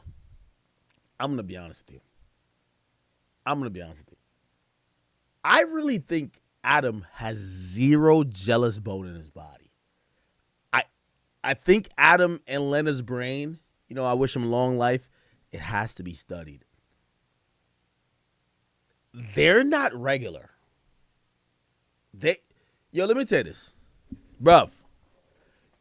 You know when I was at that brand risk shit? The last thing I would think a ground rule, because niggas know it's going to be there. I would think a ground rule would be this. Yo, if you see that fuck nigga academics, ignore that nigga. You know, ignore that nigga. Like, fuck, like, man, yo, I'm gonna be honest. The most shocking part of me being on that brand risk shit, yo, Adam, like, I think it's after the fight, yo, Adam going over there to talk to a bunch of niggas is just me and Lena on a one-on-one, and we just chopping it up for like 20 minutes. Like, no, it wasn't 20 minutes, it was like 10. And I'm like, yo, Adam is the better man. Nigga, I would have, yo, that chick not coming in the crib. Straight up. You're not coming in the crib after, nigga, what you academics got to talk about for? Yo, stop it. That's when I realized that Adam is like, he's a different type of nigga, bro. Like, he don't think how most men think. Where jealousy would come in, he didn't give a fuck.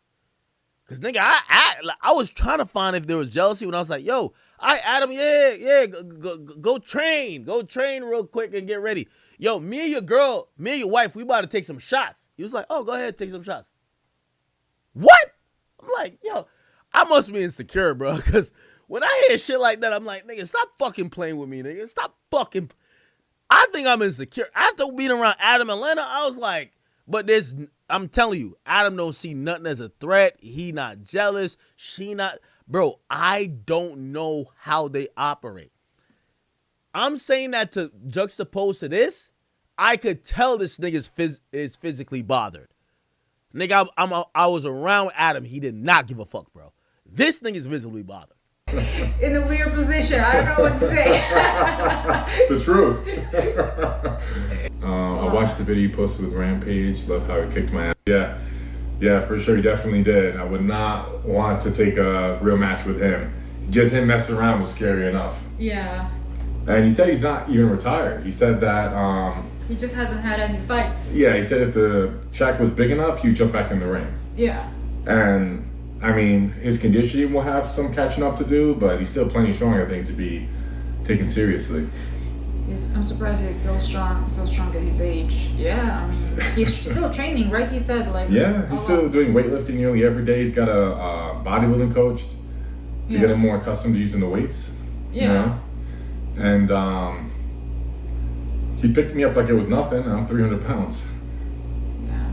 So when I'm in the ring, I'm just overly conscious of, you know, if I'm too explosive doing this, or if I'm not mobile enough to do that, something's gonna give, right? Because my body just isn't conditioned to be throwing around another 250-pound man. Now, Rampage might be an unk, but he's still like 250, 5'11", maybe 5'12". And strong as hell. And strong, very strong. He lifted Larry's videographer so easy, so... And Chris is not a light guy, so yeah, he's strong. Even you, he lifts you as well. Do we plan on having kids in the near future? What is near? Yeah. You know, a few years? Yeah, a couple of years. I mean, like, we're thinking like maybe 3 years, hopefully, God willing, if our health is good, hopefully. I don't know if I have any swimmers left, but I know there are drugs that can be taken to get me the best. Yeah, if not, we're gonna have to find a donor.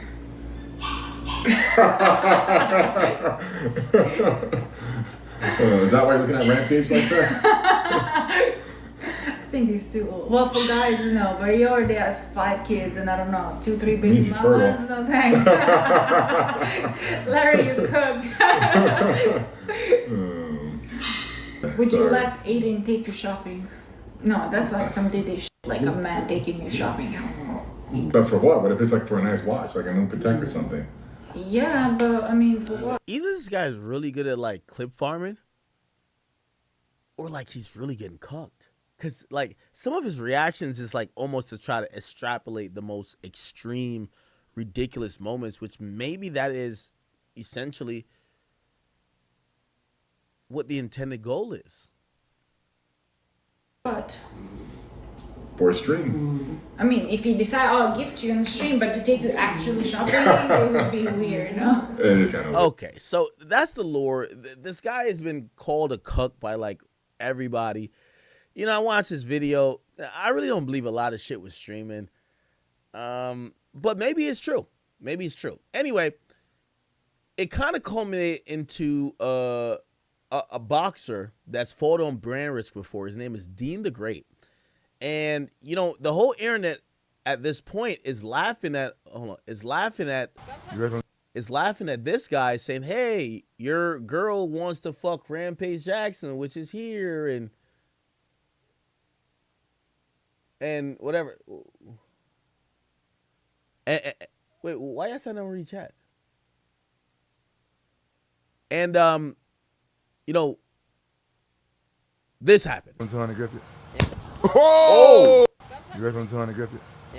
Oh! I gotta step in and ref this. Okay, go ahead. Dean lost that argument. Let's move on. No. Yeah, let's move on.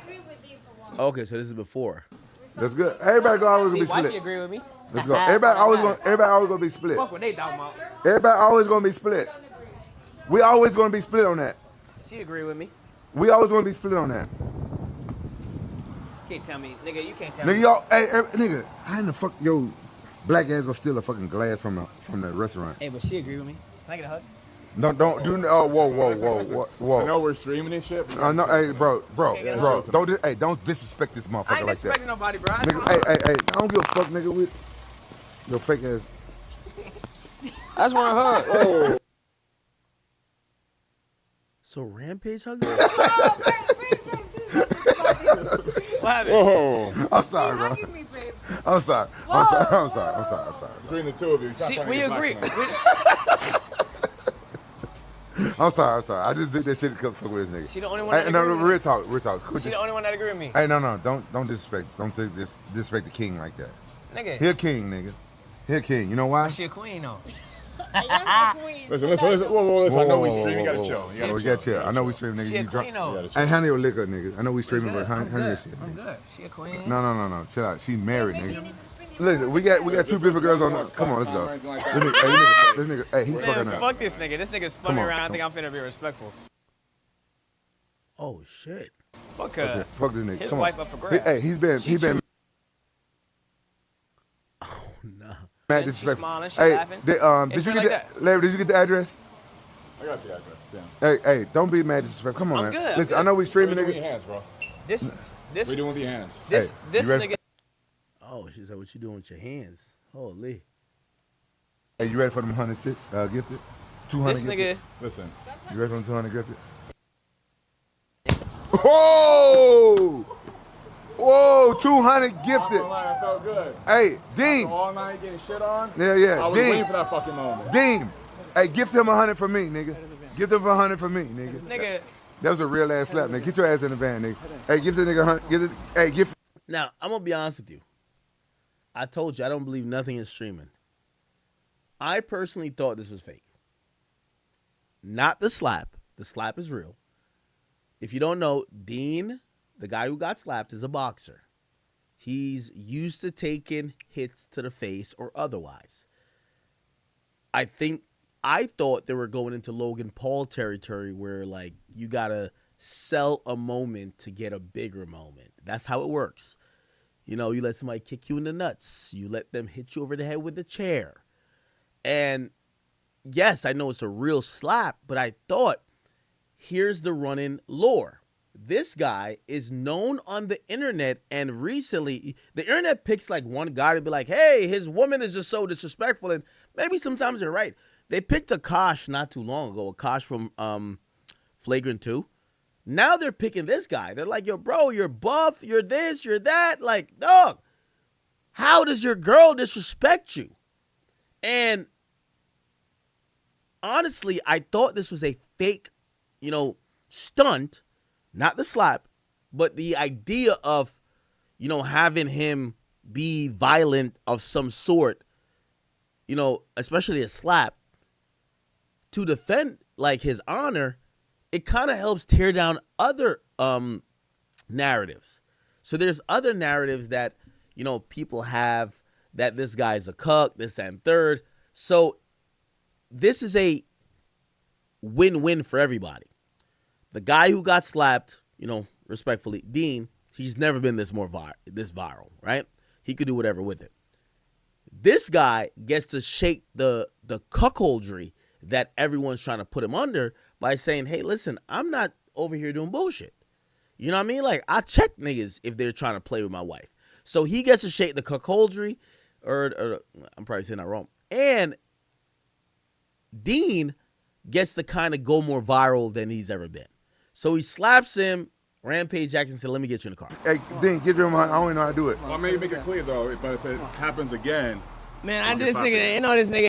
And the reason why I thought that this was all staged, not, again, the slap is real, is that he's addressing the camera afterwards. Dean is right there. Like, what? A nigga just slapped you? You're not going to go ape shit? Like, fuck, grab something. Try to hit him with it.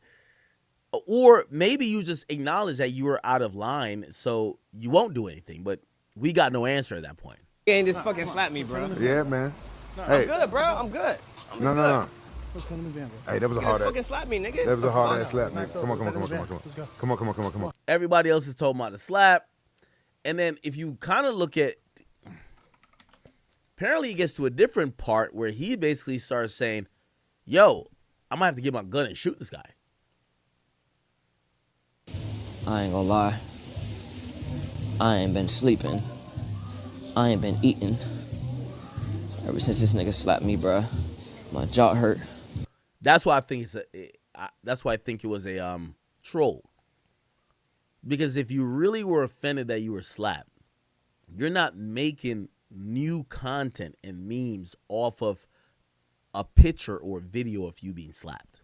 Nigga, I've been on the phone with lawyers, attorneys. Okay, right? So I'm thinking, this is fake. Real slap, but like, it's a fake storyline. I'm finna sue this big gorilla ass nigga, cuck ass nigga. My jaw hurt. I can't sleep on my face. I can't sleep on my side. This shit traumatic, and y'all niggas don't understand. Y'all niggas think this shit funny. Y'all niggas think this shit a game, bro. This shit ain't no game, nigga. This shit real life, bro. And I come on here as a vulnerable to y'all niggas, and I'm sick, nigga. I can't eat.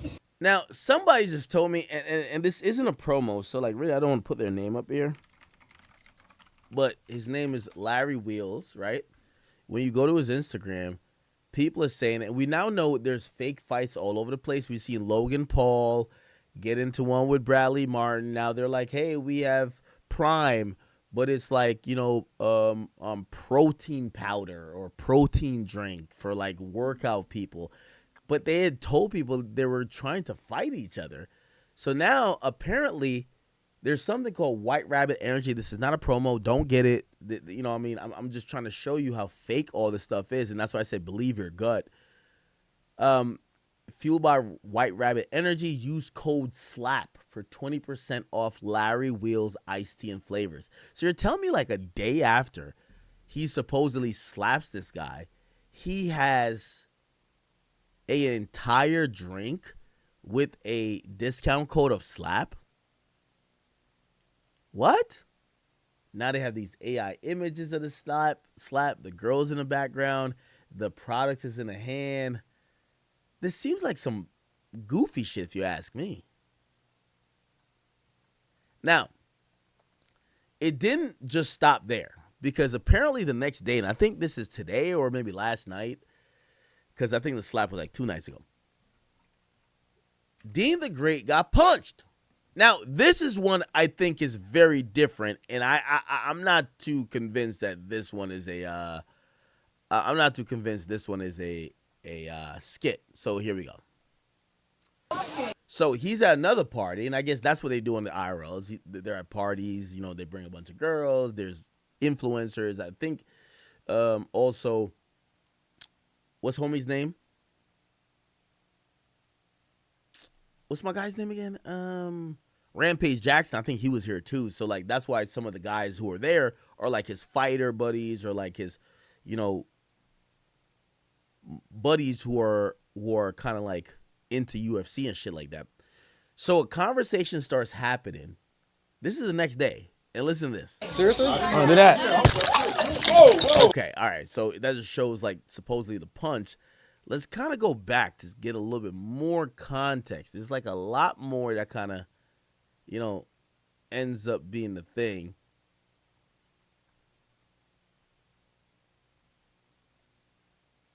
Seriously? Oh, do that.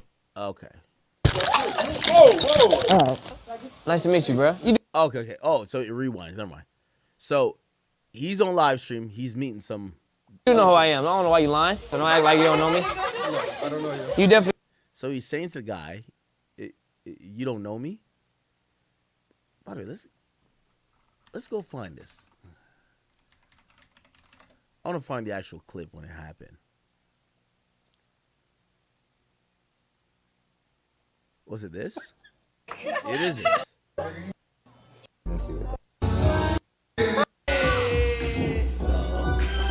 I didn't know that shit was coming.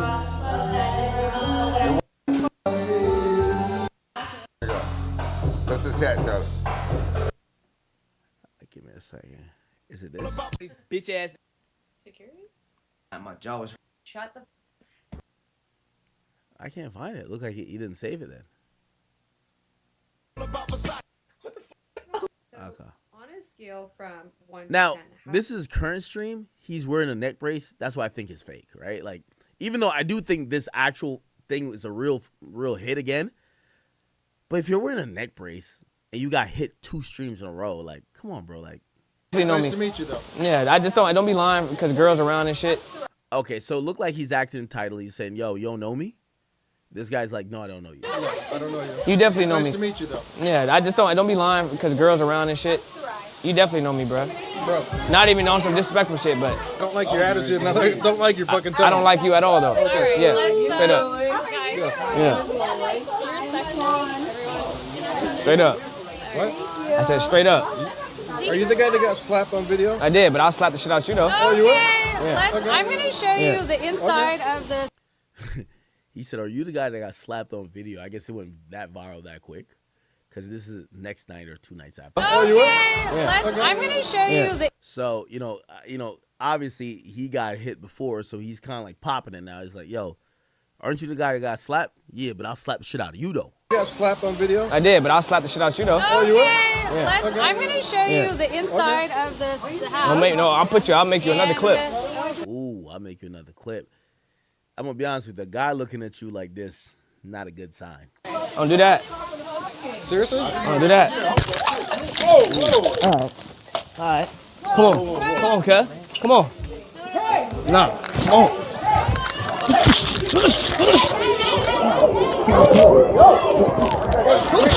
Nah, fuck cut.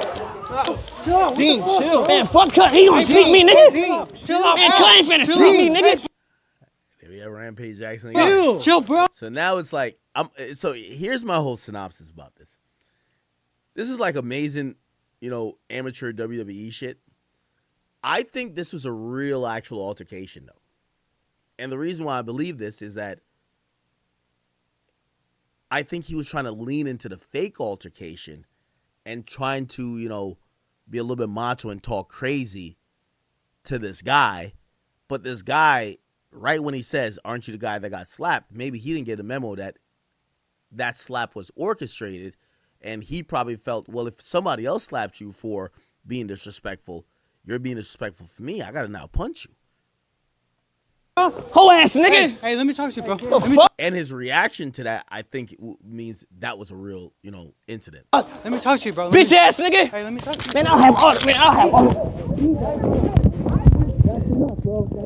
We're not your enemies, bro. The fuck cuz stopped me for, bro? What happened? Tell me. What did you say to him? Cuz gonna get smoked. It's a cuz gonna get smoked. Now, seriously? So this guy, supposedly his name is Tiki Gosen, and he's a former MMA fighter. Let's Google him. What's this?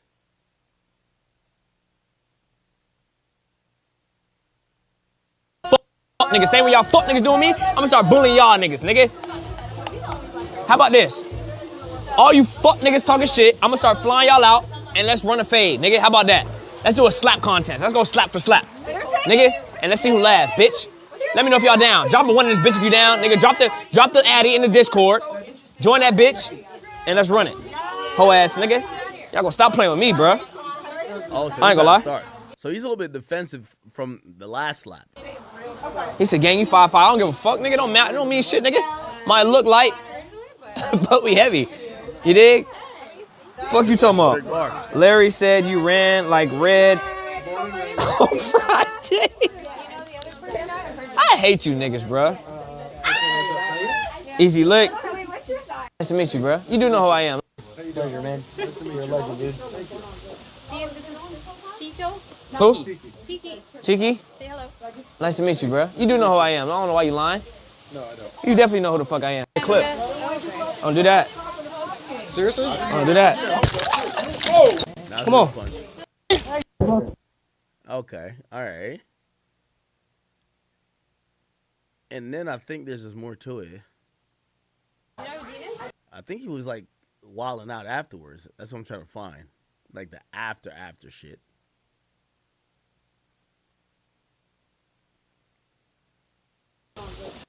Alright, that's the same thing.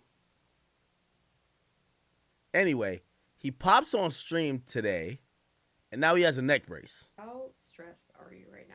What you mean process? My body reacted before I could, and then, you know, when a nigga woke up, I don't think I went to sleep, but when a nigga hit the flow, I said, oh, all right. I said I needed that. You needed it? Yeah. Why do you think you needed that? No, I ain't need the elbow. Right. I said I need my leg back. Oh, you need your leg back. I need my leg back. Okay. I got a cool little 5-piece in. My wrist still swollen a little bit from the shit. I got mine in. Yo, chat, streaming is so like, yo, you gotta like do the most to like get lit. I kind of have to believe this whole thing is cap, bro. I actually honestly think the whole thing is cap. It's kind of sad too because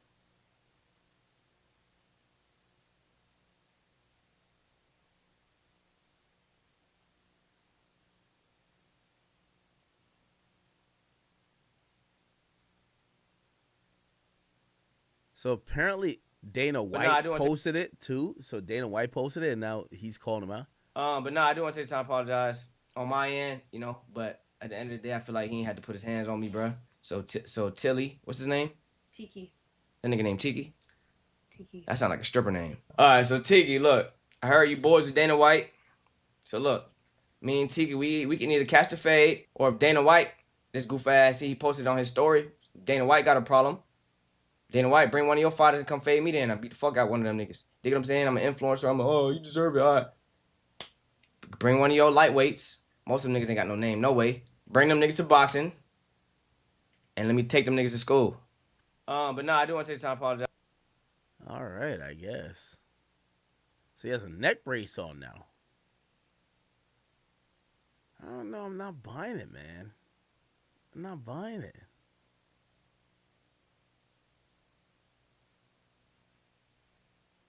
It's kind of crazy how streaming is these days.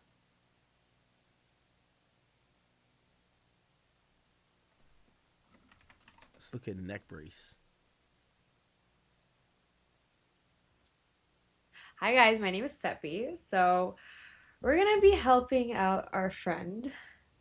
We're gonna get to the bottom of what just happened in the past 24 hours. And I want you guys to also join in while I'm asking the questions and while we're trying to figure out why the fuck did this just happen in the past 24 hours? Like, what's going on? Clearly, he's in a neck brace. We want him to do better. We're gonna figure out what's going on with him.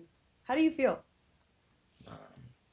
Shit, I mean, mentally, physically, I mean, you know, I'm trying. You know, niggas die every day. You know, and a nigga almost died yesterday. But, you know, at the end of the day, you know, I'm still here. All right, Dean, W acting, bro. I'm sorry, I don't believe none of this stuff.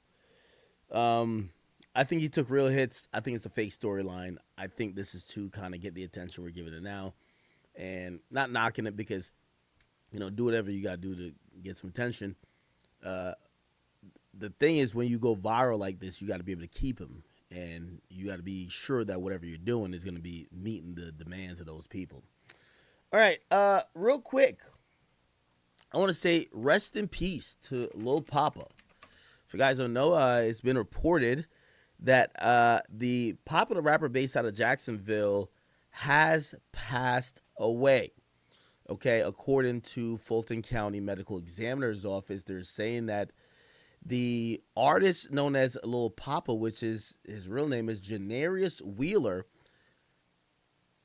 there's been a death certificate issued for him, which means the medical examiner has now confirmed that he is dead.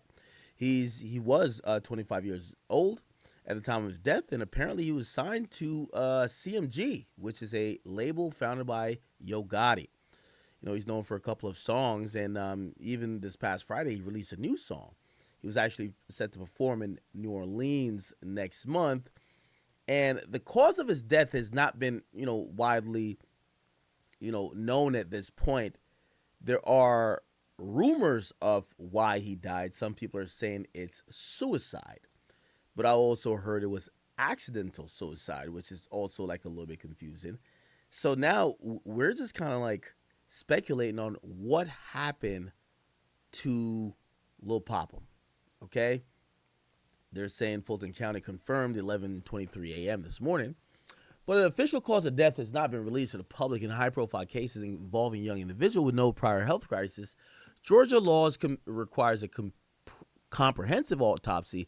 This forensic process includes a toxicology screening, which typically takes several weeks to finalize. Okay, so this idea that it might be a suicide is capped at this moment. Wow.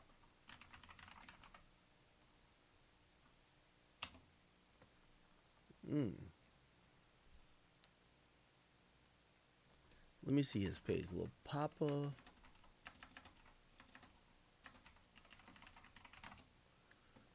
You got his Instagram here. Oh wow, look like he's still. I just wanna chill. So he posted Rod Wave 23 hours ago.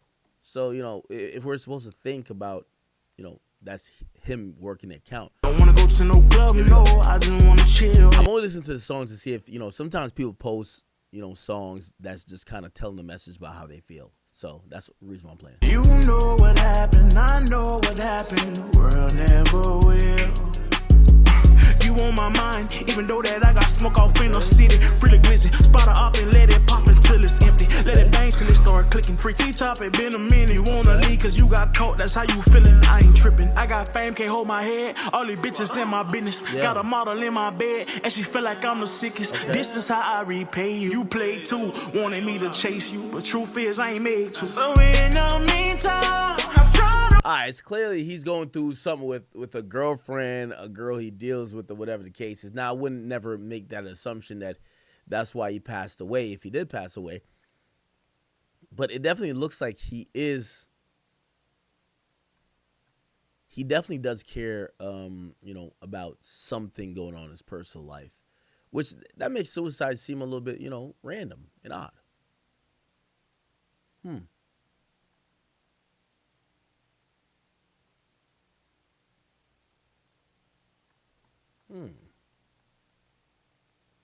So Lil Poppa is dead. We don't know what the solution is, but apparently he's 25 years old. He's pretty young. He's pretty young. I'm pretty sure we'll hear more later. But I do think there's a possibility he's just a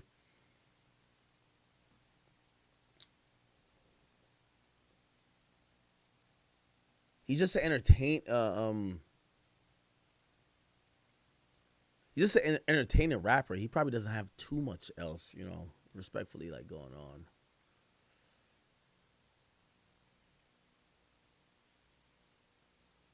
But if it is a suicide, I connect it to a female.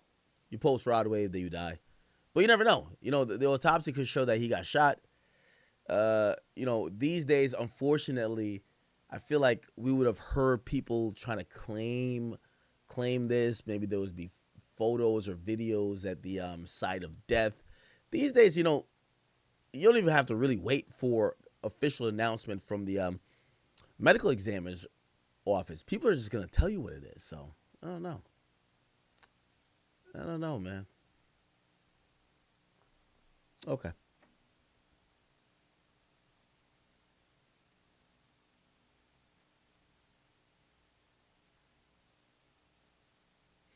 Oh, we didn't call Dogface. We gotta do that tomorrow, Chad. Fuck. We didn't call Dogface. Fuck. All right. Anyway, let me read some of the donations if there were any. Again, we are kind of pushing it. We're approaching about 4 o'clock on East Coast time, and I do thank you guys for being in here. I've apologized previously for my lack of consistency. You know, a day here, a day there is not going to work. Okay, here we go. All right, King Academics, thank you guys, everybody who is viewing from over that channel. I appreciate you guys for all the memberships, and also somebody says, Big Ack, how much paper you think you know Miles? What? He's signed to a. I don't know what you're talking about. King C-Dub 688 says, Ack, me and my girlfriend are going through a tough time right now following the loss of my baby. You streaming tonight is definitely going to help take my mind off of it. Thank God. And thank Ack. God bless you. Oh, wow. Wow. My prayers goes out to you, King C-Dub. And I'm glad that I could try to bring some happiness in your life. As you go through that hard time. WPlug 2025, thank you for the 2. It says, Ack, check the IFPI for High M Selling Art of 2025. What are you exactly talking about? IFPI. I know what IFPI is. Oh, album art? Or are you talking about just music? B.A. Younger, thank you for the 2. It says, Rip Papa, thank you. Khalil Diggs, thank you for the 5. It says, crazy how little Papa was Rick Ross' son-in-law through his daughter. And he ain't say RIP once. 704 Omen says, I'm convinced you have Alzheimer's, bro. Not gonna lie. Oh, my God. Napo T-God says, yo, Ack, you should interview Take Capone. I mean, I would. Williamson 352 says, RIP with Papa. I bought a 10K feature from homie for a dude trying to come up. Oh, wow. He's a big deal. Rest in peace to him. Brazit says DDG got knocked out. It wasn't DDG. It was and he didn't get knocked out. It was Dean the Great.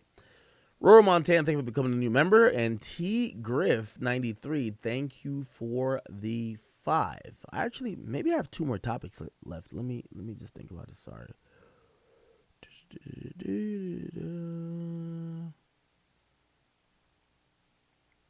Oh, yeah. I think I have 2 more topics left.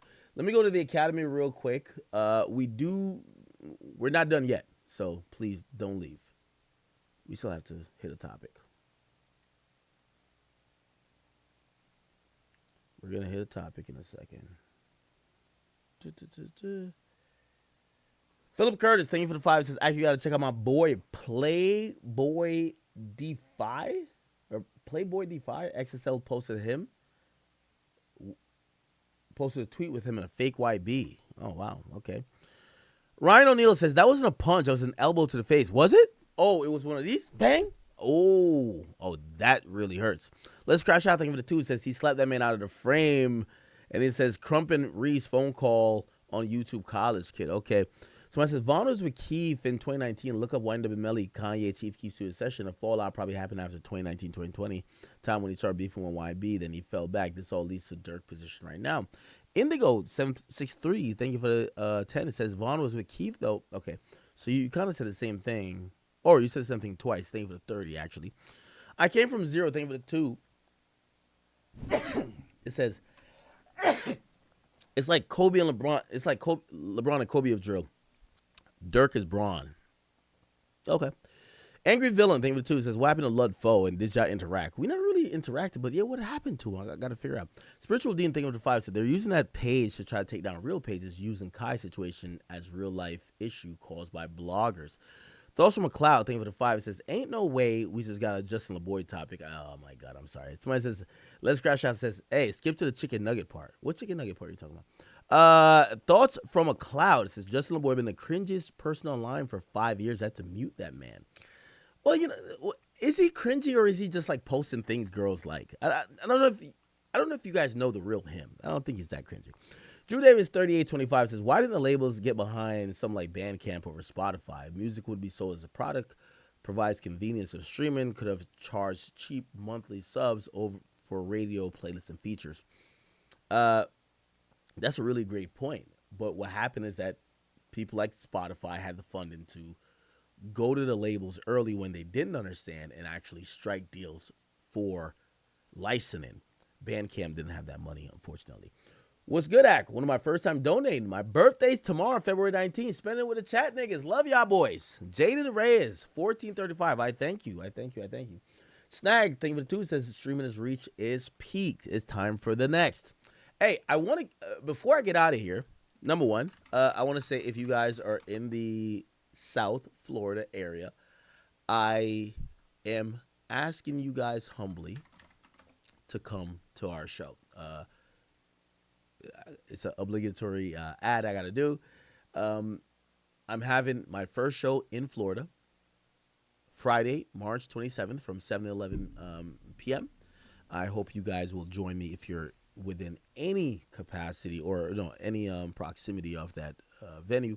I would love to hang out with you guys, try out my comedy set with you guys, bring some guests, play some games, give away some shit, and really just take a shot with you guys and just have some fun. Hopefully it could be a great night of fun.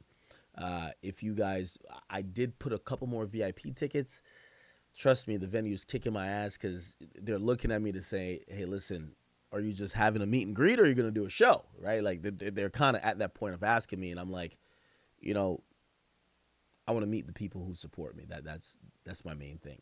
Of course, we'll have a regular run of show, and it's going to be a full show, but make sure you guys are copying your tickets, whether it's a GA ticket or a meet and greet. But I'm looking forward to see you. By the way, somebody says, Ak, would you do Le Bebe like Young Dean? Winner gets a Mike Rubin sandwich. What? Would I do Le Bebe like Young Dean? Interesting. Let me look. Let me do this topic real quick. So, chat, I'm gonna be honest with you. I thought nobody was going to care about this topic, or it wouldn't blow up. But it appears that Meek Mill, and I'm not even gonna. Again, I'm gonna be fair. I think rightfully so. He was kind of pissed off a bit. So I want to give you guys some context. I'm from Jersey, New Jersey Shade. There's a page called New Jersey Shade.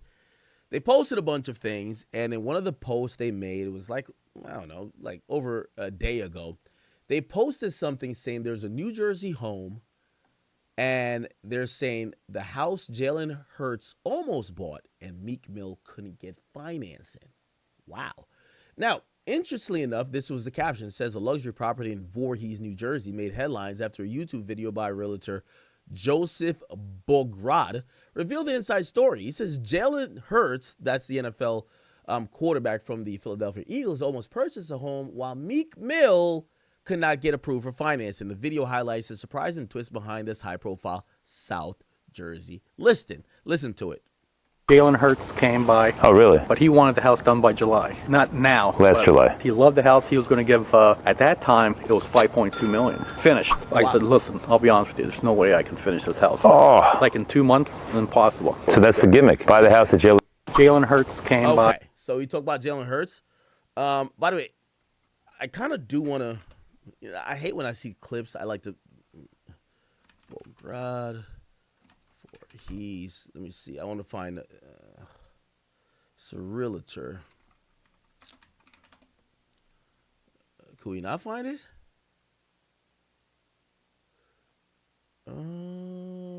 Joseph Bograd. Joseph Bograd.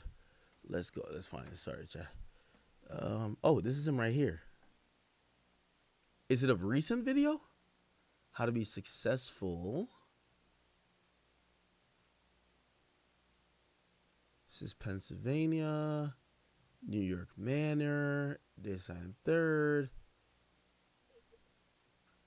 Oh, and by the way, yo, you know the craziest thing is real estate developers are, you know, they're making like a shit ton of videos. Like, I be wondering if sometimes these realtors are making more money from actually selling houses compared to just literally making YouTube videos about the houses they're selling. There's a lot of people who I see in real estate that they are heavy YouTubers, and that's fine. But it gets to a fine line where, like, now you're dealing with clients, and now you're putting out their business. If you're like, oh, this person looked at this house, this person thought whatever. It's like, hold on now, gang. Like, first and foremost, when you're speaking about celebrity, a lot of guys want to not be known, right? Like, I buy a house from you and you're making a fucking YouTube video of it. Like, keep in mind, think about this, chat. When I bought my house, I kind of picked it out myself. So, like, I was on Zillow, I missed out on a house that was whatever. I picked this house. I literally picked it, and the realtor that I kind of met through, like, was like accidentally. It was not even like a guy I really knew. I told him, I want to see that house. I walked into this house, I remember 2020, and it was so beautiful. All these windows, it was lighting coming in. I'm like, I want this house. They told me what it was being listed for at that time. Was right about the pandemic. I bought it in 2020. And everyone was buying houses for over the asking price. I told them literally, hey, listen, I told the realtor, I said, yo, send in an offer. I'm doing cash. Now, the reason why cash is king is that with a mortgage, there's a lot of red tape that has to go forward before the cash gets distributed to the people who are selling. The person who's owned my house was like some big deal in Wall Street. Like, they cashed out. I think they snitched on somebody. Cashed out for like $25 million, moved down south. So they were trying to sell this house pretty quick. They had a bunch of offers. When I seen it, I said I wanted it. I said, I'm paying you cash, straight up. And because cash, so I said cash offer. With it was either 2-week close or a month close. I think it was 2 weeks. I have the money. Like, I'm like, yo, I'm just gonna fucking transfer it to you as long as the title is good, whatever. We're still doing due diligence. I'm gonna still inspect, blah blah. But we're not going through no mortgage company. I'm just gonna pay you. And I'm pretty sure there was higher bids than me, but I paid cash, so I got the house. I'm not flexing. I tell you that because at the end of the day, when it comes to like cash and shit like that, or oh my god, or it's the reality of buying a house, right? Like, you know, some people, it might not be their first house, it might be their second, it might be their third. Everybody around me has multiple houses, like in my neighborhood, right? And I'm only giving you, okay, here we go. Is it this? When you're pulling into in the community, the universe, obviously, this. Oh my god! Why can't I find the fucking thing? I'm sorry, y'all. I can't find it. I want to find the actual video. This seller wanted whatever. Nah, maybe it's this. Just give him a roll. So it's 4. Okay. Nah, he's wearing this, so it can't be that, right? I'm trying to play the full video, but I can't fucking find it. Fuck.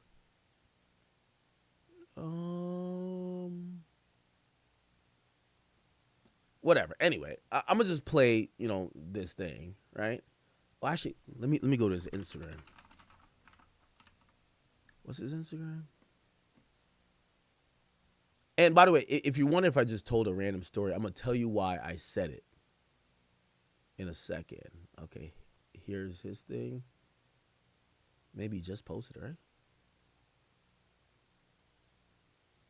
No, that's not it. Wow, somebody really went all the way back in the archives to fucking find this thing. Yeah, this shit is like old as shit. Okay, I can't even find it. I wanted to like see the full house tour that we could all watch it. But apparently, okay, this is the thing. And Hurts didn't lie. Then Meek Mill came, but he couldn't get financing. Meek Mill couldn't give him financing? They don't. These guys, nothing, they're full of shit. Yeah, they're full of shit. Wow. Well, he's friends with Mike Rubin. Mike Rubin could have lent him the money. He's sitting courtside every single time I see him at the Sixers game, so he's got the right friends. And Hurts didn't lie. So essentially, Meek catches some strays. They basically say, yo, Meek couldn't afford a motherfucking thing, right? And, you know, again, I'm calling a spade here, right? Like, bro, I wouldn't want my fucking realtor getting online running his fucking mouth about my house. Number one, I remember even my realtor, when we wanted to take a picture, like we're going through the closing, whatever, we get the fucking, you know, put an escrow, there's also a titling company that kind of like handles everything. And I remember that they wanted to take a picture with me, and I'm like, bro, I'm gonna be honest with you, like I'm an online figure, bro. I don't want people like see me posing up in front of here. Matter of fact, could y'all take the listing down offline? Because like motherfuckers is gonna see where I live at. Like these motherfuckers are stalkers. So I only say that to say, like, bro, in reality, I don't like when realtors is over here running their fucking mouth about popular people that may have looked at these homes to be their house, right? Like, brother, do your job. Like, again, I live in Jersey. This particular house that apparently Jalen Hurts and Meek Mill were looking at, it's in Jersey. Let me tell you how real estate works. It's automatic 3% for both the buyer's realtor and also the sellers. So, like, for example, from my for this house, I picked it. I saw it on Zillow. I told my realtor, hit the other realtor up. I want to see it. When I walked in the house, I took a 15-minute tour. I want it. Put this offer in, all cash. They accept like 2 days later. The realtor did nothing. I get the fucking the inspector, all that shit. The guy did nothing. You know how much he gets paid for it? This real estate is a scam, bro. You know how much he gets paid for just literally being told by me that I want this house? Bro, we got paid like 80 grand. Like 80 or 90 grand. Because that was 3% of the house. So, or was it 90 grand between? I don't know what it is. But like, you know, it's a multi-million-dollar house. But that small percentage of like 6%, right? 6% gets split. He gets free cash. He did nothing. You know, when I finally, at the closing, when I get the keys and all the titles and whatever, the nigga buys me a fucking $45 bottle. That's my gift. That's my fucking gift. He gets,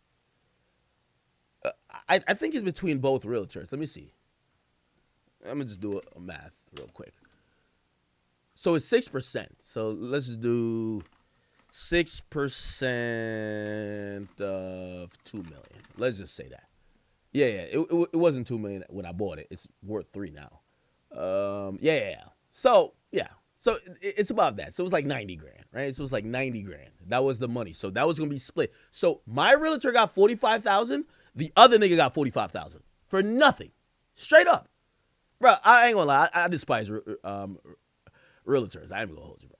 They just get money for nothing. So the 6%, my realtor gets 45. Their realtor gets 45. The nigga buys me a fucking $45 bottle, says, thank you, congratulations, this is your house. Really, nigga? Really? So if you're getting free cash like that, and trust me, when you're a millionaire or whatever, you're not like, bro, you get what you want. Like, a realtor ain't fucking showing you shit. Nigga, you might have seen something while driving past. You're going to say, I want that house. So, and I'm not here flexing. I'm just trying to tell you the truth. Like, if you're a realtor, like, for example, my realtor, the biggest argument I had with him, I've wired millions of dollars already to this fucking owner. Get with the other realtor that's for the owner that I just bought it from and get my fucking pictures of my now house offline. People are stalkers. Like, there's a whole fucking Reddit that just stalks me. You know what I mean? Like they would love to see where I shit at. Remove it. They took like a month to do it, bro. They got paid 45 grand. Easy. For no reason. So I'm kind of on Meek Mill's side here without even hearing what Meek Mill had to say, but I know Meek was tight. Okay? So essentially, they basically clown Meek, right? Or, you know, the dude is clowning Meek a bit to say he couldn't get the financing. Okay? Now, I want to find this. You know, does anybody have the original video? Yo, by the way, I see you guys in the chat. Does every state need a realtor? Because, like, if I could, I'm looking at new houses right now, right? Like, I'm going to lie, you know, I got rental properties and stuff like that. That fucking realtor, like, that realtor, he made off good too. Meek Mill came, but he couldn't. If anyone could figure out, shit, I want to figure out this property, bro. So he's wearing this jacket. We could probably find it. He's wearing that jacket. Oh, he always wears this fucking jacket.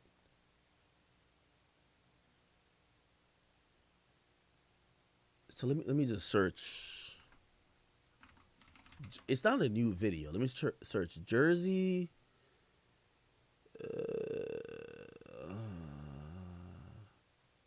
Voorhees isn't by the Jersey Shore.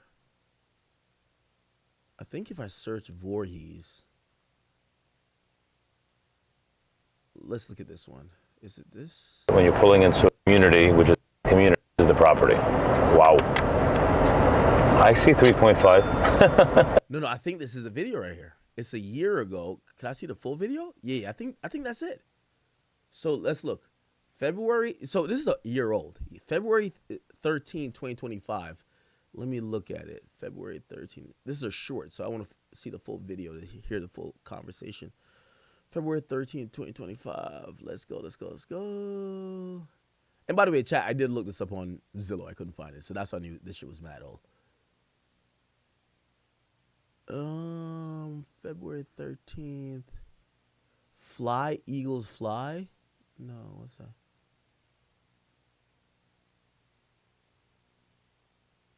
What's like being a realtor in Jersey? 30 million? No, hold on. Miami? No. Okay. Where the fuck is this? It says February 13, 2025, so it should be a year ago. Listing 4 properties. Will they sell? Mega mansion and what? No. Why can't I find this bitch?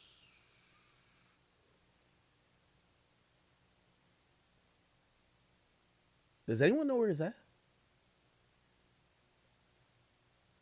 I'm going to get into what Meek said. Don't you worry. Because Meek definitely responded. Meek was tight as fuck.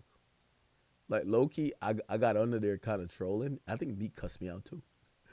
But I ain't even going to, I can't even get mad at him. Because, like, bro, I would be mad, too, bro. I ain't going to lie. Like, just as a man, I'll be mad, bro. What? Bro. He might have deleted it. No, Meek didn't buy the property. If you think about it, under 10,000. No, I think this is a no-brainer. To pay 3.5 there or pay 2 here, when you're all said and done, yeah. Listen, you can move in.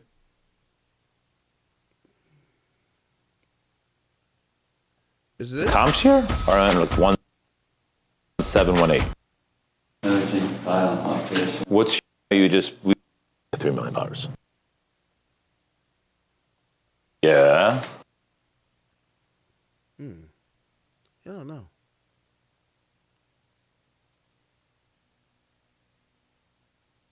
Fuck, I can't find it.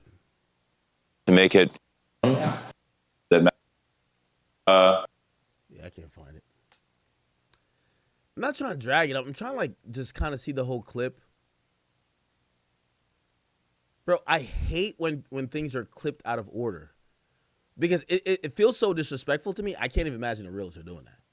That's the reason why I'm looking for the real clip. Right? Like, which fucking realtor is doing some dumb shit like that? That's how you lose business. If you think about it, Like, this thing $3 million for that house is not. All right, I can't find it.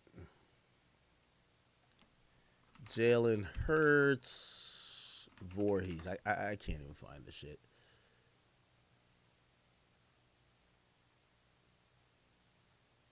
I can't find him. I'm always at this spot.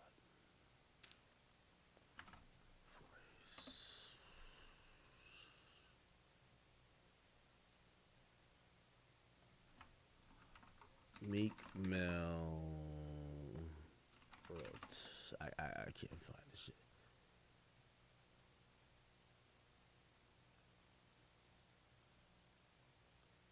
Because I want to see if he's also talking shit about, like, you know, all, like, hip-hop folks, right? Came to see this house.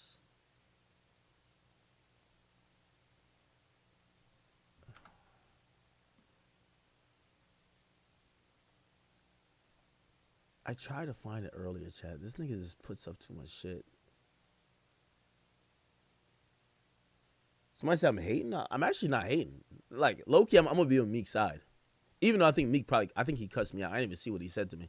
But someone, they showed that he tagged me. I was trolling in the comment section. What the fuck is this? Guys, welcome to my new 4 bedroom, so much more. We're going live.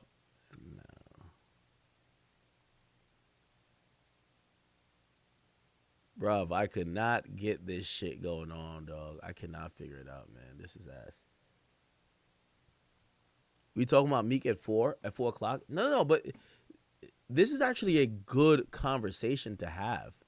I know some of you guys might be homeowners. Congratulations to you. If you're not a homeowner, hopefully one day you are. Right?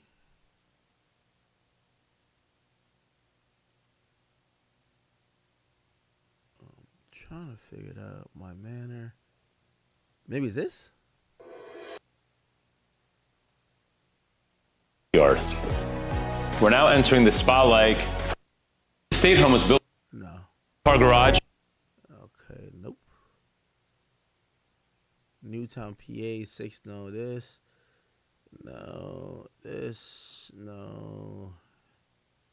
How we got 3 listens in one day? No. House hunting, PA. This, no. It's not the Jersey Shore. I know these areas. Pace. Touring a no. Auction?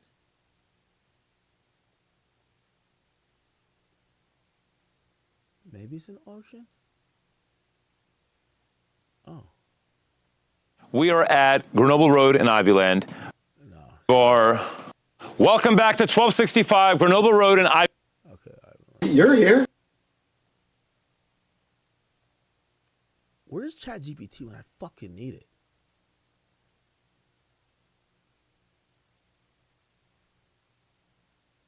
Nobody knows? Fuck.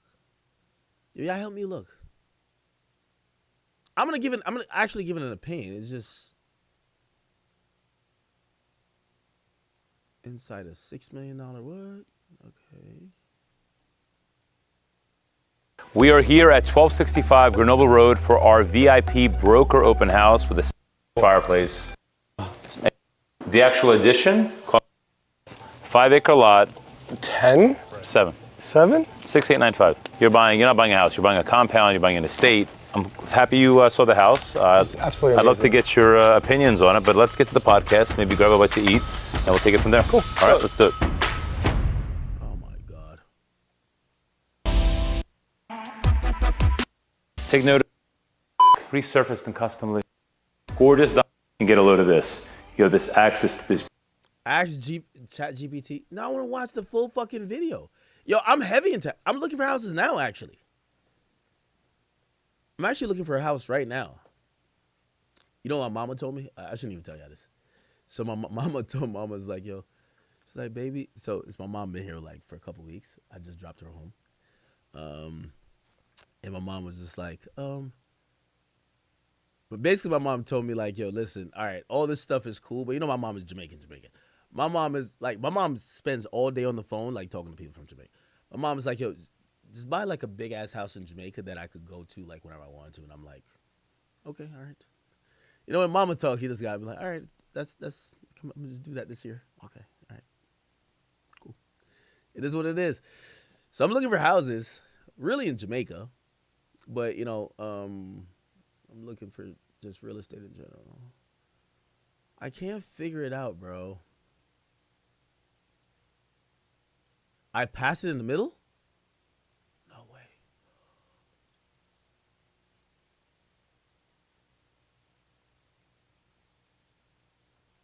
Y'all are trolling. What's in the title? House with a rose. Oh. House. Okay. Oh, is it this? Oh, is it this? I'm looking at It you. is, I think. Yo, how are you guys like so quick with everything compared to me? I feel like a slouch. Is it this? No. Bro, y'all just trolled me, dog. That's some good show. Be the so Nah, this ain't to it. find why I've got a really big throw in that car. Would you do that? Florida and all. No, this isn't style of the house. Live in this area. Bro, y'all trolled the hell out of me just now. Bro, That were like significant. just figure this out with me that I could just do the topic. I'm going to start this topic over again. I'm not leaving until I find it. I'm not getting on stream until I find it. I'm obsessive. You know I'm obsessive. I need to find the full clip that we could see the house. I'm a house critic. I found my house on Zillow. Like, that's dead ass. I dead ass found my house on Zillow. Like, you know, shout out to my realtor who got paid for no reason. But, you know, I found it myself. So, like, my Zillow account be active. That's a fact. What's this? Worcester. I sold 50 homes. What am I looking for? It's on his website? Okay, I'm on his website.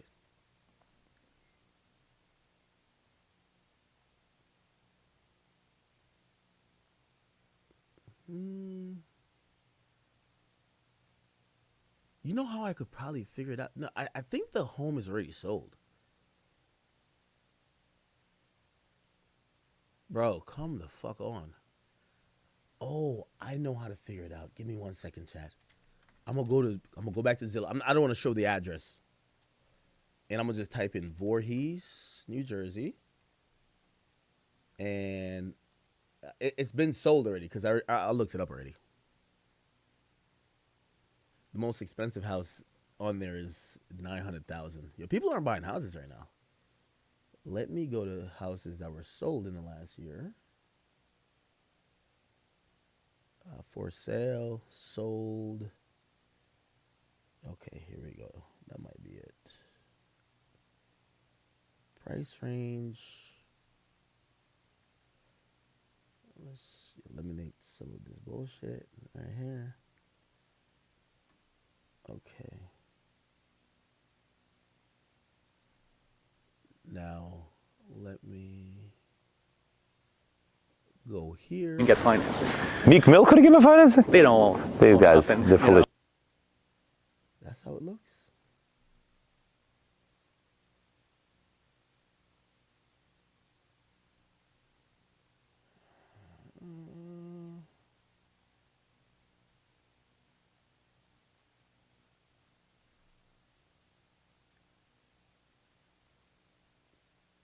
Like, Oh, really? but he wanted the house done by July, not now. Last but July. He loved the house. He was going to. Last July. Bro, I'm fucked. I don't know, man. It has his YouTube thing on it, so if I go to shorts, it should be there.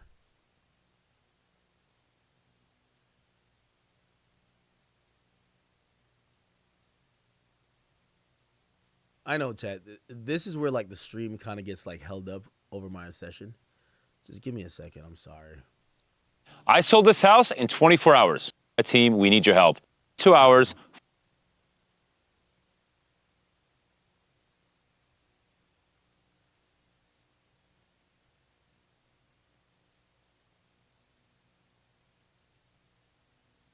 can't find this bitch.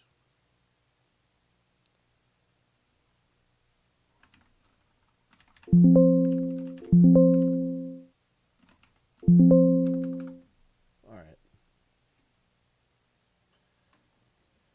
I might just take the L, bro. Yo, all realtors a little bit shady, bro. Like, honestly.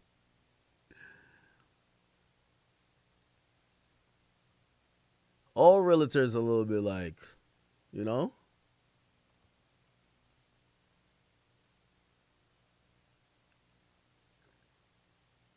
When the fuck did this happen?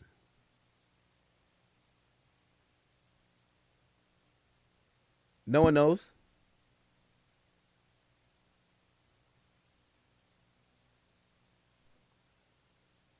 I'm like, how do we have so many people here? We can't find this. No, it's not. Yo, y'all really think I'm about to diss Meek, but I'm not. I'm really not even about to diss him. Like, I promise you I'm not even about to diss him. I think he dissed me. Because I joked about this, but I got to realize, I'm like, nigga, you'd be mad upset if they did this to you.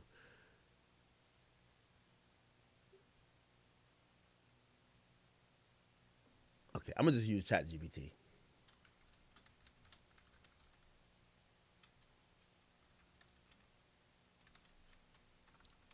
All right, I'm just using ChatGPT.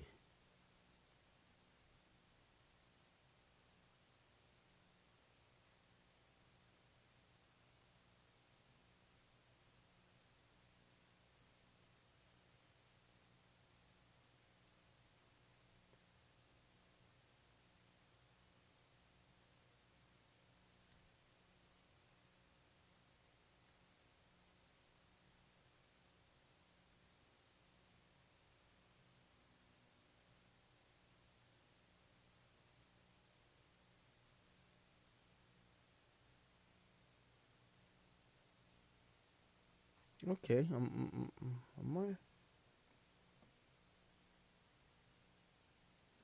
it was 5.2 million.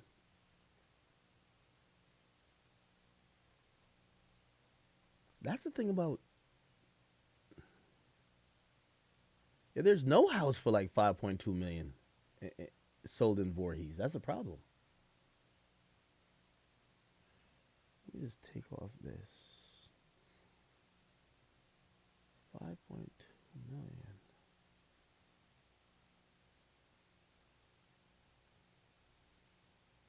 This is the closest house that even looks anything like it.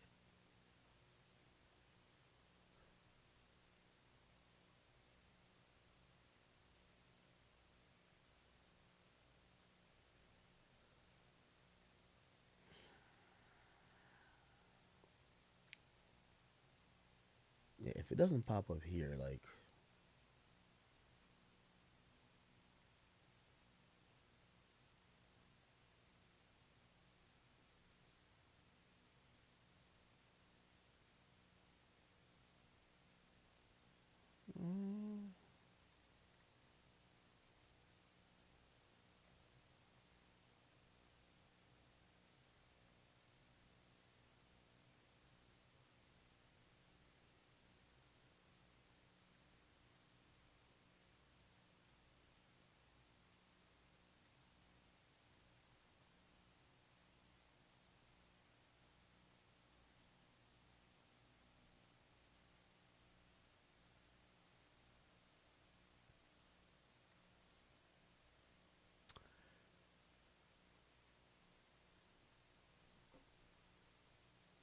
I don't know, man.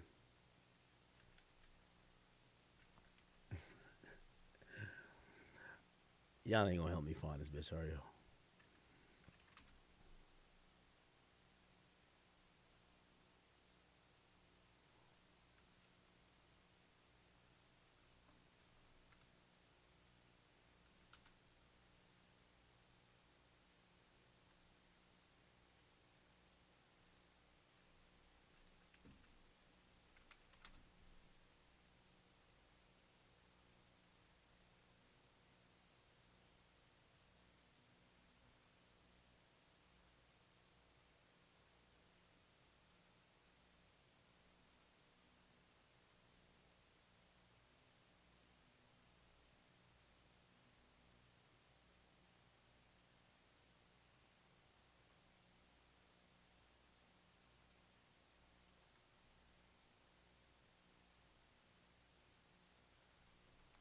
give, at that time, it was 5.2 million. Finished. I said, listen, I'll be honest with you, there's no way I can finish this house. Oh. Like in 2 months, impossible. So that's the gimmick. Buy the house at Jalen Hurts came by. Oh, really? But he wanted the house done by July. Not now. Last July. He loved the house. He was going to give, at that time, it was 5.2 million. Finished. I said, listen, I'll be honest with you, there's no way I can finish this house. Oh. Like in 2 months, impossible. So that's the gimmick. Buy the house at Jalen Hurts came. Yeah, I can't find this bitch chat. I mean, I'll probably find it like in 2 hours, but we don't got 2 hours, so.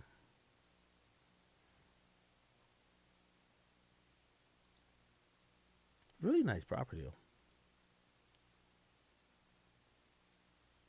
Reason I probably can't find it is because it probably got bought, and they do what everybody who buys a nice house do, which means they get all the pictures of the house removed. So I'm looking at pictures, and you're just not going to see that type of shit.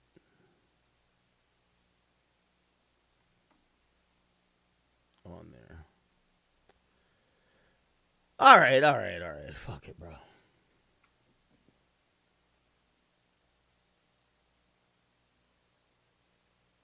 Is this a video from his TikTok? Oh, all right. Let's go to his TikTok. Joseph Bograd TikTok. No, I kind of like. I want to know what happened with the house too, bro. Maybe I'm too much into this. If he posted it recently, that's also weird. When did he post it? Okay, so it's from his TikTok, probably.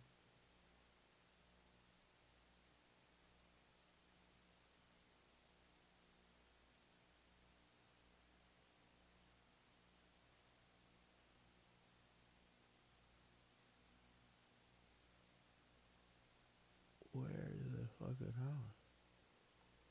Wait, is it here? It's not it. Nope.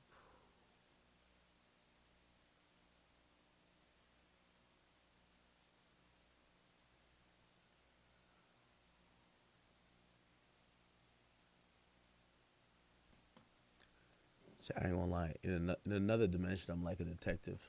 It's like once I sink my teeth into something, I just can't even move on.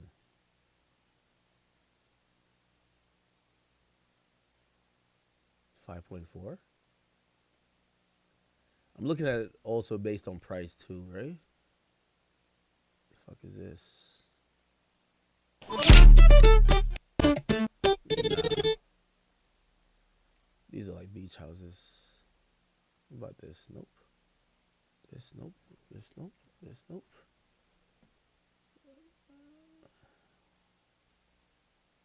February 19th, 2025. Okay. This client of mine bought a February 19th. Okay. 2025. At least y'all helping me out somewhat. Let's look. Hey, Mr. Bogart, how are you? Good, how are you? Good. I may have a... February 19th.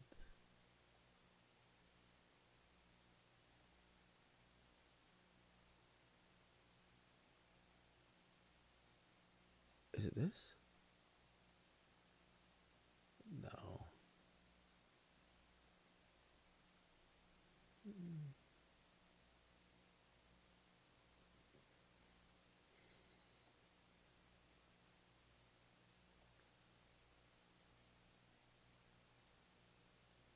February 19th.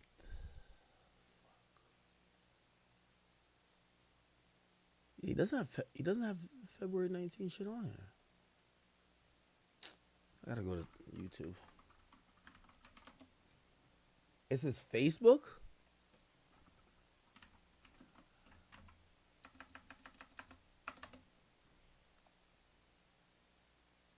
Maybe he did delete it. I don't know. Shit. February 19th is going to be here. Or here. February. If you think about it, $3 million for that house is not a bad deal. No, I think this is a no-brainer. Listen, you can. June. That's a great 0.75. Good day. With the looking to buy a.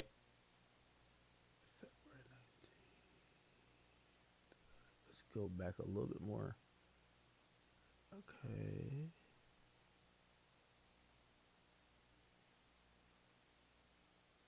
Maybe it's that.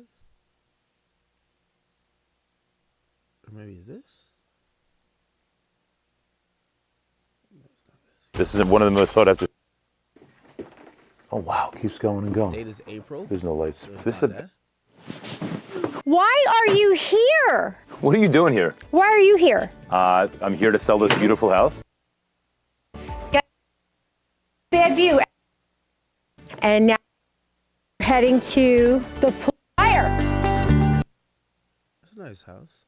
There's your other powder room. Okay.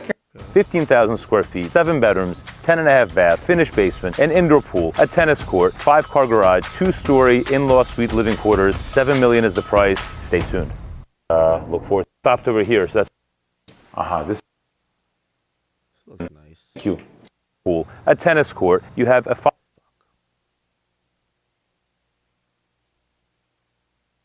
All right. Wait, 5.5? Maybe this is it? Development is stupid. This is February 13th. Manicure, he chose. Like the finishes here, like if you need ever anything, just let me. But estate, it's about listed for 5.5 million, and it's been off and on the market since April of last year. But Monday morning, I get a call from an agent. She's having, somewhat of an issue selling this property that she's selling in Newtown, and she was hoping that I would come out and take a look at the property. It's not it, man. All right. I fucking did the most. Maybe I'll spin back around if I find it off stream, because I do want to find it. Are they saying this for $7 million? Helicopter tour. One of these is gonna be the thing.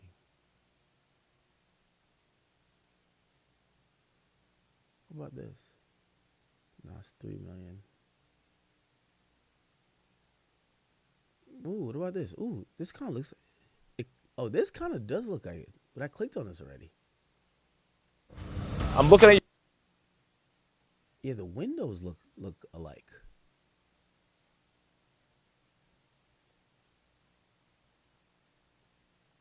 The windows look alike. That's why.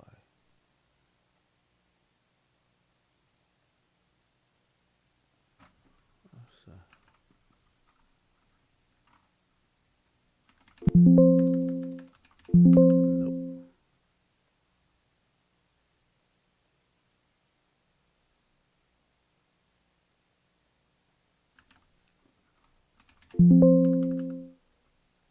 This if beautiful. it wasn't the end of the stream, I wouldn't be obsessive like this. I would try to move on, but I really only had like 2 more topics, so fuck it. The things we do for real estate. What the fuck? See if this. Nope.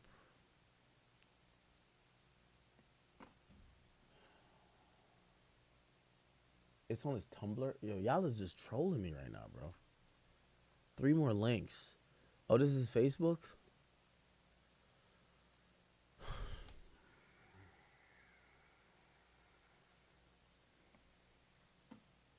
Y'all just trolling me, bro.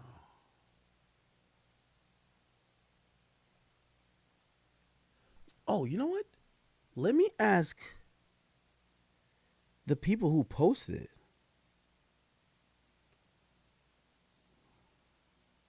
They posted it.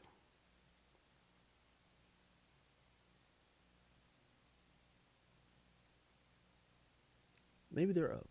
Maybe they'll tell me.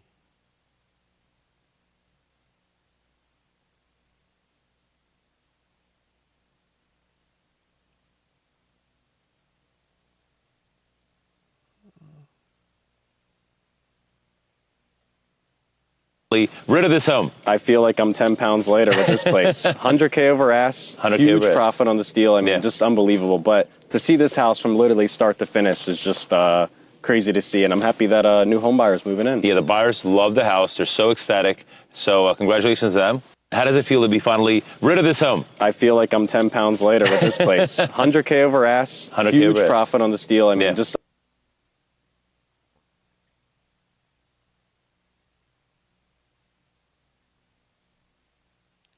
I can't find it, man.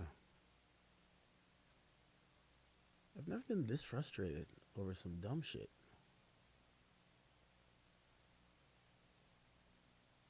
I feel like y'all about to go to sleep, like just watching me trying to find this.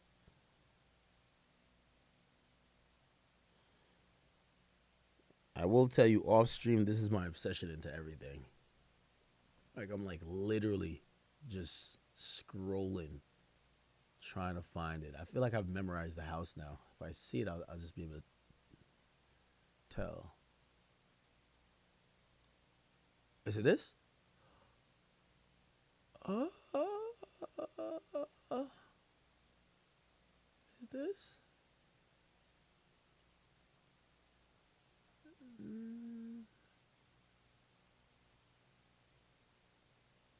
Is it this? Let me go back to the video in question.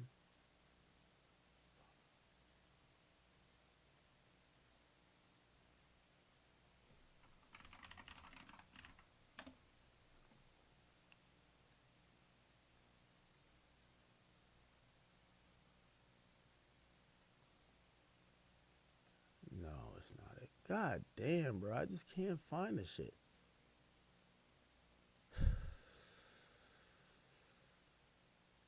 Yeah, that's not it. It's too small.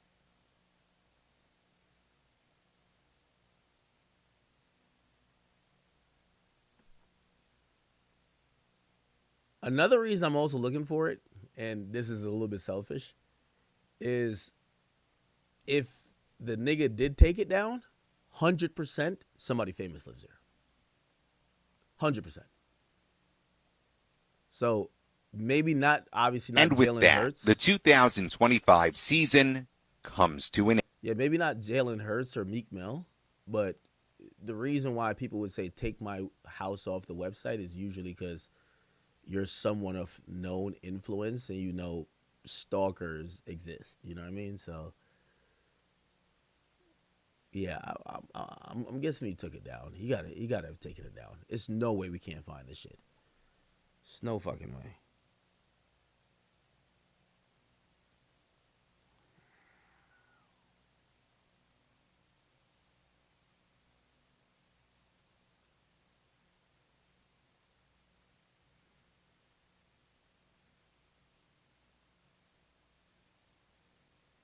All right, I'm cooked, y'all.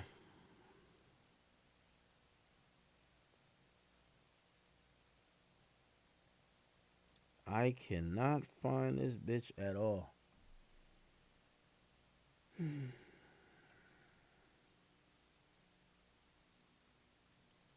biggest L. All right, I'll just do the topic without the full video. I really wanted to like really watch like a full like tour of the house to be like, all right, is it worth it? Because I also know that area. Voorhees, New Jersey is like, bruv, like $5 million there? Let's see.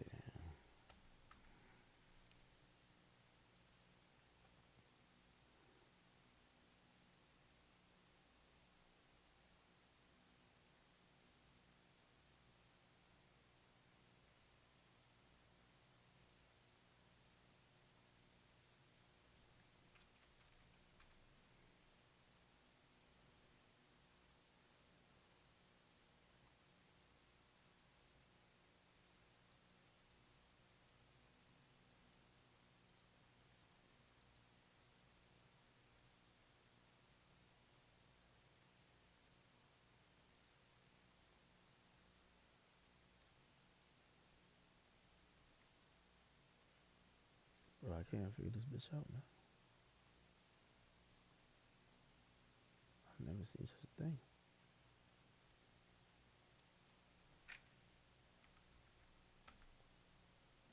I've never seen such a thing, bro. Like, how can I figure this shit out? Don't worry, chat. I'm not hopping offline, so Like, I'm obsessed.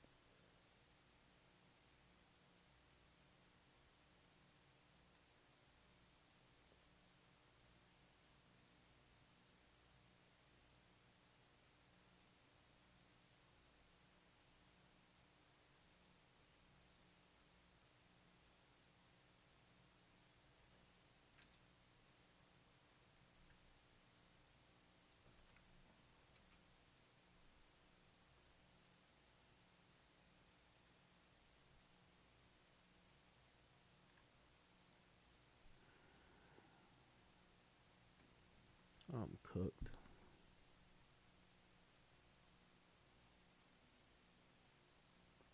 Who's the guy he's talking to?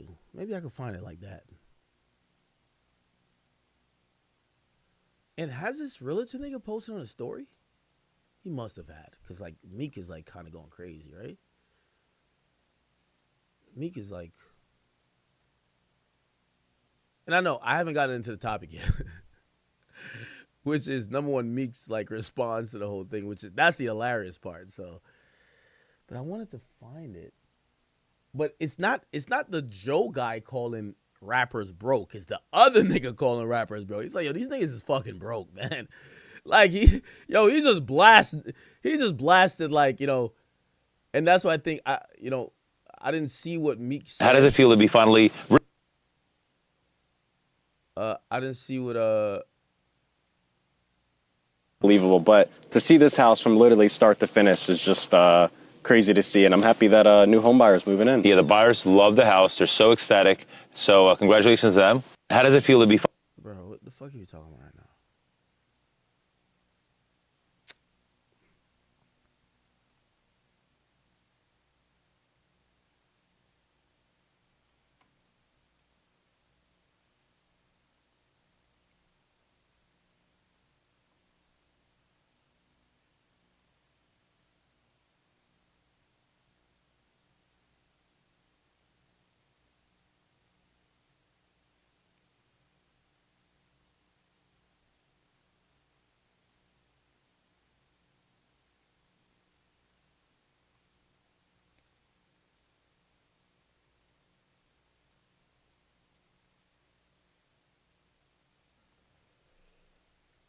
All right, man.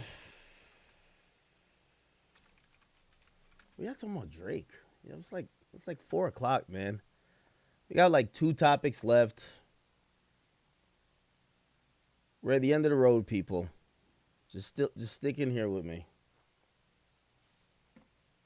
I'm on my obsession arc. This is kind of like what I do off stream to try to get y'all like some really good informative shit on stream. I just fucking obsessed with shit. Or if I'm trying to solve some stuff. Like, I'm gonna lie to you. So, I've been doing that on. I got some credible info that the police sent out a few things against, you know that shooting that happened with Lil Baby in them. The police want to talk to a few people. I was trying to figure out what they wanted to talk about. I ain't gonna lie, I was obsessed with that too. Hold on, let me see. Somebody gotta know.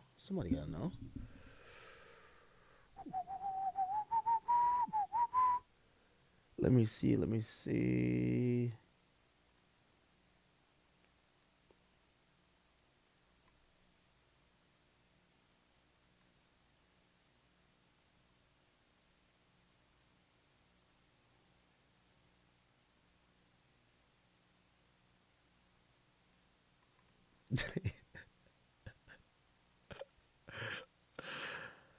Oh my God, bruh.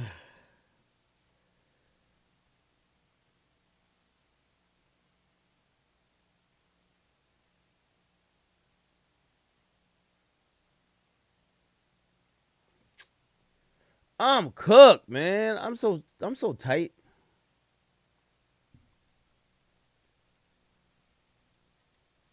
I feel like the audience is just in here talking about some other shit.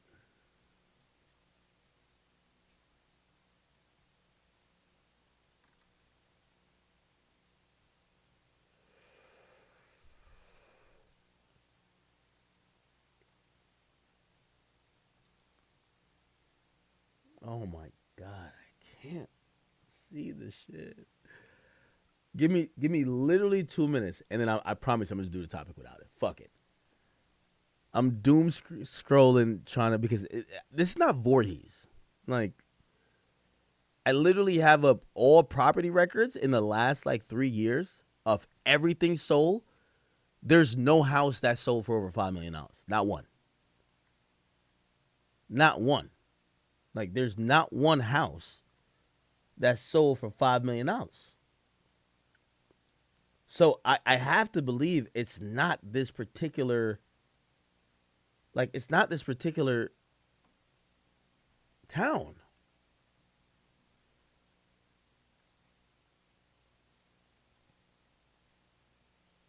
And right now on the market, there's nothing for over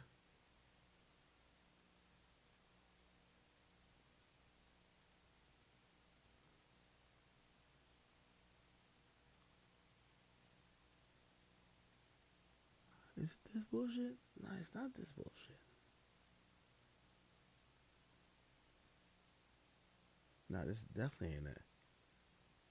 This looks ass. All right, give me one more minute. Again, we're just gonna move on.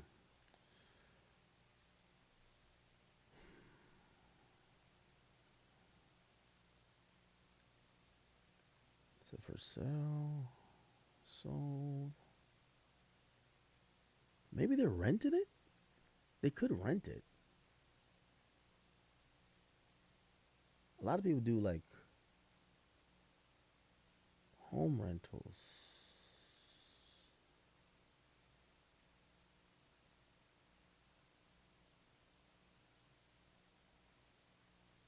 This ain't it. It's not it. It's not it.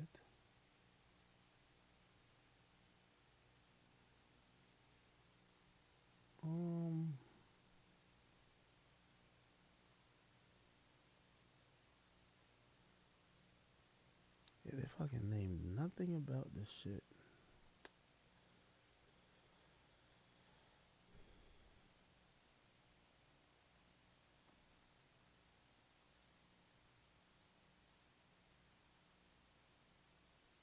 Bro, this shit gotta be AI, bro. Like, I'm looking through all property records, bro. This shit don't even make sense.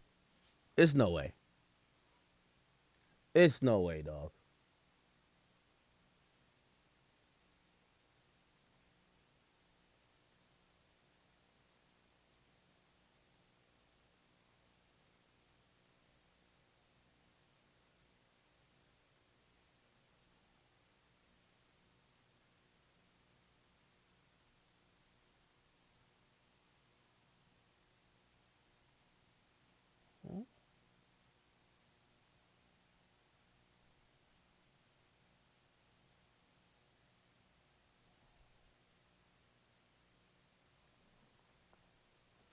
Wait, hold on.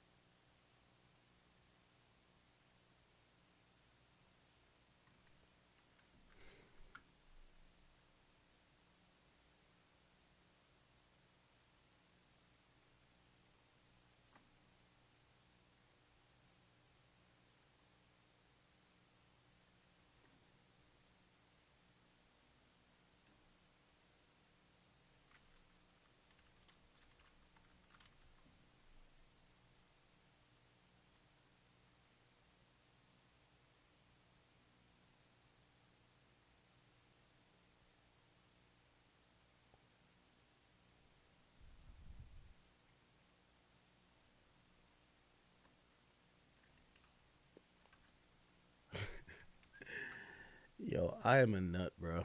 Jesus Christ. It's like I can't even move on without figuring this motherfucking thing out.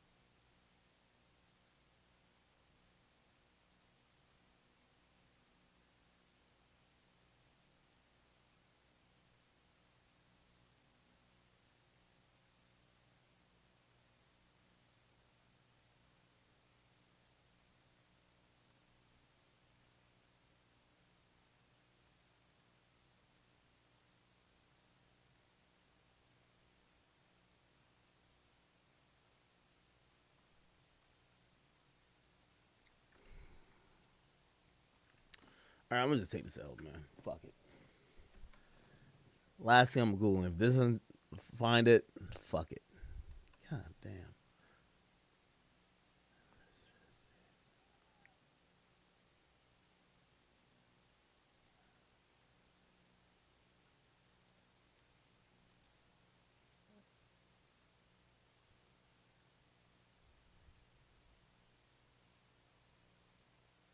Yeah.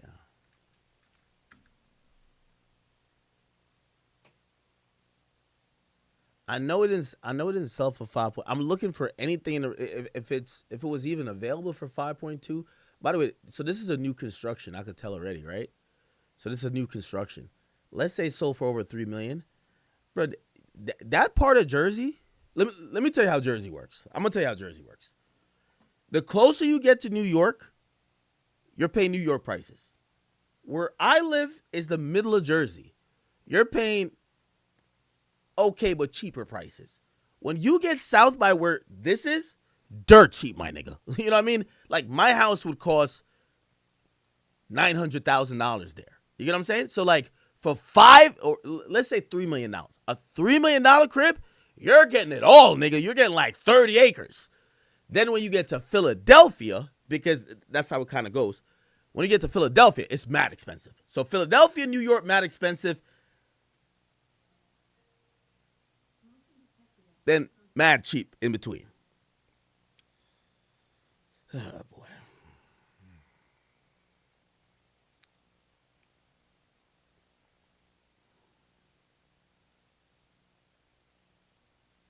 This fucking stray cat still comes to my house. All right. I can't, bro. How did I take this L like this, bro? Fuck.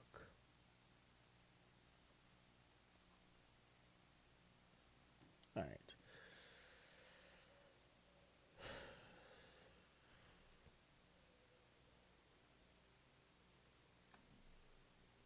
Well, based on this, based on what they're wearing, He wanted the house done by July, not now. Last July. He loved the house. he says not now, last July. Oh, I'm smart. So that's July. So that's either July 2025. Okay. All right, great.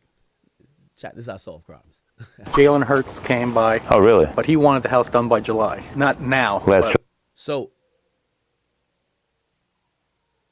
it's before July. So I guess if it's February, that would work too by July. Oh, so I think this is a February thing.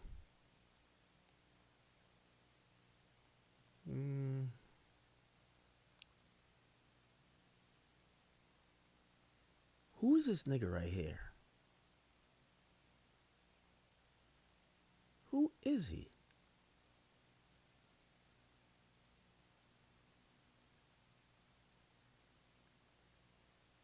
That's what I need to figure out.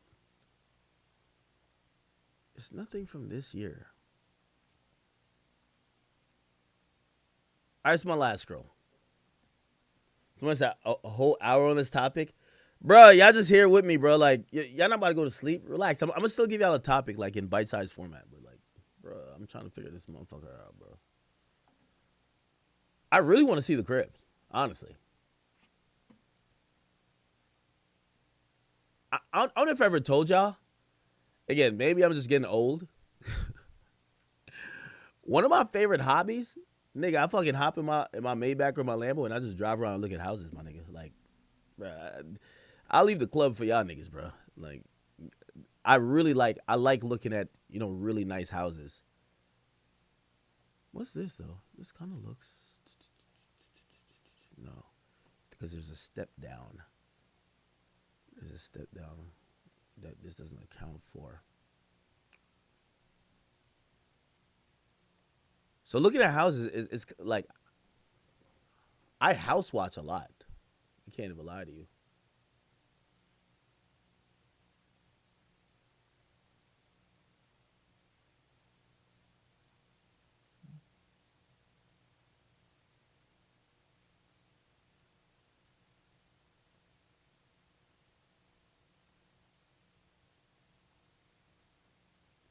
the estate.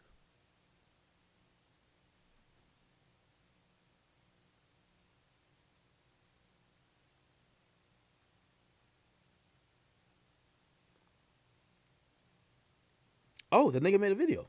All right, man. I'm done doom scrolling. Oh, he made a whole video on it?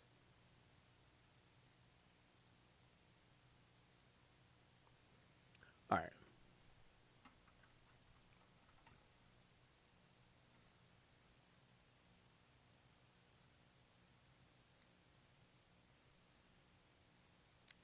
Here we go.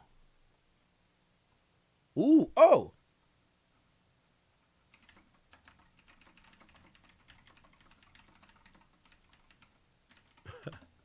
Oh, he clickbaited. Oh, this is right here. I need your professional opinion on something. You know, there was a post that went on. I was showing the property that Meek Mill almost bought and Jalen Hurts almost bought. So long story short, I just got a cease and desist letter from an attorney. Okay. Am I not allowed to post the video? A person that looked at a property? There is no mention of. Oh, he took it down. Drill, my boy Drill. Thank you for the big W.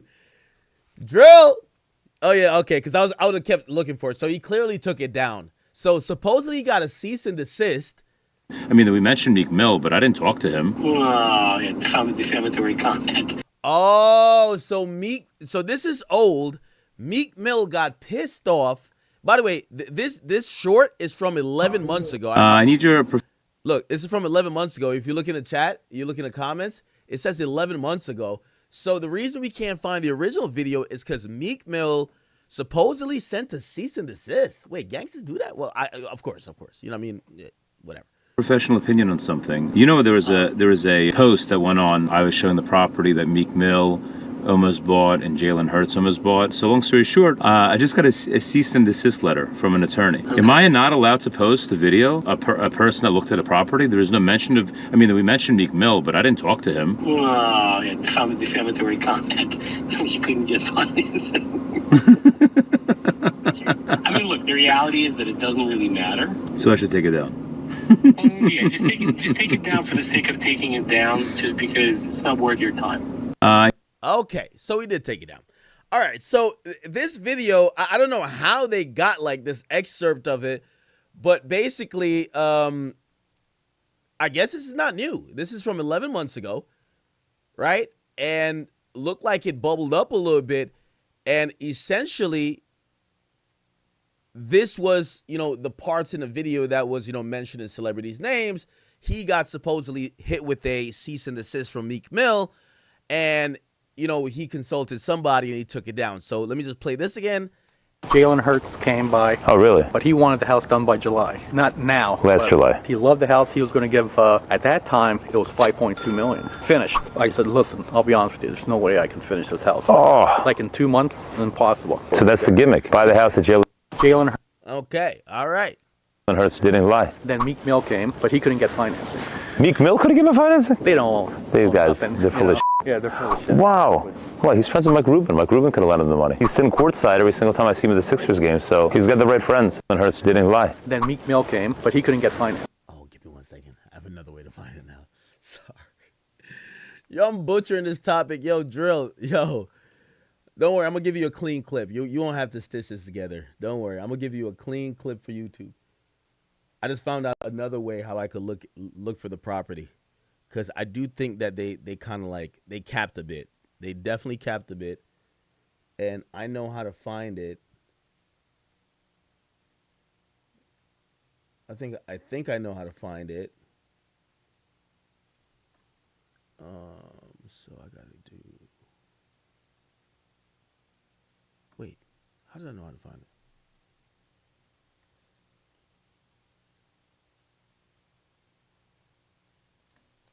Oh, yeah. I know how to find it. Here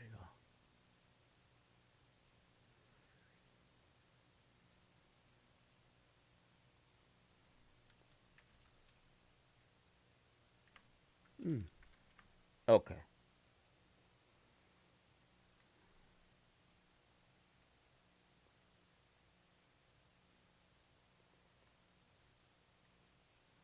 Great.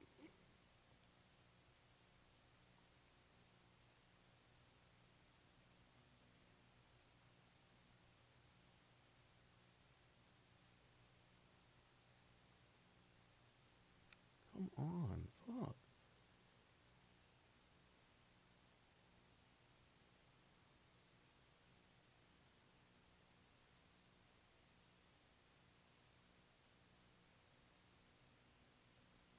Still can't find a bitch. Nah, this shit is well fucking hidden.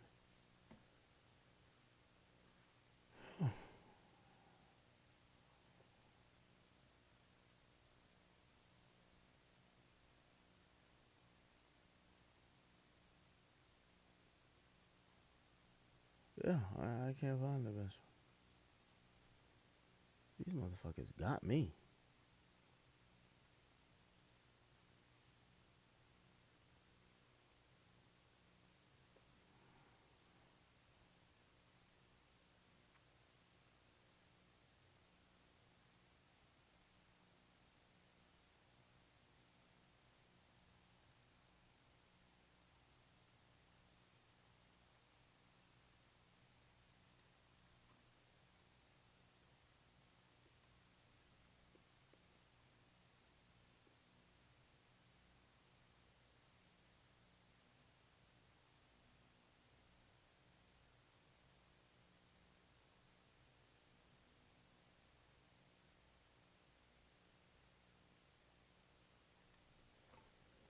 Bro, I cannot find a bitch.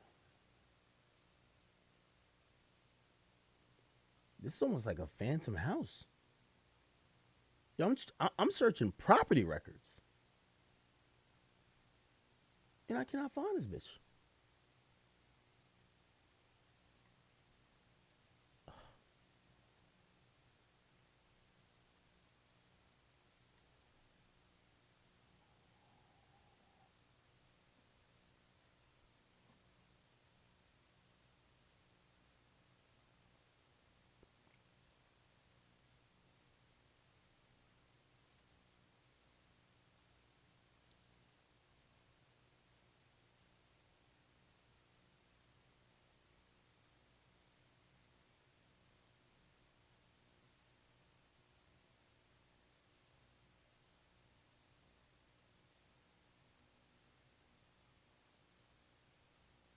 Yo, this is ridiculous.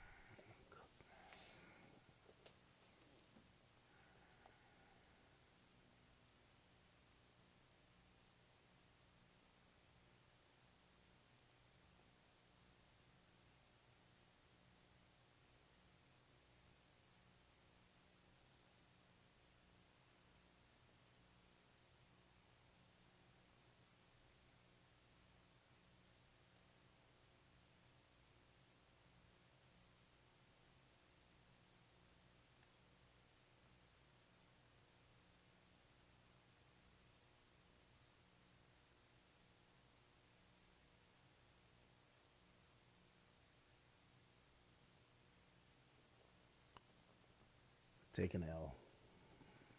All right.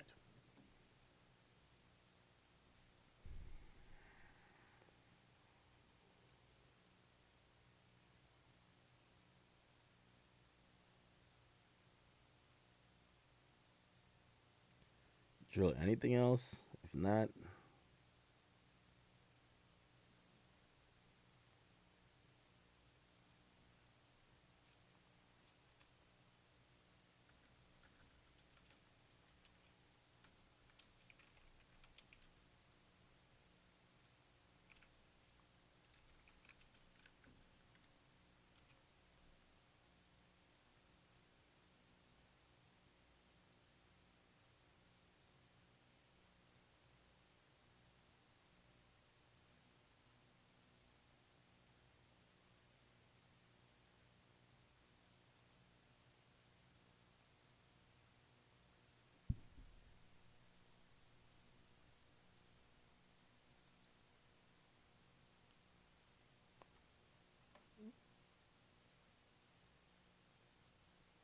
Hang in there with me, chat, please.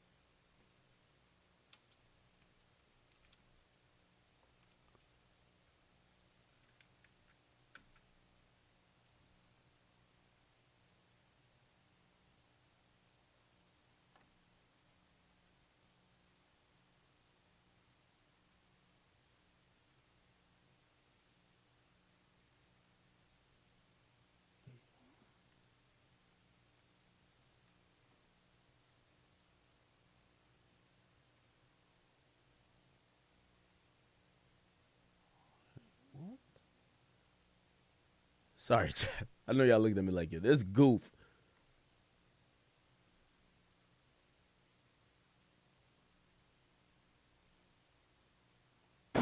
Meek Mill could have given a fuck.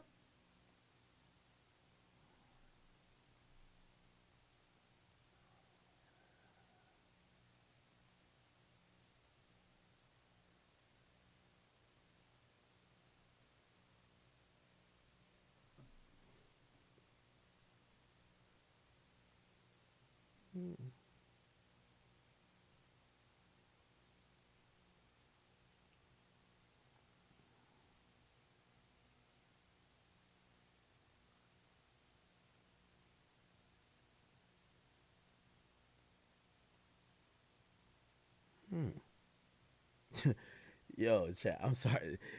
This is probably like the worst stream ever, at least at this point.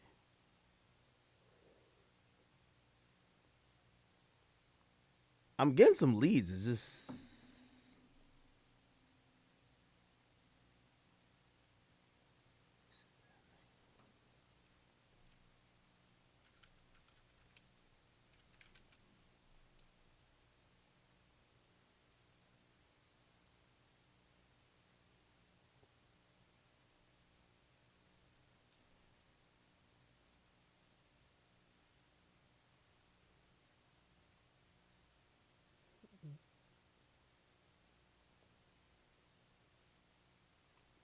Almost.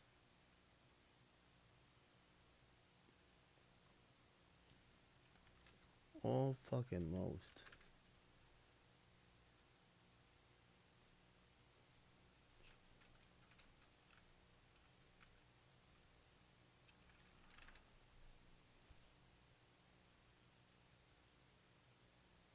Nah, that's not it.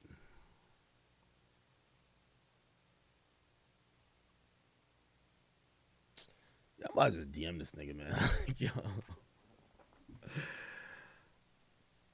I'm finna just DM this motherfucking nigga, man.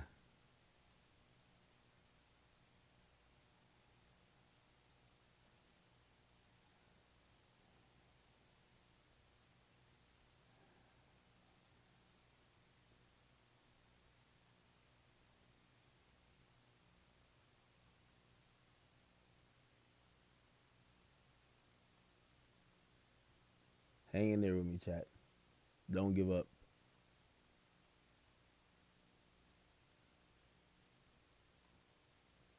Do not give up.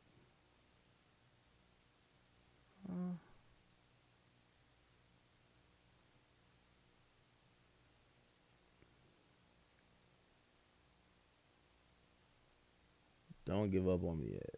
Not yet.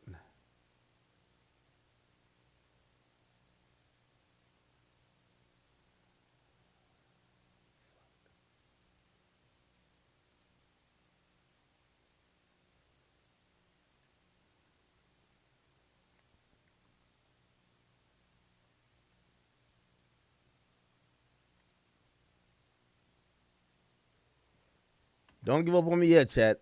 Trust. Taking this as a challenge.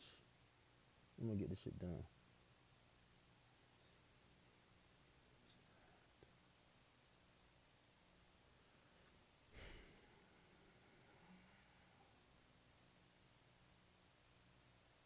By the way, thank you to some of my beautiful chat queens. I see you guys DMing me places. I checked it. It's just not the right ones.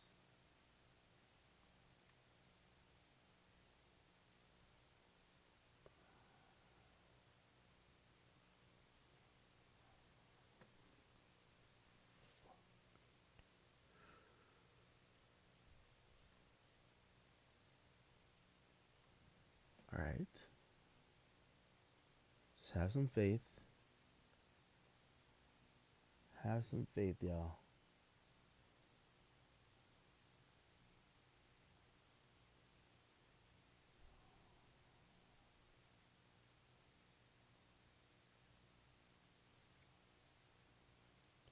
Have a little bit of faith. We're going to pull this through.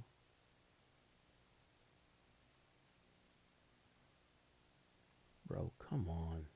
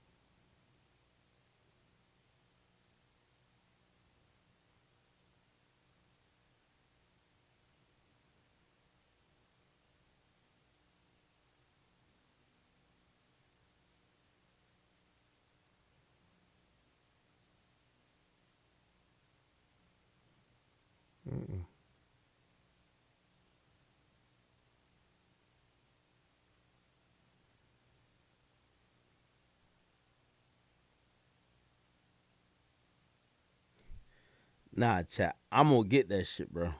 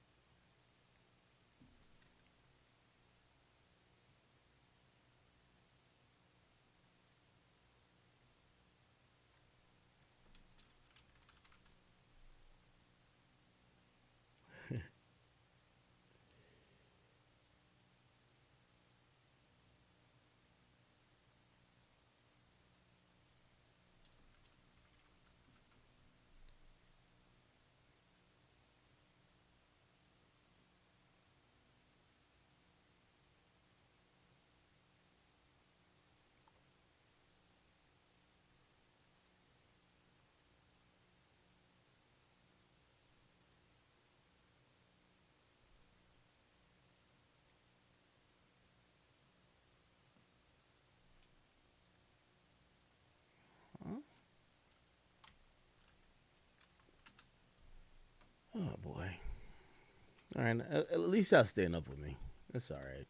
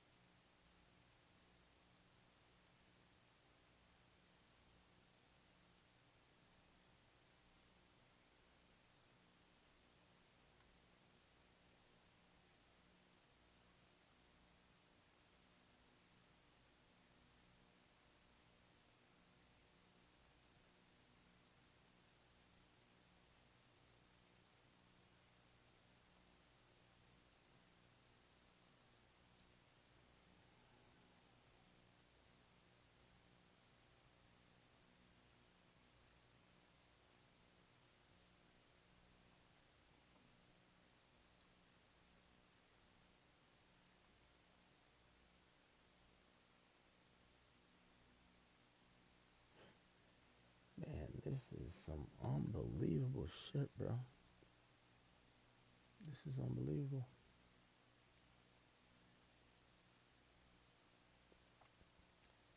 Never been this frustrated with finding some shit.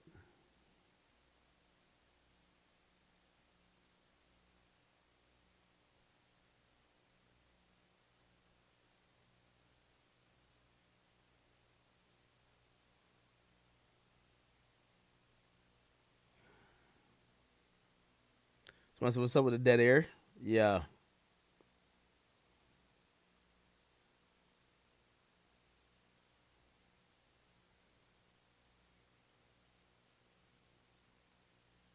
Hmm?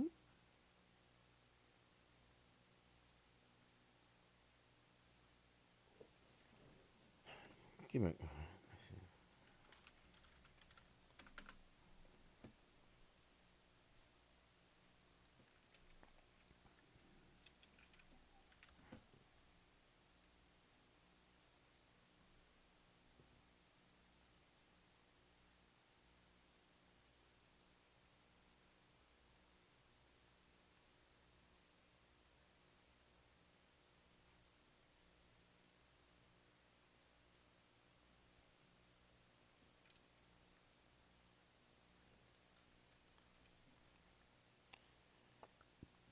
I'm sorry, y'all.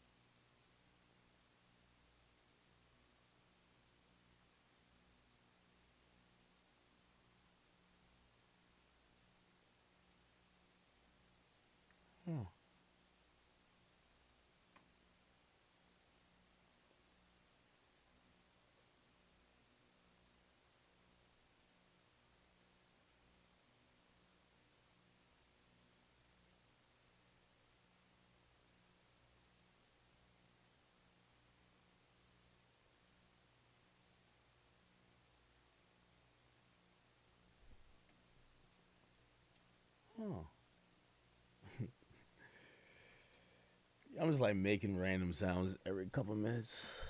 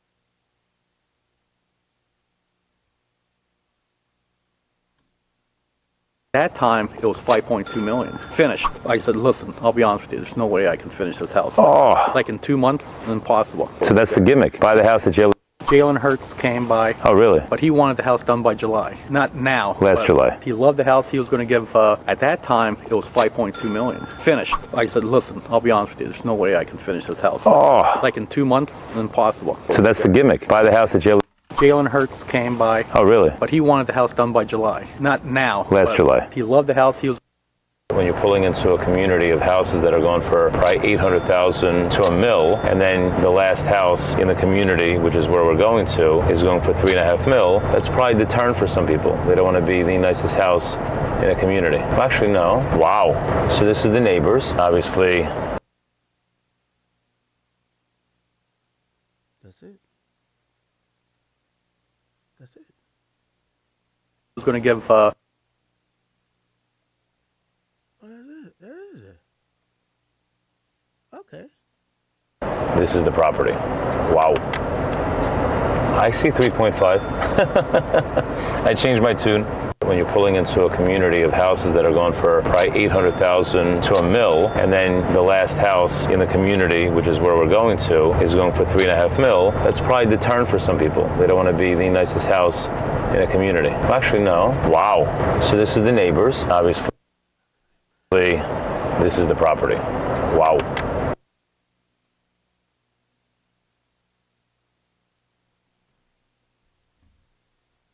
Oh, I ain't gonna lie. This chat queen might be amazing.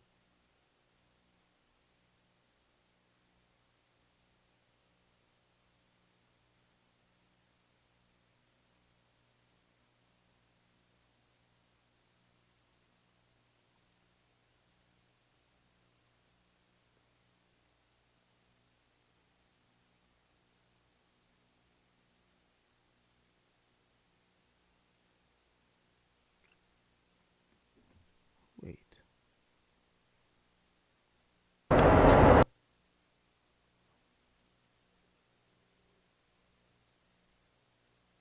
I see 3.5.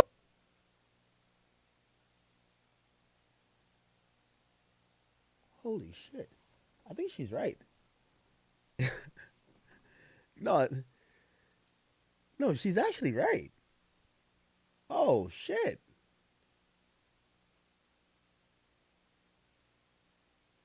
I think she's fucking right. Why did I reject it? No, she's fucking right.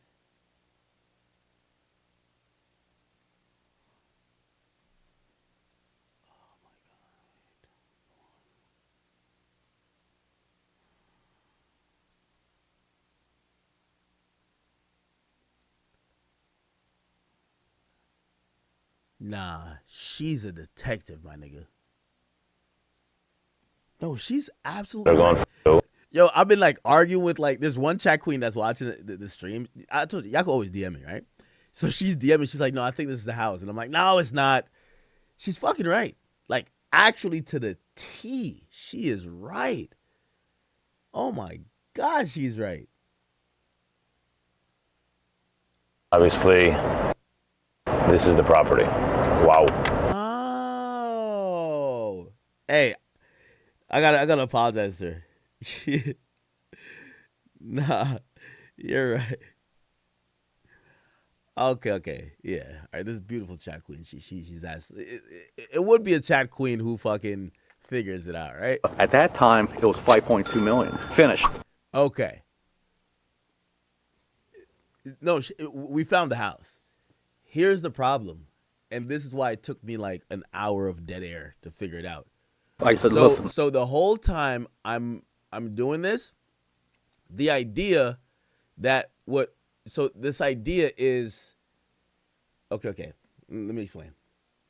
I'm thinking it's the house back here. Okay? So I'm like, oh, that's the house. That's not the house, chat. So that's the problem. So I'm looking for something that was sold, and I thought that was the house because it's in the back of the house. No, it's a neighbor of the house. Turns out that's not what it is. Yeah, the house is actually being built. I think this is the house right here. The right friends and hers didn't lie. Yeah, so this is a neighbor. Yeah, that's the neighbor. And the real house is over there. Okay. Oh, good. Give me 1 second. I'm gonna get you a good ass tour for it. Okay. I can't. Yo, this is why I should never doubt my chat queens, man. Fuck. Yeah, I should never doubt him. Jesus Christ. Hey, I apologize. Also, all my chat queens, I love you guys so much. I do believe the smartest women watch our stream, and the mere fact that I doubted one of our beautiful chat queens, and she is beautiful. I don't know if she's in the Discord, but she bad. I feel bad. Okay, here it is. Can I play this without like doxing the address? Well, I guess. Well, let me just look up the address to see who lives here first. Sorry.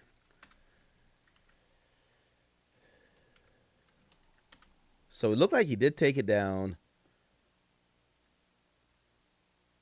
Oh, okay. This all makes sense. This is making the most sense in the world. So, Home Depot. Where is that? Okay.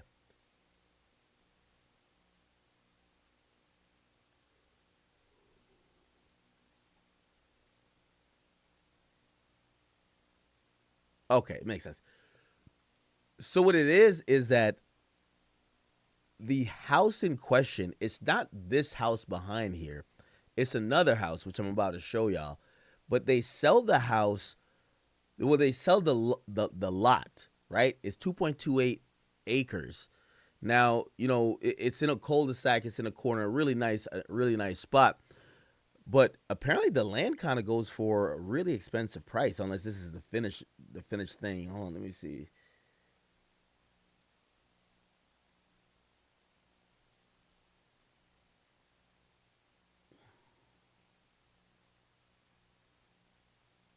Oh, it was listed for a new construction. Okay, that makes sense.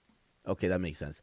So in 2023, it was listed for sale, but as a new construction, and it was tentatively 4.6 million.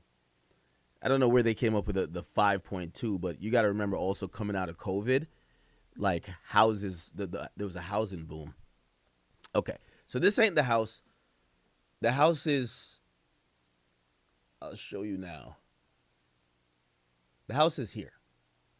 Oh, the address is there. So this is the house. The house is here. And remember, what we keep seeing, chat, is this house. That's the problem. So this whole time I'm looking on whatever for this house, but that's not the one being sold. It was one being built.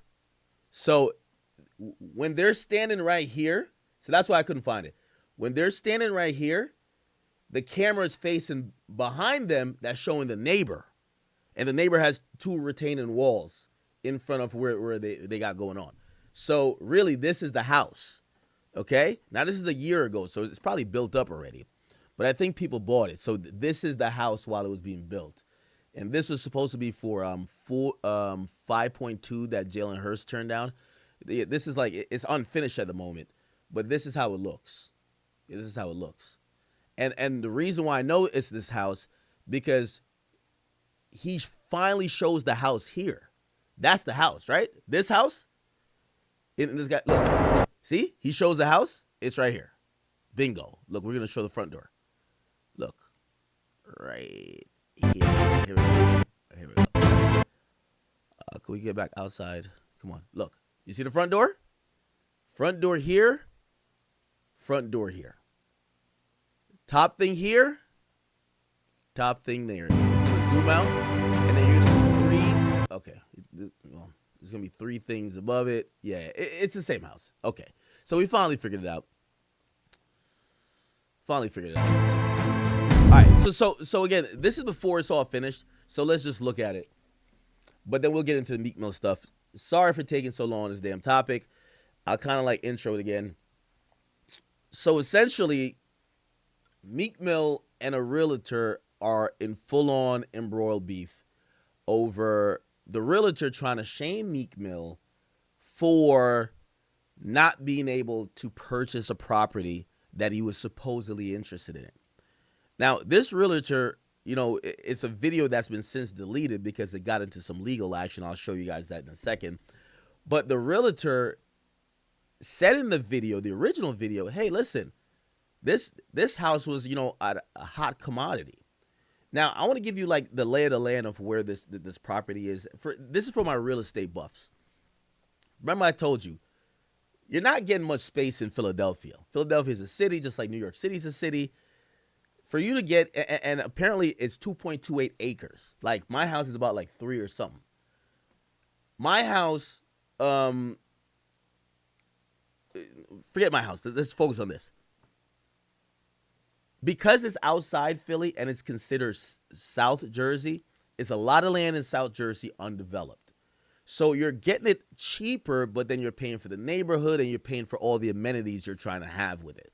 So apparently that 5 point whatever million price we're hearing, I think was for the finished thing and the lot, which, you know, maybe they were going to have a pool, maybe blah, blah, blah. Who knows what they were going to do. Jalen Hurst supposedly was interested, but he wanted the house immediately, right? You know, I'm not too sure when he started playing for the Eagles. Did he win a Super Bowl like last year or something like that? But he wanted the house, and then they said Meek Mill went to see the house, but Meek Mill, who liked the house, couldn't figure out financing. Let's look at the house. This is like a 3D look. Now, obviously, there's going to be a pool, but this was last year. Okay. Like the staircase. It's just framing in the electricity back. Okay, so the pool will probably be back here, right? Nice. 3 levels. You know, in Jersey, for people who might live in Florida or elsewhere, sometimes, usually you do have a basement as well. Like, based on the land on the Northeast, basements are very popular. So in Florida, they don't do basements, but here they would. So you're thinking 1 floor, 2 floor, 3 floor. This is the ground level, and you would probably think maybe another floor beneath, unless it's graded up, and this floor here is the basement that it is exposed on the back, but not in the front. But we will be able to go. Is that a fireplace? You gotta conceptualize it because this is not done here.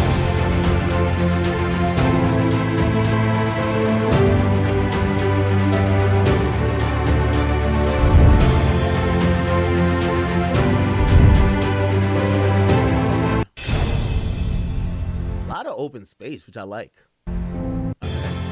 This is the outside.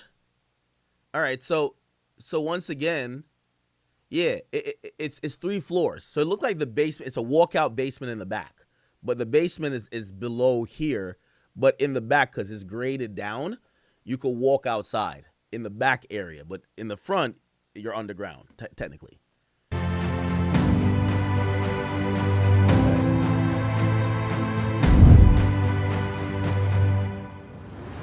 Now, I agree with that other guy.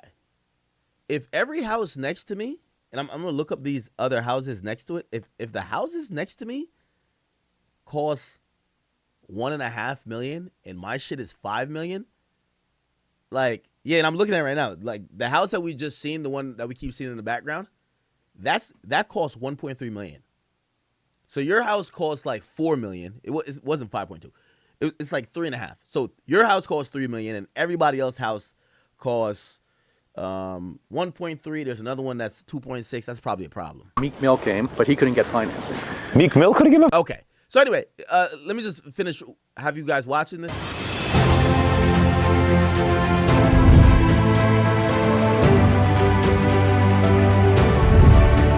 Not much to see because it's just framing. It looks better on the outside.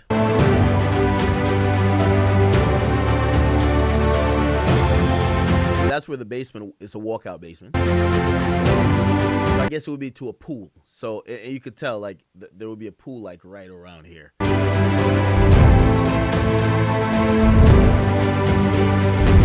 Oh. Yeah, for that money you better have a pool. So this, if you ask me, this would be a guest house. Guest house, pool here, or maybe like, I don't know, it could be a recreation center depending on how this is. This looks pretty big. Could be a recreation center and a guest house. Pool probably is going to be right around here. Okay, makes sense. Okay, all good. All right, so let's get into the drama now. So this is in Voorhees, New Jersey, just outside Philadelphia. I keep telling y'all, the wealthy and the rich, every New York artist that got over $5 million live in Jersey. Every Philadelphia, respectable person that got over $5 million live in Jersey, which is kind of interesting because niggas will be in Jersey all day and they're banging Philly. You're like, what? Niggas is in Edgewater all day and banging Brooklyn. It's crazy. So New Jersey is basically the suburb of Philly and New York, just to give you the heads up. So now the drama is here. Came by. Oh, really? But he wanted the house done by July. Okay. Jalen Hurts came by. Oh, really? But he wanted the house done by July. Not now. Last July. He loved the house. He was going to give, at that time, it was $5.2 million. Finished. I said, listen, I'll be honest with you. There's no way I can finish this house. Oh. Like in 2 months, impossible. So that's the gimmick. Buy the house that Jalen Hurts came. Okay. Jalen Hurts didn't lie. Then Meek Mill came, but he... So this guy says something really interesting. A selling point for the house, because Jalen Hurts was interested in the house, is saying, hey, you could get the house that he couldn't get. So this is all marketing too, chat. I'll be honest with you. There's someone that lives down the street from me. I remember they DM'd me when the house was up for sale. They DM'd me. It's only like 3-4 houses on the block. They DM'd me and they said, hey, my realtor told me you live down at the big house down there. And I was like, and I didn't really say it to her, but I kind of realized the realtor used the fact that, oh, hey, you have popular people in your neighborhood to probably sell that house. You know what I mean? Like, who knows? Maybe put the property price up a little bit. You know what I mean? If someone told you, hey, you're moving in the neighborhood of LL Cool J, I'm not saying I'm that. You would probably be like, oh, I'll pay a little bit more for it. So this guy is saying that, oh, okay, you can now market the house like, hey, Jalen Hurts came to get this, but, whatever, he wanted it too quick. We couldn't get it done. You could get it, right? And people would probably jump on the idea of getting the house quicker because Jalen Hurts tried to get it, right? So now he's bringing up Meek Mill. He couldn't get financing. Meek Mill couldn't give him financing? They don't. These guys, they're full of shit. Yeah, they're full of shit. Wow. Well, he's friends with Mike Rubin. Mike Rubin could have lent him the money. He's sitting courtside every single time I see him at the Sixers game, so he's got the right friends. And Hurts didn't lie. Yeah, come on now. But we all know the courtside grift, right? Like nobody's paying for those tickets, right? Like, only an idiot pays for courtside tickets. Like, you're getting the tickets comped via some service or some people you're working with, right? Or somebody who has courtside seats for the whole season, and that's what it is. So essentially afterwards, you know, they take down the video, and this is a year ago, and this is what they put up. I need your professional opinion on something. You know, there was a post that went on. I was showing the property that Meek Mill almost bought and Jalen Hurts almost bought. So long story short, I just got a cease and desist letter from an attorney. Am I not allowed to post a video, a person that looked at a property? There is no mention of, I mean, we mentioned Meek Mill, but I didn't talk to him. Oh, it found the defamatory content. You couldn't get financing. I mean, look, the reality is that it doesn't really matter. So I should take it down. Yeah, just take it down for the sake of taking it down, just because it's not worth your time. I need your professional. Okay, so they didn't take down the video. Now, it got reposted to a blog, which is called New Jersey Shade. It's like Shade Room for New Jersey. And they reposted it, and they put up a luxury property in Voorhees, made headlines after a YouTube video, blah, blah, blah, revealed the inside story. Jalen Hurts nearly purchased a crib, while Meek Mill couldn't get approved for financing. The video highlights the surprising twist of behind this high-profile South Jersey listing. Now, I'm going to be honest with you. I was trolling. I want to be honest, I was trolling because, number one, I just wouldn't live in Voorhees. Like, you know what I mean? I love Philly, but it's nowhere. I wouldn't go south further than where I am. You know what I mean? It's like, I'm not a Philly guy like that. Anyway, so, of course, I said, man, I might have to cop this if it's still on the market. Cash deal. I mean, technically, I bought my house a cash deal, right? Like, I've never had a mortgage. I bought rental properties, all cash deal. I've never had a mortgage. You know what I mean? I'm the bank. Anyway, okay. So I'm trolling. I think Meek responded to this, but I'm going to get to what he responded to me with because I've never seen it. But Meek, you know, I thought this wasn't going to blow up that much, but it did. And Meek got in the comments. So let's scroll down. Let's see what Meek said. Oh, why are you showing my comment twice? Oh, man. Meek was up in his comments. Here we go. Come on. Meek says, I got mansions. These guys wish they could live the life of a black king. I'm going to get my sons a construction company, though. They talking a little strong because I ain't want a cheap built property. All my houses are worth more than this cheap-ass property. There you go, Meek. Pop your shit, nigga. Pop your shit, nigga. Pop your shit, Meek. Pop your shit. Then he says, all my properties are full neighborhoods. Oh, yeah. Oh, yeah. Oh, yeah. Oh, yeah. Yo, Meek always put some shit and then put LOL after it. Like, we're like, oh, never. That's a joke. Nah, Meek was on it, though. All right. Did he comment again? I don't think he commented again. So now I got to go to what, because I seen it says Meek Mill mentioned me, and I'm like, oh, fuck. He took me trolling, probably thinking I called him broke. You know, rappers are fragile. But Meek, we're friends now, right? Oh, don't completely kill me here. All right. Remember I told you I'm kind of trolling a bit because, you know what I mean? You know, I'm not even trying to say Meek Mill broke, but I was just kind of trolling in a sense of, yo, why they acting like the hip hop guys can't buy this shit? You know what I mean? Like, yo, we're good over here. You know what I mean? Like, maybe, who knows? Maybe Meek, you know, I don't know what's going on with Meek. All right, so Meek responded to me. Let's figure out Meek's response. Oh my God. I know it's gonna be bad. Yo, I know Meek was gonna be this mad. So let's see what Meek's response. I think okay. I think I add a couple niggas. I don't know why I add them. Meek, it did say Meek responded to me. Oh, did he not respond to my thread? Yo, people were mad as fuck at me. Oh, I swear Meek responded to me. Hold on. Let me look at my notifications. Cause I thought he dissed me like, yo, shut your bitch ass. Of course he would come over here dick right. Cause I didn't think he was gonna be mad. But I get it. Like, and I'm kind of on his side too. So, you know, if he did diss me, fuck it. You know, I'll just take the L on that one.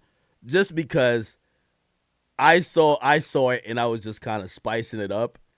And I could imagine he's looking like, bro, there's nothing funny about these people making it seem like I'm broke. And now we also watch that other video where essentially he essentially admits that, or no, the guy says that Meek sent a cease and desist. Wait, why can't I see it now? Maybe Meek didn't mention me. Okay, I don't know. I can't find it. All right. Yeah, there goes my ass trolling, man. I was having a good old time. All right, let me see. Did he comment again?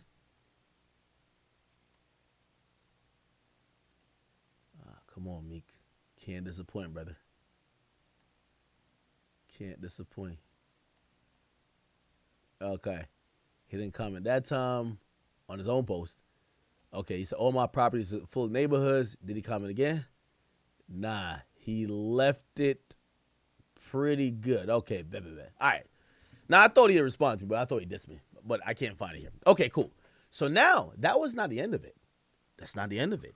Meek, of course, took it to Twitter because what happened is all other blogs started picking it up. Now, remember, I have one of the biggest blogs. If I wanted to kind of make Meek look weird, I would have just picked it up and put it on my blog. But this is like a little Jersey page, so I comment on it from time to time. Meek was on niggas' ass like back pockets. So here we go. Meek says this. The fuck? Whoa, he was... where we go? Yeah, how is Meek always tweeting about bot campaigns?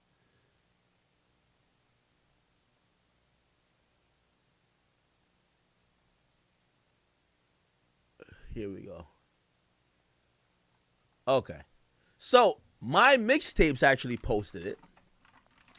Let's go look. My mixtapes actually posted it. And they posted it where? Maybe they deleted it. Because again, Meek took this pretty serious. And I'm not even going to get mad at him taking it serious. I understand. You know, don't make me the butt of the joke when you could make somebody else the butt of the joke. It's because you think I'm a fucking joke. Right? So I guess they deleted it. Is it on their Twitter? My mixtapes Twitter. Yeah, I think they deleted it. My mixtapes Twitter.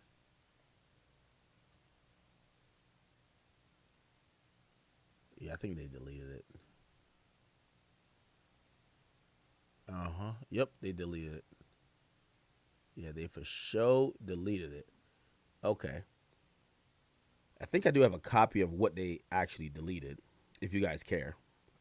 I know, I'm probably making too much of this.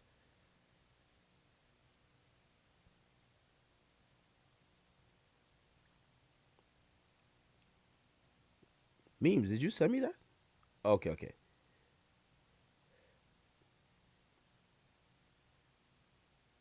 Okay. So what my mixtapes posted, but they deleted. All right, I'm going to just post all of this. Sorry.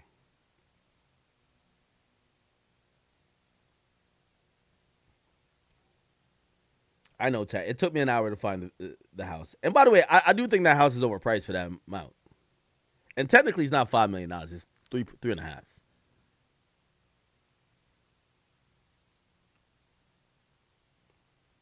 So what they posted was this.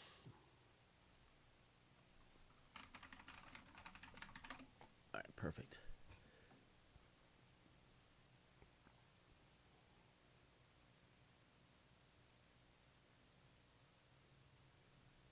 Okay, they posted this right here.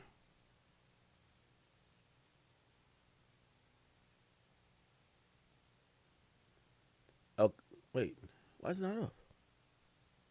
Don't tell me I posted on my real page. Oh my God, I fucking posted on my real page. Meek is going to be so mad. Meek about to kill me. I posted on my main page. Oh man, chat, I'm in shambles tonight. Yo, Meek probably up right now refreshing every blog to see who posted it to see who he's going to be for tomorrow. Yo, Meek, that was my mistake. I promise you, bro. I'm only posting it on my stream only Instagram. And I'm going to delete it after because I don't want you to look bad, Meek. I don't want you to look bad. You feel me? I know your man's is Michael Rubin. Y'all getting a lot of money over there, bro. I would never make you look bad like that. So this is what my mixtapes post. They said Jalen Hurts almost bought a $5.2 million home in New Jersey while Meek couldn't get approved for financing. He sits courtside every time I see him. Those guys are full of shit. Yo, the caption is brutal. Yo, look at the picture they use of Meek. Yo, they use a picture of Meek like, yo, you can Photoshop or AI him in like Ethiopia and just put a bunch of flies around his mouth. Like, you know what I mean? Like, they kind of look like, they kind of use the picture where he looked like, yo, he down bad. Which, I don't agree with none of this. Y'all stop playing with Meek. It's bike life. Stop fucking playing, nigga. Nigga got rollies and motherfucking, you know what I mean? He got the APs and Richard Millies. Stop playing with that nigga, all right? So after that, Meek went crazy. Meek went up on the gram, on Twitter like, yo, when my mixtape posts crazy shit about me, I think I helped build that company in my mixtape days. When did a social media page go against me? Literally. Help build the main stage of my mixtapes. Me, Wayne, Mac Miller, Wiz, etc. Not just me. Why is the rap page trolling us now? I got you, Meek. I agree. Meek, I wouldn't even troll you like this. Why they trolling you like that, Meek? So that Meek continues. They know they could post and mind control most people. That's why Vlad went viral like that. It's an algorithm to say something bad about certain names because the names holds so much power in the real world. Yes, Meek. Yes. You fucking know it. Yes. Okay, let me see what else he's been saying. Yo, Meek, these blogs trying to mind control the masses, gang. Trying to turn them against you. The system ain't built for this, bro. All right, let's see what else he said. He says, so he's instructing people. He says if they say anything bad, don't even waste a second. Don't waste a second on them. They'll eventually fade away. Somebody says, very stupid thing to say. Africa as if Africa is a country. Ignorance. When did he say about... Oh, what? Oh, they're commenting on some other shit. Okay. Then Meek says, can I dream without explaining myself? I be praying these bot pages because I be like, it's no way it's black people following me but disconnected to who I am. If so, y'all were defeated by computer programs. Then he says, mine been fully compromised by petty social media campaigns. You don't even know you're actually the stupid one. Then he says, remember they used to say we shut my mixtape and Dat Piff down? I'm just asking, when did the page become a hip hop troll page? He says they know they could post and mind control most people. Okay, I read this one already. Holy. All right. Then somebody said they sold the page. The real owners rock with DC heavy. That 404's problem, Panda freestyle era around DC4 was crazy. He says, yeah, I could see that. But example, I built a company. Instead of working with me, they put bad media on me. I'm trying to figure out what that is. Then he says, for the ones that been through the system, what is this? For the ones that been through the system, poverty, coming from nothing, chasing a dream, building your own. If you come from money, being yourself, speaking up for yourself, believing in yourself. It's people watching me fight. I'm a fight. A fight to fight. I'm going to handle that. Okay. Now, I'm going to be honest with y'all, chat. Respectfully, I agree with Meek Mill. I agree with Meek Mill here. I don't know if he sent the cease and desist. I didn't know he would be a guy to do that, but whatever. I agree with Meek Mill that this was completely unprofessional, and I'm not being facetious or am I joking? I'm actually backing up Meek Mill. You know, I'm not on the bot shit because like I think Meek been saying everybody on social media are bots that don't like him. He's been saying that for the longest. I'm backing him up on if he tried to get this property and it didn't work out for whatever reason, I don't think that he should be name dropped, and whether the guys who name dropped him knew it or not, you're shaming him, right? There's many different reasons why someone might not want to buy a property. Also, you can't really speculate because someone couldn't get financing. Like the insinuation of, oh, he can't get financing is the guy is broke. He don't have the money, nor does he have the credit or the assets that someone could lend him money to get it. These things are completely like non-factual, right? You know, again, we're still talking about black men here. Some of these guys, you know, have bad credit. Some of these guys, you know, again, shit. I'm one of those people where, you know, I bought my first car cash because, you know, I think my credit was bad then. I just got in the habit of doing it, but it's not the smartest thing to do because I could be way more cash rich and leverage that for future purchases with credit. Instead, you know, I kind of just do, it's kind of a nigga way how to do shit where you're just buying everything cash, honestly. So the point what I'm trying to say is that if Meek was trying to get financing, if he didn't get financing, you can't really make a proper assumption without knowing his finances. What do I mean? Let's say Meek has 4 other properties. Let's say he has his liquidity pooled up in stocks or other investments that he doesn't want to just take $5 million out of just to buy this house cash, right? Maybe he wants to pretty much refinance another house or use home equity or get a home equity loan to kind of take care of this. And for whatever reason, it doesn't go as planned, or he chooses to do something else. Buying a house is super complicated, and I wouldn't take from this that means Meek Mill is broke. And I do think that this realtor, especially if you're trying to sell houses, or a developer, if you're working with people that might be playing for the Eagles or these people who are coming from certain communities, you shouldn't even be speaking on that type of thing, which could end up shaming someone. That's how you lose your business. If I was anybody of color, right, I probably wouldn't be going to you to go try to find a house, because now let's say I try to find a house and then you show me a house and it's cost $8 million, and you show me another house and it costs $4 million. And I was just like, you know what? Like I give you the description. You show me this house is $8 million and you show me another house for 4. I said, nah, I'm gonna go with the 4. You might take that and be like, yo, this broke ass nigga academics, he couldn't afford $8 million. Like, nigga was tapped out. Like, bro, I don't want my realtor talking about me like that. What the fuck? Like, bro, relax. So again, I agree with Meek, honestly, and this is no joke. This is not me trying to be facetious. Like, I actually agree with Meek. I thought this was in poor taste. I thought, you know, they recorded this video hoping that somebody like Meek Mill or culturally wouldn't tap into it. And honestly, and I hate to use this race card, honestly, from the bottom of my heart, that was a video that I won't call it racist, but it was race baiting. Or maybe it is just flat out racist. I'm going to tell you why.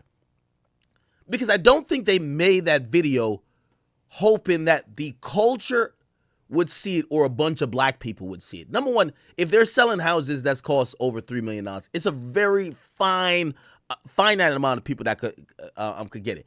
I think they even make that joke and say that to prospective buyers to say, hey, listen, you know, the little brokey rappers try to get this, but they couldn't afford it.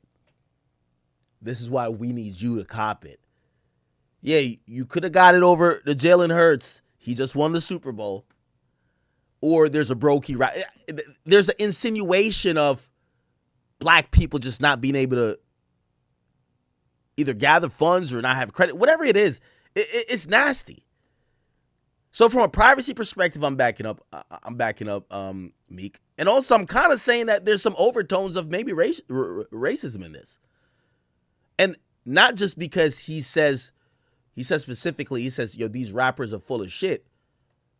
I take a little bit of offense to it because I ain't gonna lie to you, Chad. I'm gonna keep it a beam with you. You know when I moved into I told you that story many times. When I moved into this house, everybody has, the guy next to me owns a bunch of supermarkets. The other guy owns like 100 like fucking real estate. This is I'm the only entertainer on the block, right?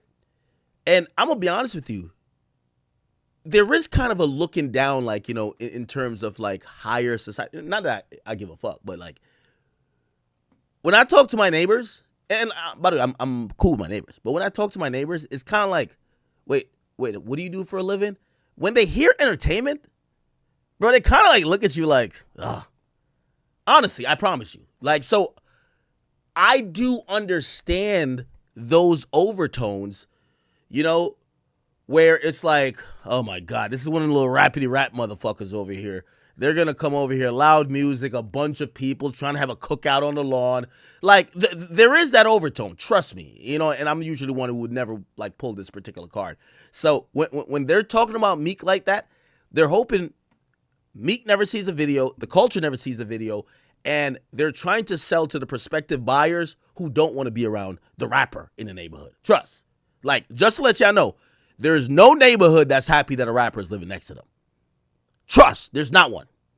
Not one, 100%.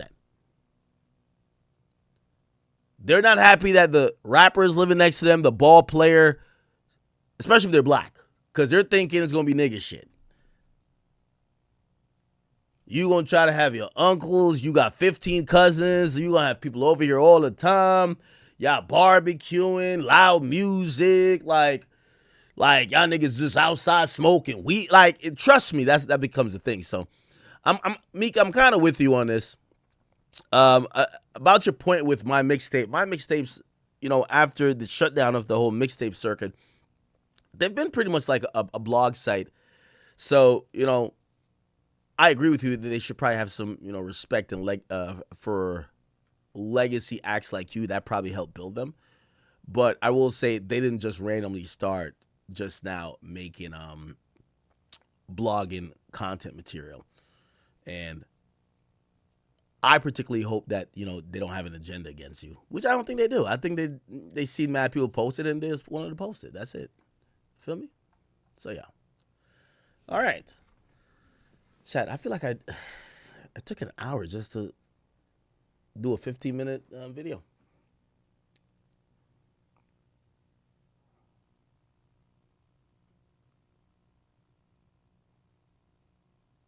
Okay.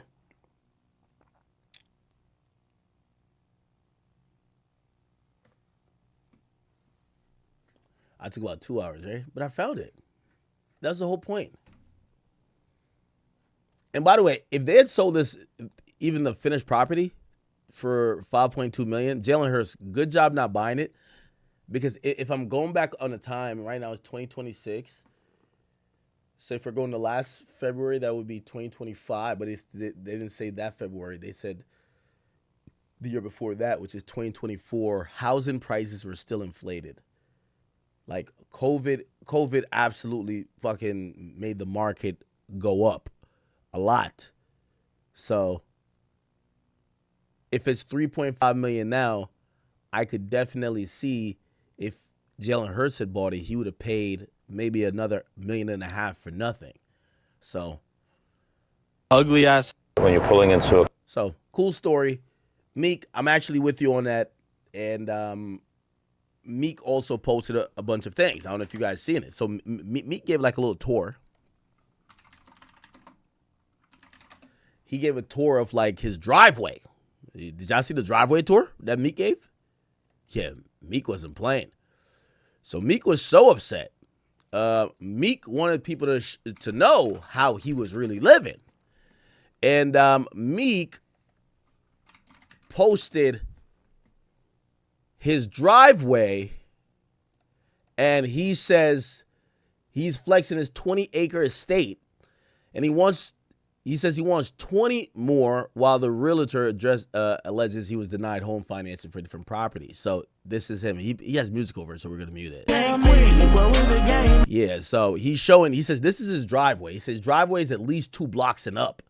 So he's showing people, if you want to drive to the Meek Mill estate, you got to drive through like this. You feel me? Oh, is he on like a dirt bike? Okay, I see the braids. Okay. All right, yeah, it's kind of. I ain't gonna lie, it's kind of dope. Oh wow. Hey, I can't knock it. Looks nice, right? Gotta really take my time. Okay. Oh wow. I kind of like this. He has dirt bikes. He could ride around. I love land, so I'm not gonna shit on anybody that got land. And by the way, if you want land, I think South Jersey is like the best place to like do that and kind of do all that. Okay, and what is this? This is okay. All right. So Meek is showing off the property here. Okay.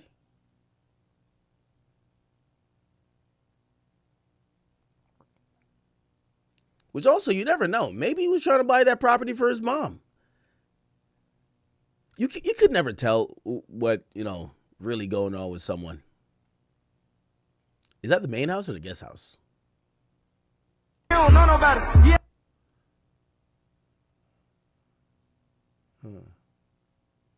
Okay. All right. So Meek is flexing with his crib. He's letting people know, stop fucking playing with me. And I do like his driveway. I can't lie. I wonder if he has to have landscaping kind of like trim the edges to make sure it doesn't grow into the road. Having a private road entrance to your house, is that a private? Oh, my bad. Is that a private road entrance? Or is there other houses there? I don't know. It looks cool regardless.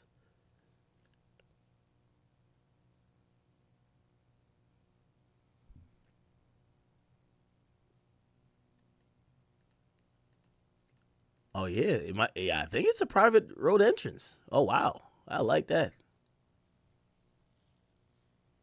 Yeah, I can't knock it. One thing Meek is going to have to realize and just accept is that because you're friends with Michael Rubin and them, niggas are going to just intuitively look at you and basically almost act like that's your pops. Like, oh, ain't Michael Rubin your man's? Why don't you let him buy it for you, right? All right. Chat, I think I've exhausted myself looking for that video. It was kind of anticlimactic, too. We could probably look at how the house looks now. Let me see if I can find how it looks now. I couldn't find a Google, the cars that drive around to find like a up-to-date thing. Street view type shit. Yeah, because it only shows it being built. I can't find anything from I can't find anything from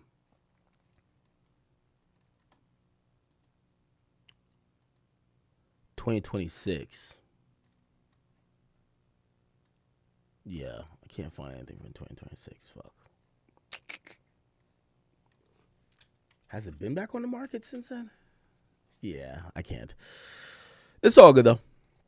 All right. Anyway, chat. Oh, I did find the owners. Yeah. Where's the owners? Let me see. Is there somebody famous? Fuck. Let me see. Huh?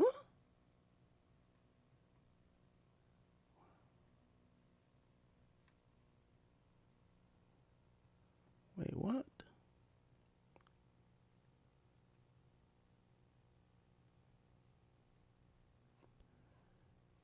All right.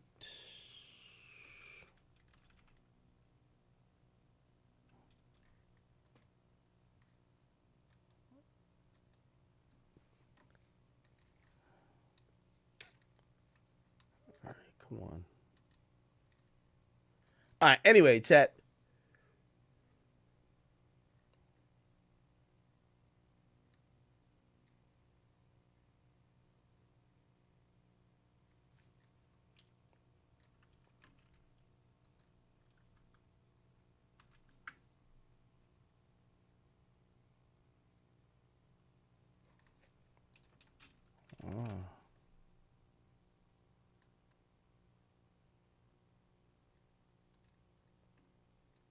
Oh, it's two random people who owns it. Well, not random, but it's not a celebrity. All right. Anyway, chat. Apologies for the last like hour or two of the stream. You know, at least you guys missed some valuable sleep hanging out with me. And I do want to first and foremost apologize for the lack of consistency. We got to get back on the, on the treadmill with that, all pun intended. So I'll be back on tomorrow. I also got to do a stake stream. So if you guys ever want to watch a little bit extra content, even though I'm gambling most of the time, I'm probably going to get on sometime like in a few hours and do a stake stream. Then I'll do a regular stream afterwards. All right. Again, this hasn't been the biggest news week. People are still talking about Lil Wayne or whatever the case is. We could talk about Lil Wayne, but if you guys have other topics you want me to get into, which I forgot the fresh versus Sneeko topic, and I did have some Epstein stuff. I'll probably do it later today.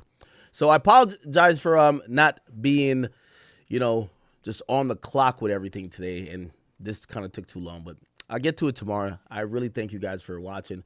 I thank you guys for like hanging in there with me. We still have 9,000 people watching at 6 a.m. So I apologize, but tomorrow I'll come better and I'll put my best foot forward. All right, chat. I love you guys.